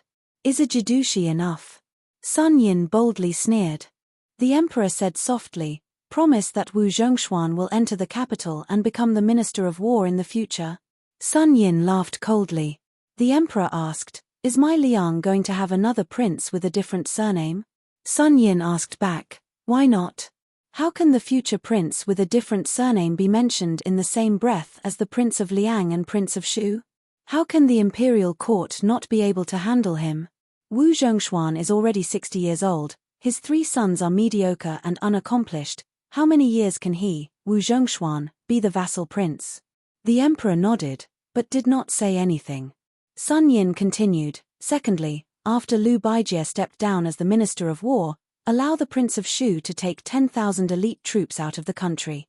Moreover, issue an imperial decree to take the title of Minister of War and rush to Guangling Road to quell the rebellion. It is possible to allow Chen Zhibao to give half of the Qingju Navy under the command of the King of Jing and Zhao Zun to him. Chen Zhibao cannot wield great power, but at the same time, he cannot not wield it. If his military power is too heavy, it will be difficult to suppress his ambition. If he does not wield the least bit of military power, he will be resentful and have the intention to rebel. The number of troops given to Chen Zhibao is 30 to 40,000, but it cannot exceed 50,000. Just because the imperial court does not allow him to leave Shu, Does he really think that Chen Zhibao can only train 10,000 troops? It is better to let the water out than to block it. The late emperor and Liang have already done a good deed by allowing him to go to Western Shu. Beimang's million-strong army is pressuring Beiliang's western front. Thus, it is time to move Chen Zhibao back under the nose of the capital. This time, the emperor grunted in agreement. Sun Yin took a deep breath. Lastly, it is to let Beiliang go all out and fight Beimang to the death. Not only must the imperial court release Guangling's water transport, but they must also stop the changing of titles. Moreover, they must have Jiyu Jiantang and Jiju on the eastern front send troops to suppress Beimang's front lines and drive the wolf to swallow the tiger. In this way, no matter how bad the Guangling road war is, it will only be a small matter of winning or losing. In the end, Liang will be able to clean up the mess. At that time, Beimang will at most have half of its national strength left, and West Chu will be even more dilapidated and spent. Cao Changqing will only be asking for death. The young emperor muttered to himself and looked at Chen Wang. The latter smiled bitterly and said, "I have nothing to say." Sun Yin waited for the emperor to continue, but he did not get the answer he wanted. He chuckled and said, "I'm going back to drink. If I pass out in the Hanlin Academy, I'll have to trouble Chen Xiaobao to drag me back." The emperor looked at the back of this arrogant scholar and said softly, "Chen Wang, Chiji, I'll take you to a place to meet someone." This time, the emperor did not even have any guards accompanying him. Only Song Tonglu, the head of the ceremony directorate, carefully led the way. After many twists and turns, they arrived at a secluded courtyard at the edge of the palace. After pushing open the courtyard door, Chen Wang and Yang Chiji saw an unfamiliar man and woman sitting on two rattan chairs. The man seemed to be blind, and the woman was reading a book to him. Even though Chen Wang and Yang Chiji were close to the emperor, they were still left at the courtyard door with Song Tonglu. The emperor walked in alone and had a short conversation with the blind young man. When the emperor got up and walked back to the courtyard door, he was not as serious as before. His face was more relaxed and relaxed. Chen Wang smiled and said, "Congratulations, Your Majesty. You have one more schemer." The emperor laughed heartily and said, "Chen Xiaobao is not any worse than him. They're just two different people. Sun Yin is not a worldly person, but he practices the wild fox Zen. The scholar surnamed Lu in the courtyard is a true worldly person, a wild fox spirit. But to truly rule the country and pacify the world, it still depends on you, Chen Wang." In the courtyard, the blind Lu Shu was lying on a rattan chair. The female warrior of Jing'an Palace, whose real name was Liu Lingbao, knelt in front of the emperor for not long. When she got up, her face was full of confusion. Lu Shu asked softly, "Are you wondering why I want to kill Beiliang?" The woman who had followed Mr. Lu all the way smiled and said, "You must have your reasons." Lu Shu opened his eyes, as if he wanted to see with his own eyes this world where no one was free. Chapter 1455. Hsu Fengnian knew that there would be a battle between him and Tuoba Bodhisattva, but he did not expect it to be so soon. Hsu Fengnian helped the old monk who gave him the Buddha bowl to bury him. He piled up the grave, erected a monument, and used his finger as a knife to carve the words "grave of the monk" in chicken soup. He wanted to add an epitaph, but he did not know the content of the song called Falling Lotus, so he could only give up. After doing all this, Hsu Fengnian had no choice but to look for two suitable weapons. However, after hesitating for a long time, he realized that this trivial matter was unusually difficult. Hsu Fengnian even had the leisure to squat in front of the grave and sigh. In the past, only by risking one's life could one be qualified to gamble with one's life. For example, when he faced the devil Xieling from the Duckhead Green Inn, Tuoba Chunsun, who had two powerful retainers, Diwu Raccoon, Yang Taisui, and the others, as well as when he faced Huang Qing with Sword Aura and a Beimang True Dragon, Hsu Fengnian did not think much about it. In fact, he did not have time to think deeply about it. It was like a battle between a cavalry and a scout, where life and death were decided. As for the human cat Han Shengxian and Wang Xianji, Hsu Fengnian had enough time to plan. However, those calculations seemed to be on the edge and he did not dare to be distracted. The only exception was the fight with Tuoba Bodhisattva. Once the fight was unavoidable and there was a few hours to half a day of leisurely travel, Xu Fengnian did not have any complicated feelings.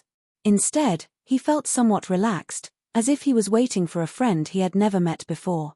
Presumably, after seeing Tuoba Bodhisattva for the first time, Xu Fengnian guessed that he might not be able to hold back his laughter and say, "You're here." Then, Xu Fengnian thought that this question did not display the demeanor of a master. As one of the 4 grandmasters of the world, since the 2 of them were going to fight to the death, there was an 80 to 90% chance that one of them would die. Since they were going to fight to the death upon meeting, shouldn't there be a more heroic greeting? For example, Tuoba Bodhisattva, you've been the second in the world for decades, so you're going to die with this laughable title? Or perhaps they could bring 2 jars of wine over and drink before the fight. However, the spy report did not mention whether Tuoba Bodhisattva drank or not. What if this guy did not drink at all? Could he tell him not to fight first and wait for him to drink before fighting? However, Xu Fengnian did not have the capacity to finish 2 jars of wine in 2 breaths. Wandering alone in front of the thatched cottage tomb, Xu Fengnian suddenly had a flash of inspiration. He felt that he could really fight with wine. Even if Tuoba Bodhisattva did not drink, he could just say that whoever died, the living would offer a jar of wine to the deceased as a farewell. This kind of speech not only had the air of an expert, but also the spirit of an expert who lived and died like a guest traveling far away. The 6-jewel Bodhisattva on Mount Lantuor, who had heard the news, saw the young lord squatting there and laughing secretly. She was dumbfounded. What was going on? Don't you know that the entire Lantuor mountain is about to explode? She calmed herself down and said with a cold face, "The first group of 20,000 monk soldiers near Lantuor mountain can be gathered in 2 days," and rushed to Liuju. Xu Fengnian walked into the thatched cottage and brought 2 small wooden stools under the eaves. He threw one to her and the 2 of them sat together in the afterglow of the setting sun. He smiled and said, "You guys are really insincere. The prayer wheel has already been pushed, but you still want to wait for me to defeat Tuoba Bodhisattva before sending the troops?" The 6-jewel Bodhisattva did not hide anything. 1 generation after another, at most 300 to 400 years of life. But do you know how long Lantuor mountain has existed in the world? Xu Fengnian stared at her face that seemed to be unmarked by time. Back then, the top 10 aristocratic families of the spring and autumn period also thought the same. They always felt that the throne of the country could be broken, but the family's incense could not be extinguished. "I originally thought that the monks of Lantuor mountain would be more worldly." She sneered and said, "If they were worldly, why would our Lantuor mountain care about you, King of Beiliang? Why would we get involved in this mess? Don't push your luck." Xu Fengnian shook his head and said, "Who said that worldly affairs means closing the door and hiding in the outer mountains of sky beyond mountain and not caring about the secular world? Your Lantuor mountain's worldly affairs are very impressive, and I am convinced. But the Wudang Daoist monks left the mountain to cultivate, and the 2 Zen temples cultivate Buddhism for a day, which I admire even more. Whether it was Wudang's immortal or Liang Chan temple's Buddha, it was just the scenery on the other side of the river. They had also found ferries. They would cross the river as many feet as they could, and they would carry as many people as they could. Moreover, they never accepted money from others, nor did they mind drowning. They only wanted to carry 1 more person. No wonder the useless monk wanted to leave Lantuor mountain. If he stayed on the mountain, he would only be Liu Songtao for the rest of his life. The 6-jewel Bodhisattva said expressionlessly, "How can the 1,000-year Lantuor mountain's dharma be destroyed by a few words from Xu Fengnian? At the end of the day, you are still thinking about the tens of thousands of monk soldiers. Stop pretending." Xu Fengnian sighed and said, "Our paths are different, and we speak the same language." The 6-jewel Bodhisattva frowned and said, "Tuoba Bodhisattva is on his way here. Aren't you going to run? You have only absorbed the remaining spring and autumn fate. Do you really think you have recovered to your peak state?" Xu Fengnian rolled his eyes and said, "I am the only one holding a lantern in this pitch-black night. Do you think Tuoba Bodhisattva is blind? The east is Beiliang's territory, and I can't run there. Go north to Gusai Prefecture. I think the Beimang Empress and the Taiping Commandant will treat me with good wine and meat. Or is the west further west? What's the point? As for the south, Chen Zhibao and Xie Guanying should have smelled the fishy smell. Hsu Fengnian's expression was calm. Why run? Let's fight first. It's not like I will definitely lose or die. Besides, I have always wanted to be in Jianghu. The first time I was in Jianghu, it felt like real Jianghu. It was just that I was not happy at all. I was like a dog paddling in Jianghu, and I often choked on water. Unfortunately, after a few times, I became more and more capable, but I did not see myself as a Jianghu person. This time, I plan to walk Jianghu for myself. I will not paddle across the river, nor cross the lake by boat. I want to float across freely. The six-pearl bodhisattva glanced at the inconspicuous grave where the chicken soup monk was buried and said indifferently, if you die in the west at the hands of Tuoba bodhisattva, it might be difficult for others to collect your corpse. Hsu Fengnian said seriously, a child's words carry no harm. The six-pearl bodhisattva looked at the imposing manner in the east that ordinary people could not see. Tuoba bodhisattva is in a hurry to kill you. Hsu Fengnian did not look at the magnificent scene. There would be plenty of opportunities to admire it later. Perhaps Hsu Fengnian could not bear not to look at it. He would vomit if he looked.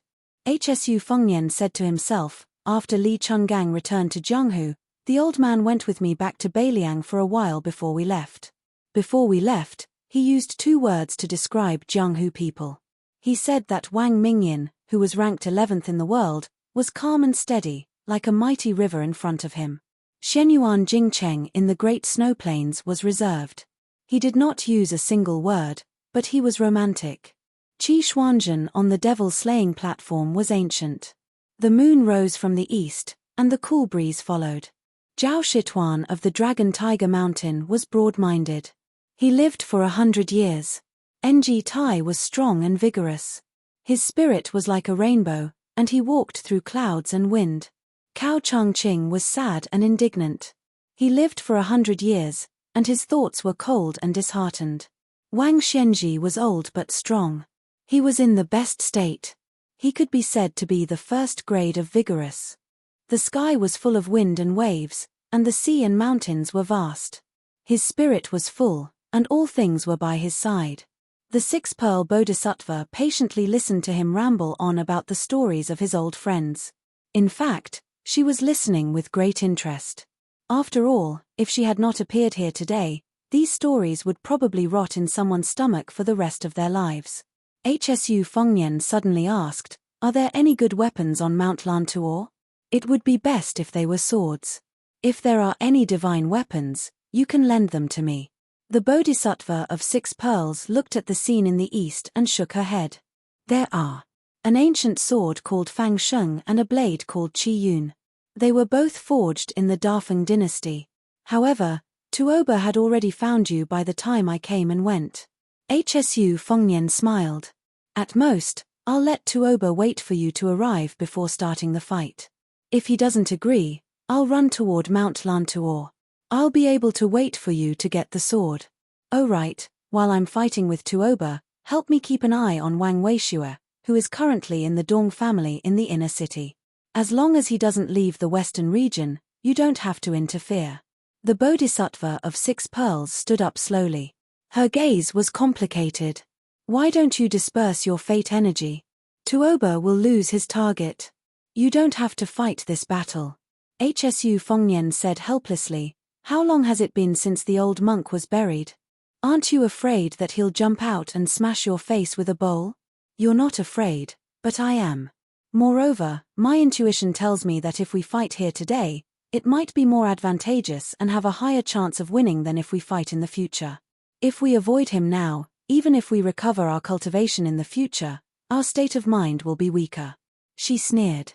In the end, you, Hsu Fengnian, still want to take advantage of the vast battlefield in the western region to fight to your heart's content. What intuition are you talking about? Hsu Fengnian smiled awkwardly. Then, he looked angry and embarrassed.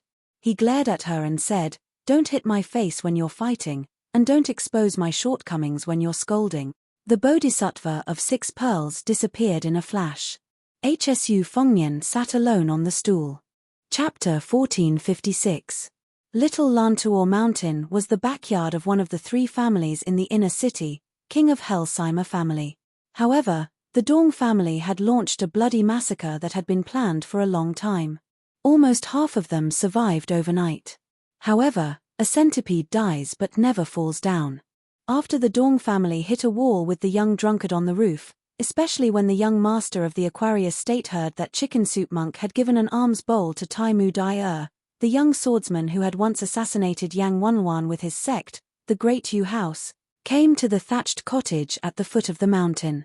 The cautious Wang Weishuer mistook him for a protective amulet that the old monk had pasted on the Sima family's door. Therefore, he ordered the Dong family's assassins to stop pursuing the Sima family. Hsu Fengnian, who was sitting leisurely on the bench, also felt the strength and resilience of the city.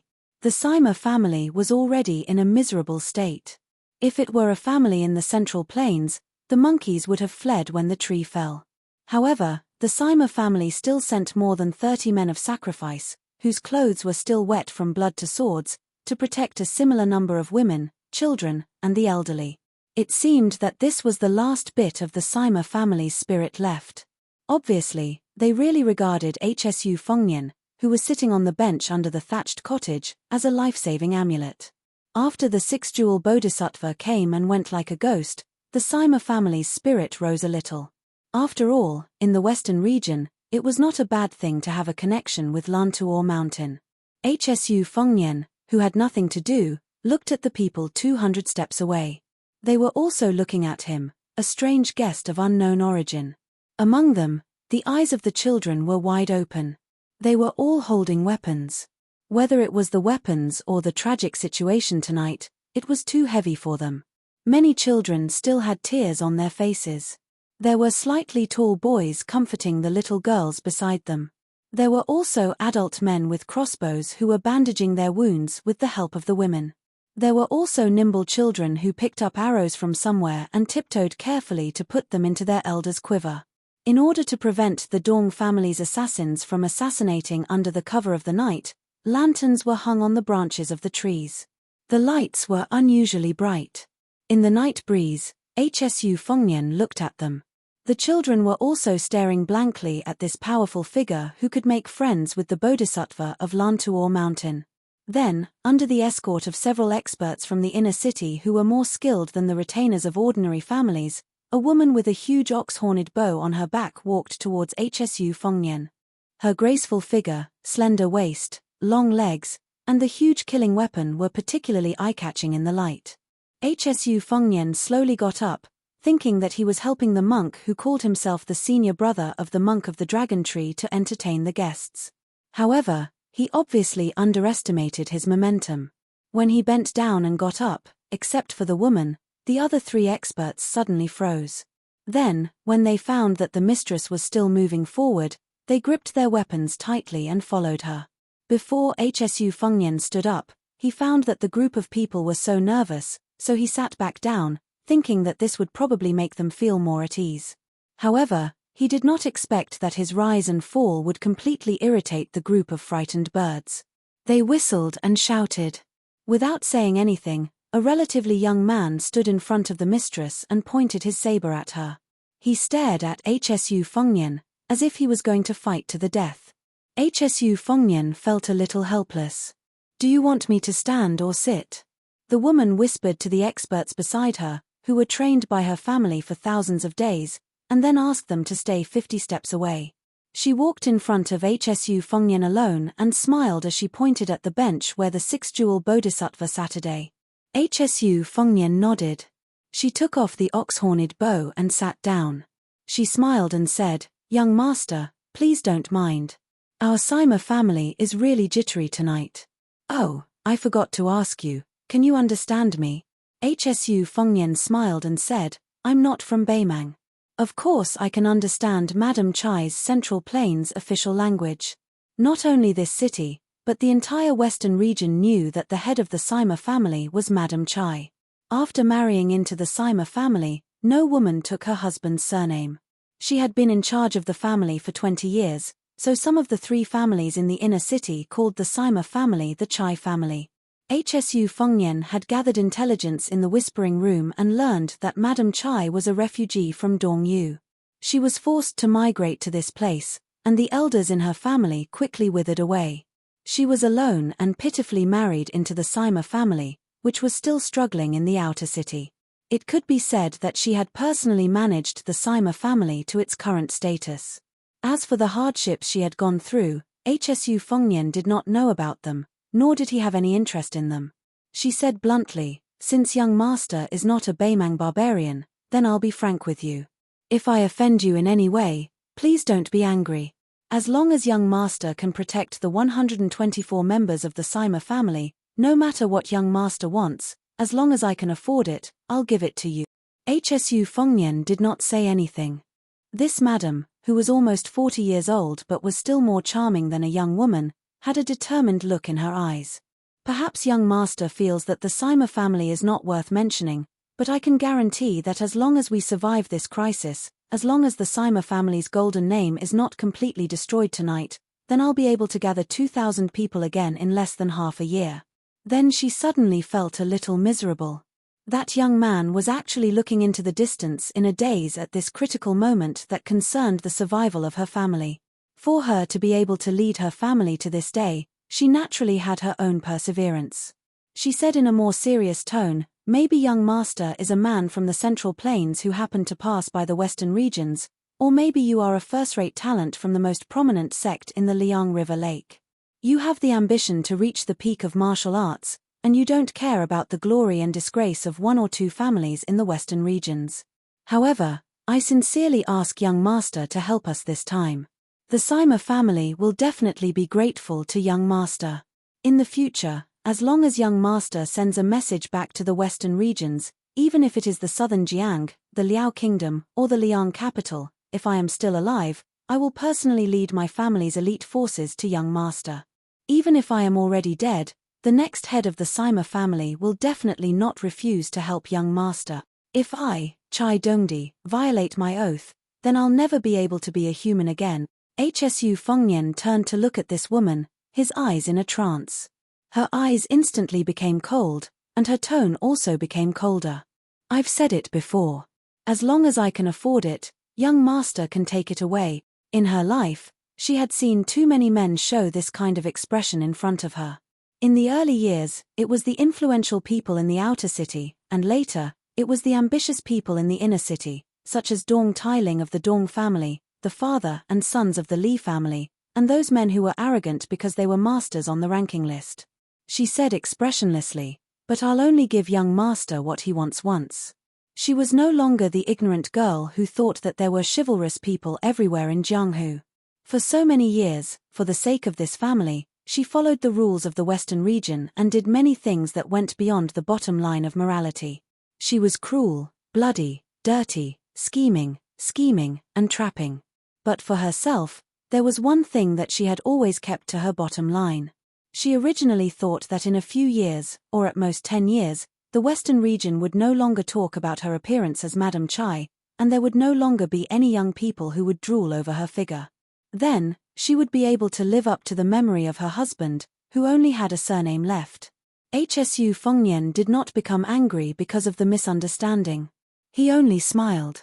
"Madame Chai is thinking too much. It's just that you reminded me of a very important person." He turned to look in the northeast direction and said softly, "I miss her very much. In fact, I've always missed her." She was stunned on the spot as she looked at the side of his face that was filled with warmth. She could see that this man's longing at this moment could not be faked. She suddenly felt sad and self-deprecating for no reason. The things that appeared on his face were the most extravagant things in the Western region. She, a woman who had rebuked the winds and clouds of the Western region for 20 years, had never felt this way before. HSU Fengnian retracted his gaze and smiled. "The person I'm waiting for hasn't arrived yet, so I do have some time left. Instead of sitting here in a daze, I might as well make a deal with you." Even someone as calm as her could not help but reveal a pleasantly surprised expression. However, the young man's next words made her feel as if she had been struck by lightning.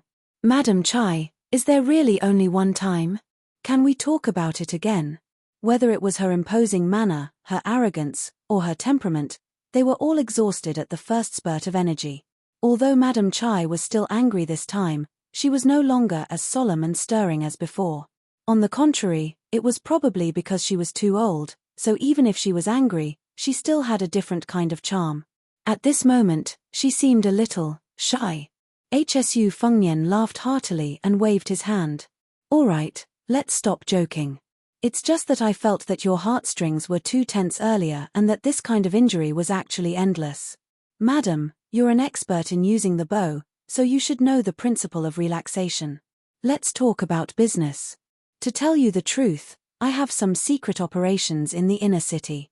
In the last half a year, I've established a power in the inner city. Madam, you might have already met that sour old scholar. He's one of my men in the western region." Madam Chai's expression became serious. Most women in the world were like this. After the pleasant surprise, she could not help but fuss over every little thing. She softly asked, "I heard that the old man surnamed Liu either has a background in Beiliang, or is an expert from the god of fortune's Li family, one in the open and one in the dark. In fact, they're both from Liang and Jiaogou."